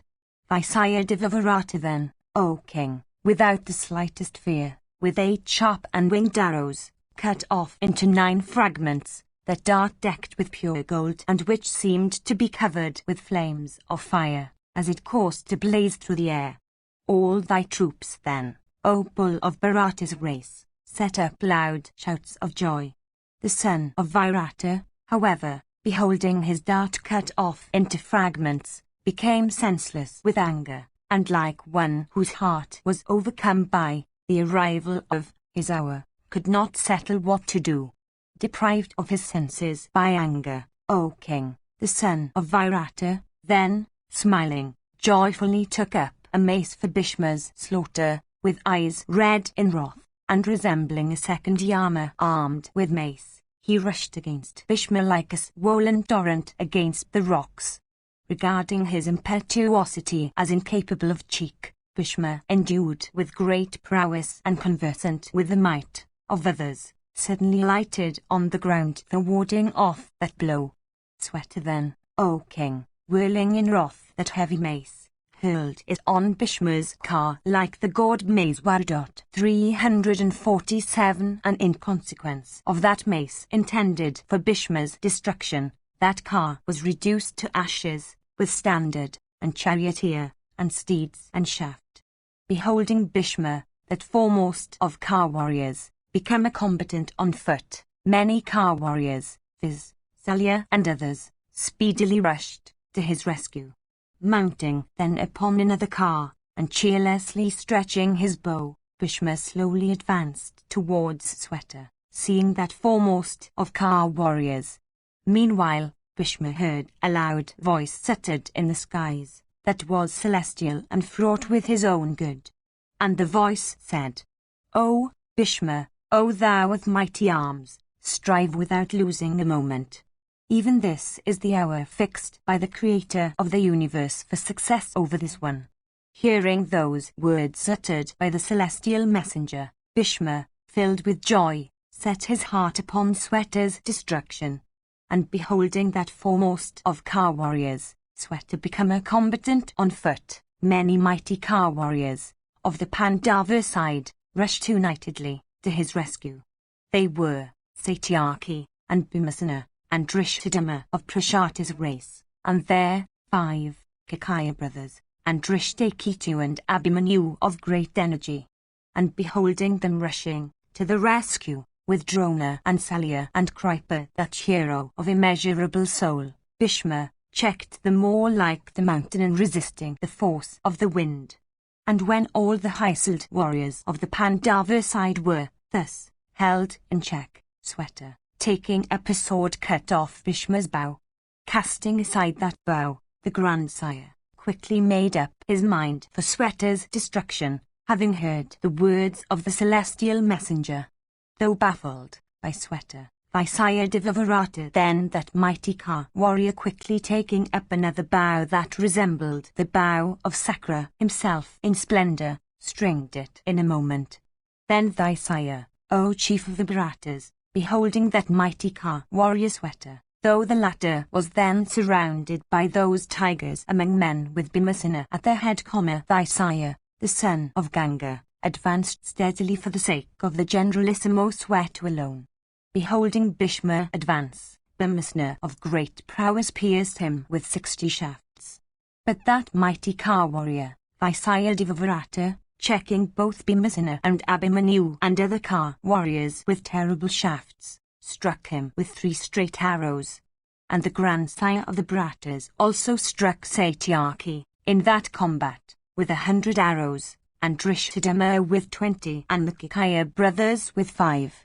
And checking all those great bowmen with terrible arrows, thy sire Devaratta advanced towards Sweater alone. Then taking out an arrow resembling death's self, incapable of bearing a great strain and incapable of being resisted, the powerful Bhishma placed it on his bowstring. And that shaft, furnished with wings and duly endued with the force of the Brahma weapon, was seen by the gods and Gandharvas and Pisachas and Uragas and Rakshasas. And that shaft, of splendor like that of the blazing fire, piercing through his coat of mail, passed through his body and struck into the earth, with a flash like that of heaven's bolt. Like the sun when speedily retiring to his western chambers, taking along with him the rays of light, even thus that shaft passed out of Sweta's body, bearing away with itself his life. Thus slain in battle by Bhishma, we beheld that tiger among men fall down like the loosened crest of a mountain. And all the mighty Ka warriors of the Kshatriya race belonging to the Pandava side indulged in lamentations. Thy sons, however, and all the Kuras, were filled with delight.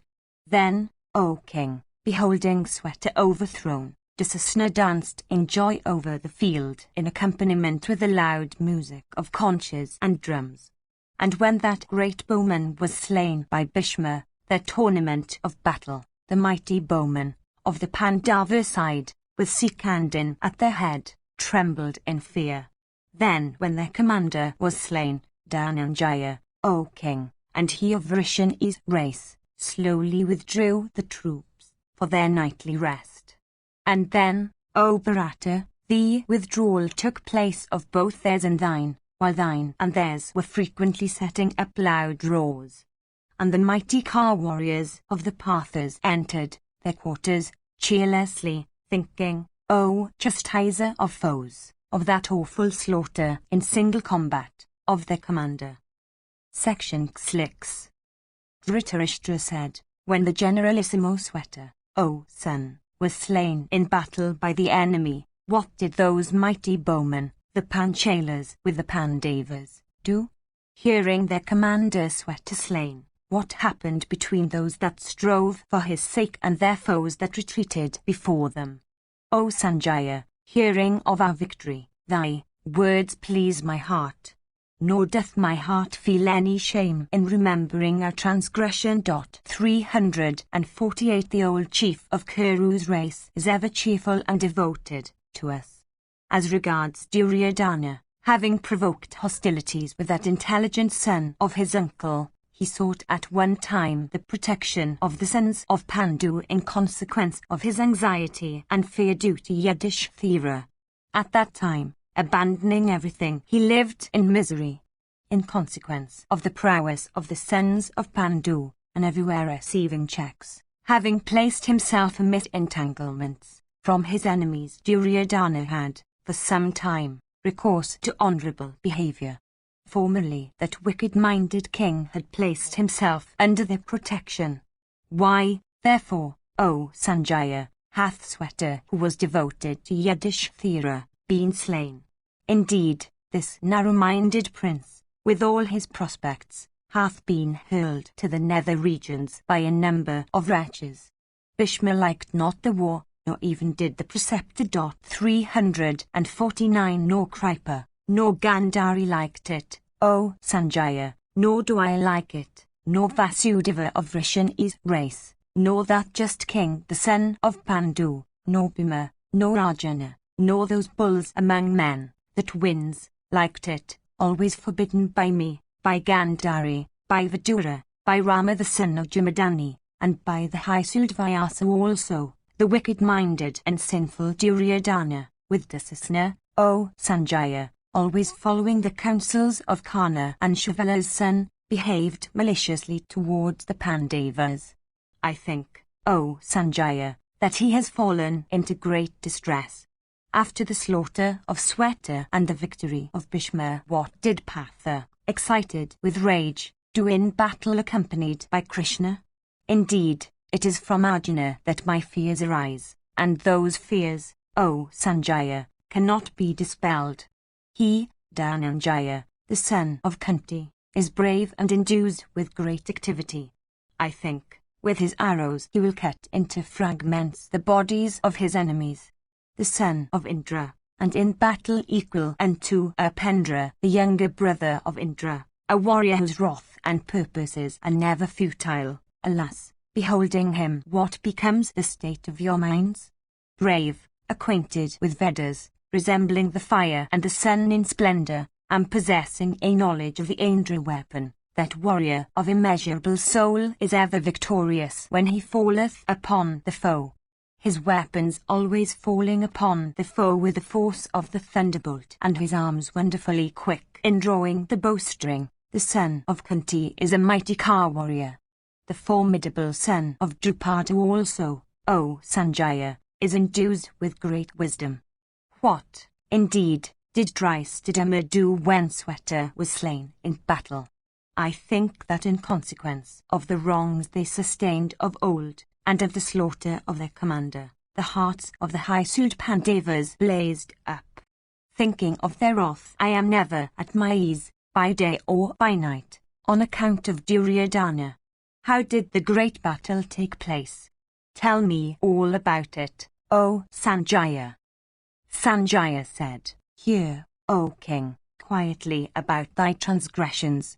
It behoveth thee not to impute the fruit to Duryodhana, as is the construction of an embankment when the waters have disappeared, so is thy understanding, or it is like the digging of a well when a house is on fire. 350 When, after the forenoon had passed away, the commander Sweta was, O Bharata, slain by Bhishma in that fierce conflict, Virata's son Sanka, that grinder of hostile ranks ever delighting in battle, beholding Salya stationed with Gritavarman on his car, suddenly blazed up with wrath, like fire with clarified butter. That mighty warrior, stretching his large bow that resembled the bow of Indra himself, rushed with the desire of slaying the ruler of the Madras in battle, himself supported on all sides by a large division of cars. And Sanka, causing an arrowy downpour, rushed towards the car on which Salya was.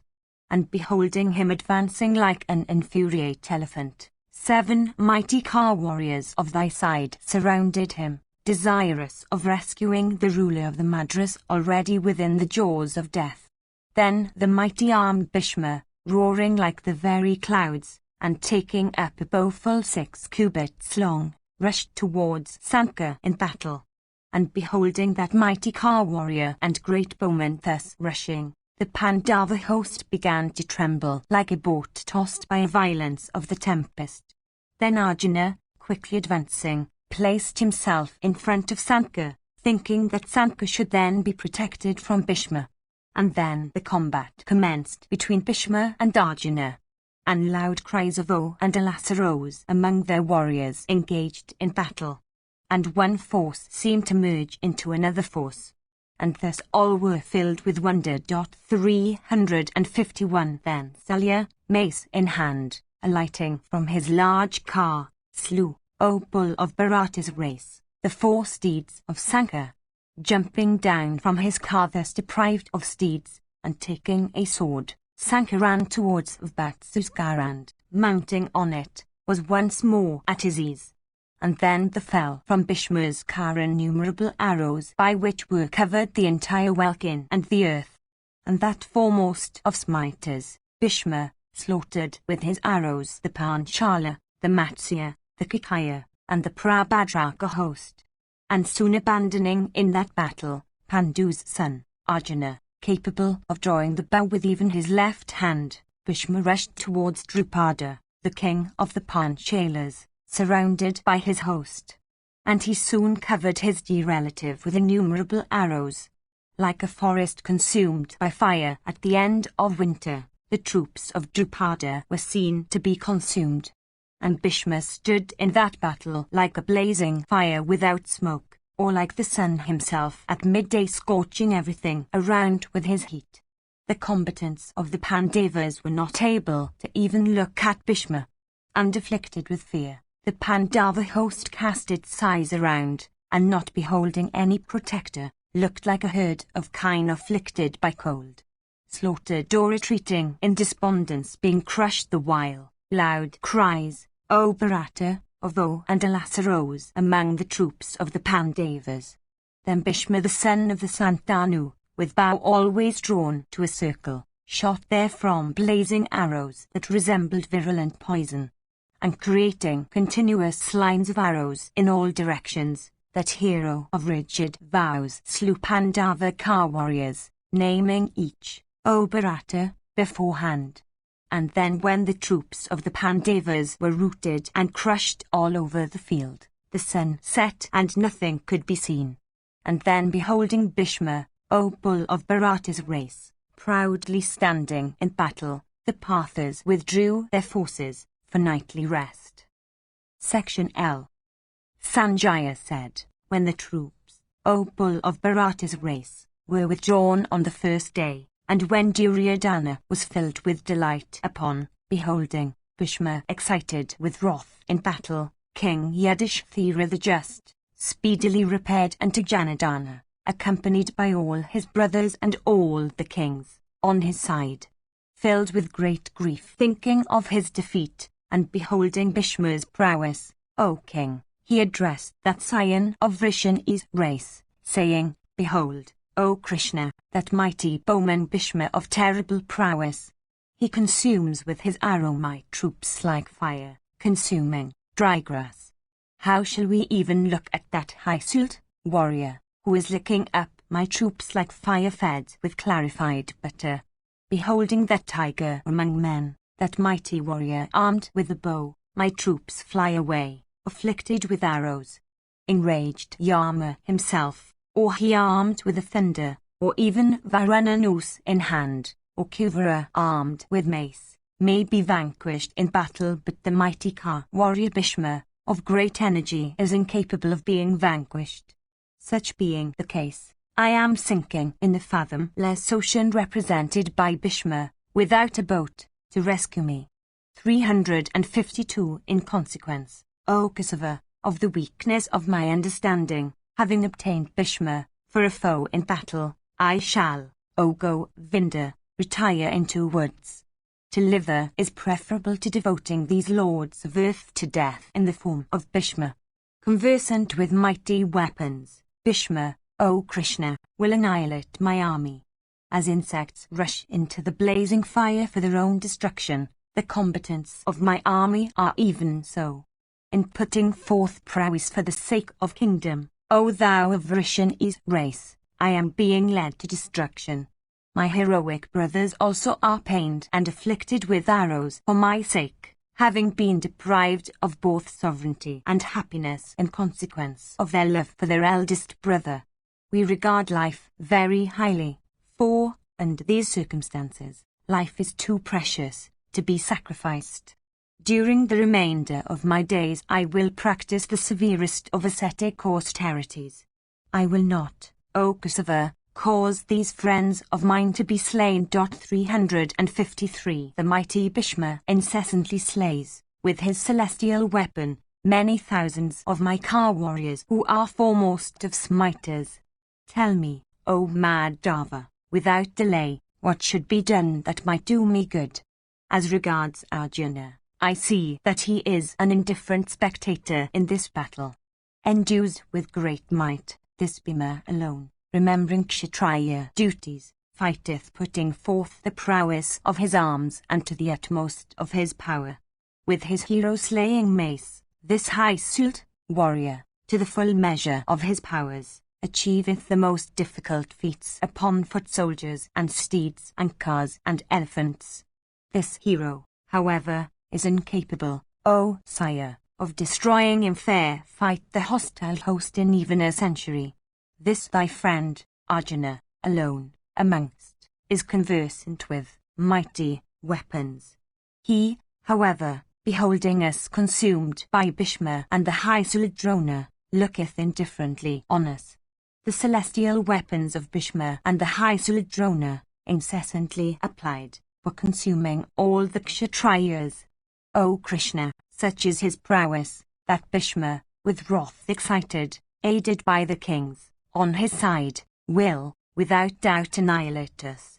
O Lord of Yoga, look for that great bowman, that mighty car warrior, who will give Bhishma his quietus like rain-charged clouds quenching a forest conflagration. Then, through thy grace, O Govinda, the son of Pandu, their foes being slain, will, after recovery of their kingdom, be happy with their kinsmen. Having said this, the Hysult son of Pritha, with heart afflicted by grief and mind turned within, remained silent for a long while in a reflected mood. Beholding the son of Pandu stricken with grief and deprived of his senses by sorrow, Govinda then gladdening all the Pandavas said, "Do not grieve, O chief of the Bharatas. It behoveth thee not to grieve, when thy brothers are all heroes and renowned bowmen in the world. I also am employed in doing thee good, as also that mighty Ka warrior Satyaki and Virata and Drupada, both reverend in years, and Drishtadama of Prashata's line. And so also, O best of kings, all these monarchs with their respective troops are expectant of thy favour and devoted to thee, O king. This mighty Ka warrior Drishtadama of Prashata's race placed in command of thy army is always desirous of thy welfare and engaged in doing that which is agreeable to thee, as also this Sikandin, O thou of mighty arms, who is certainly the slayer of Bhishma." Hearing these words, the king, Yudhishthira, said unto that mighty Ka warrior Drishtadama, in that very assembly and in the hearing of Vasudeva, these words, "O Drishtadama, mark these words that I say unto thee, O thou of Prashata's line. The words uttered by me should not be transgressed. Approved by Vasudeva, thou hast been a commander of our forces. As Kartikya, in days of old, was ever the commander of the celestial host, so also art thou, O bull among men, the commander of the Pandava host. Putting forth thy prowess, O tiger among men, slay the Kauravas.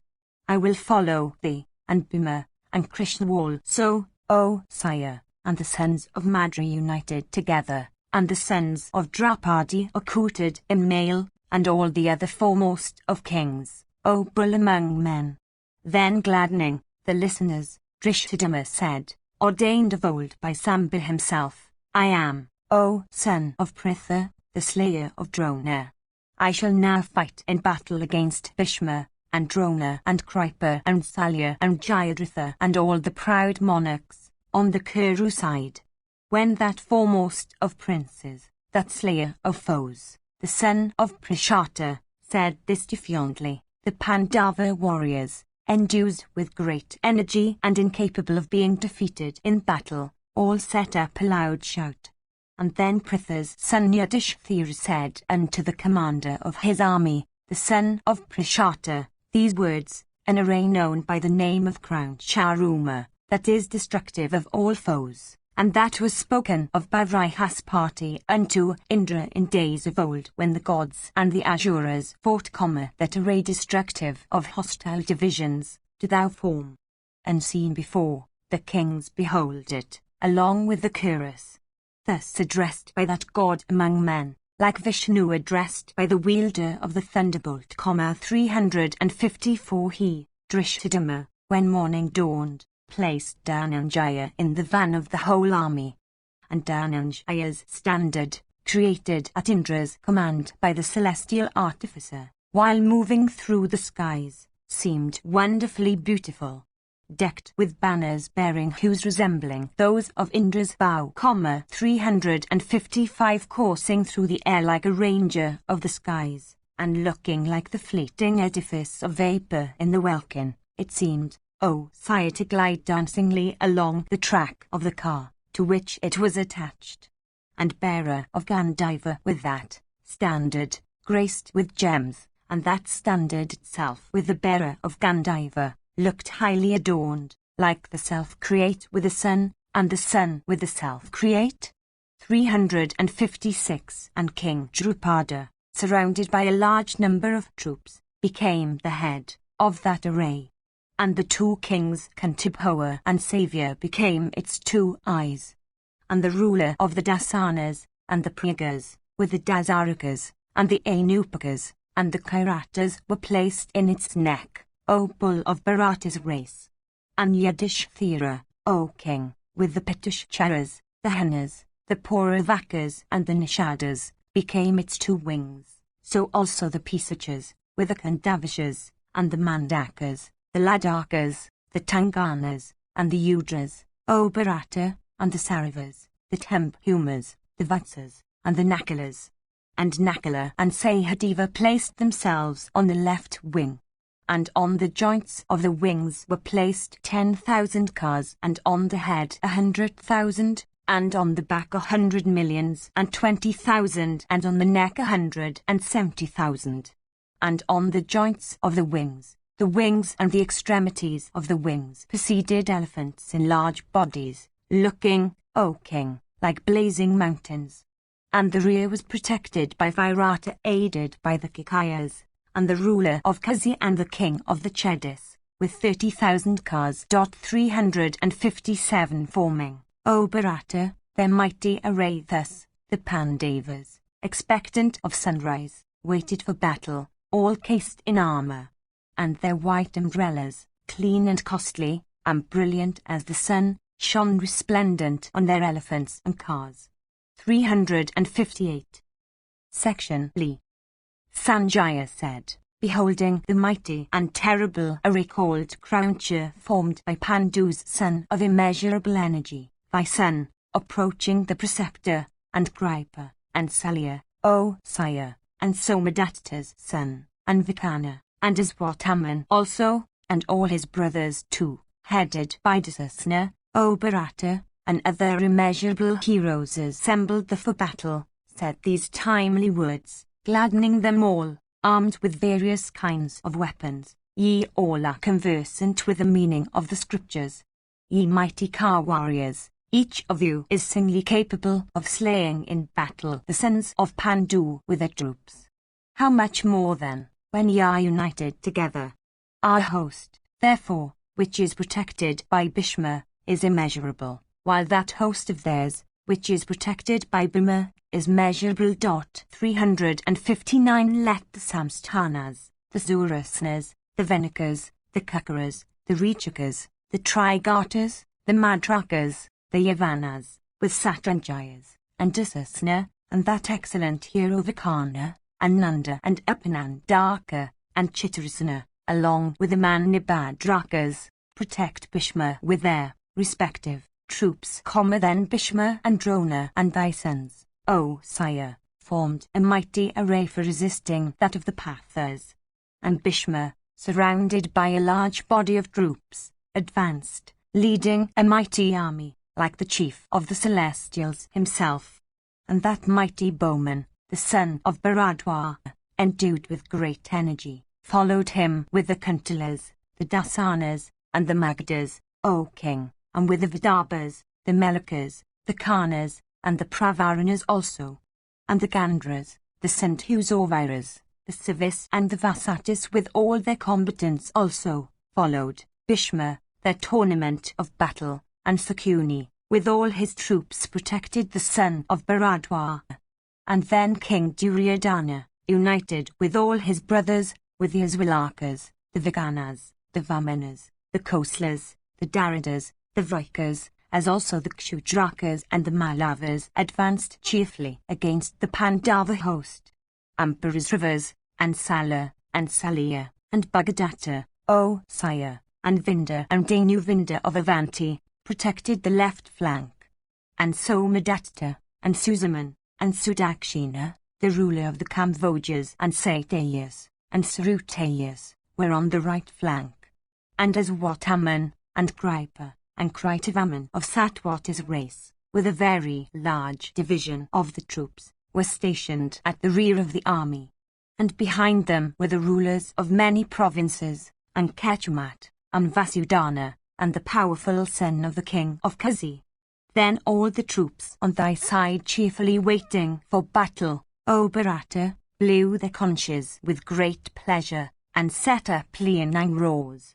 And hearing the shouts of those combatants, filled with delight, the venerable Kuru grandsire, endued with great prowess, uttering a leonine roar, blew his conch. Thereupon, conches and drums and divers kinds of pieces and cymbals were sounded at once by others, and the noise made became a loud uproar. And Madhava and Arjuna, both stationed on a great car unto which were yoked white steeds, blew their excellent conches decked with gold and jewels. And Trishikasa blew the conch called Panchajanya, and Ananjaya, that called Divadatta. And Vrikadara of terrible deeds blew the huge conch called Pondra. And Kunti's son King Yudhishthira blew the conch called Anantavijaya, while Nakula and Sahadeva, those conches called Sughosa and Minipashpaka. 360 and the ruler of Kazi, and Saviour, and Sikand the mighty car warrior, and Drishthadama, and Virata, and the mighty car warrior Satyaki, and that great bowman the king of the Panchalas, and the 5 sons of Draupadi, all blew their large conches and set up leonine roars.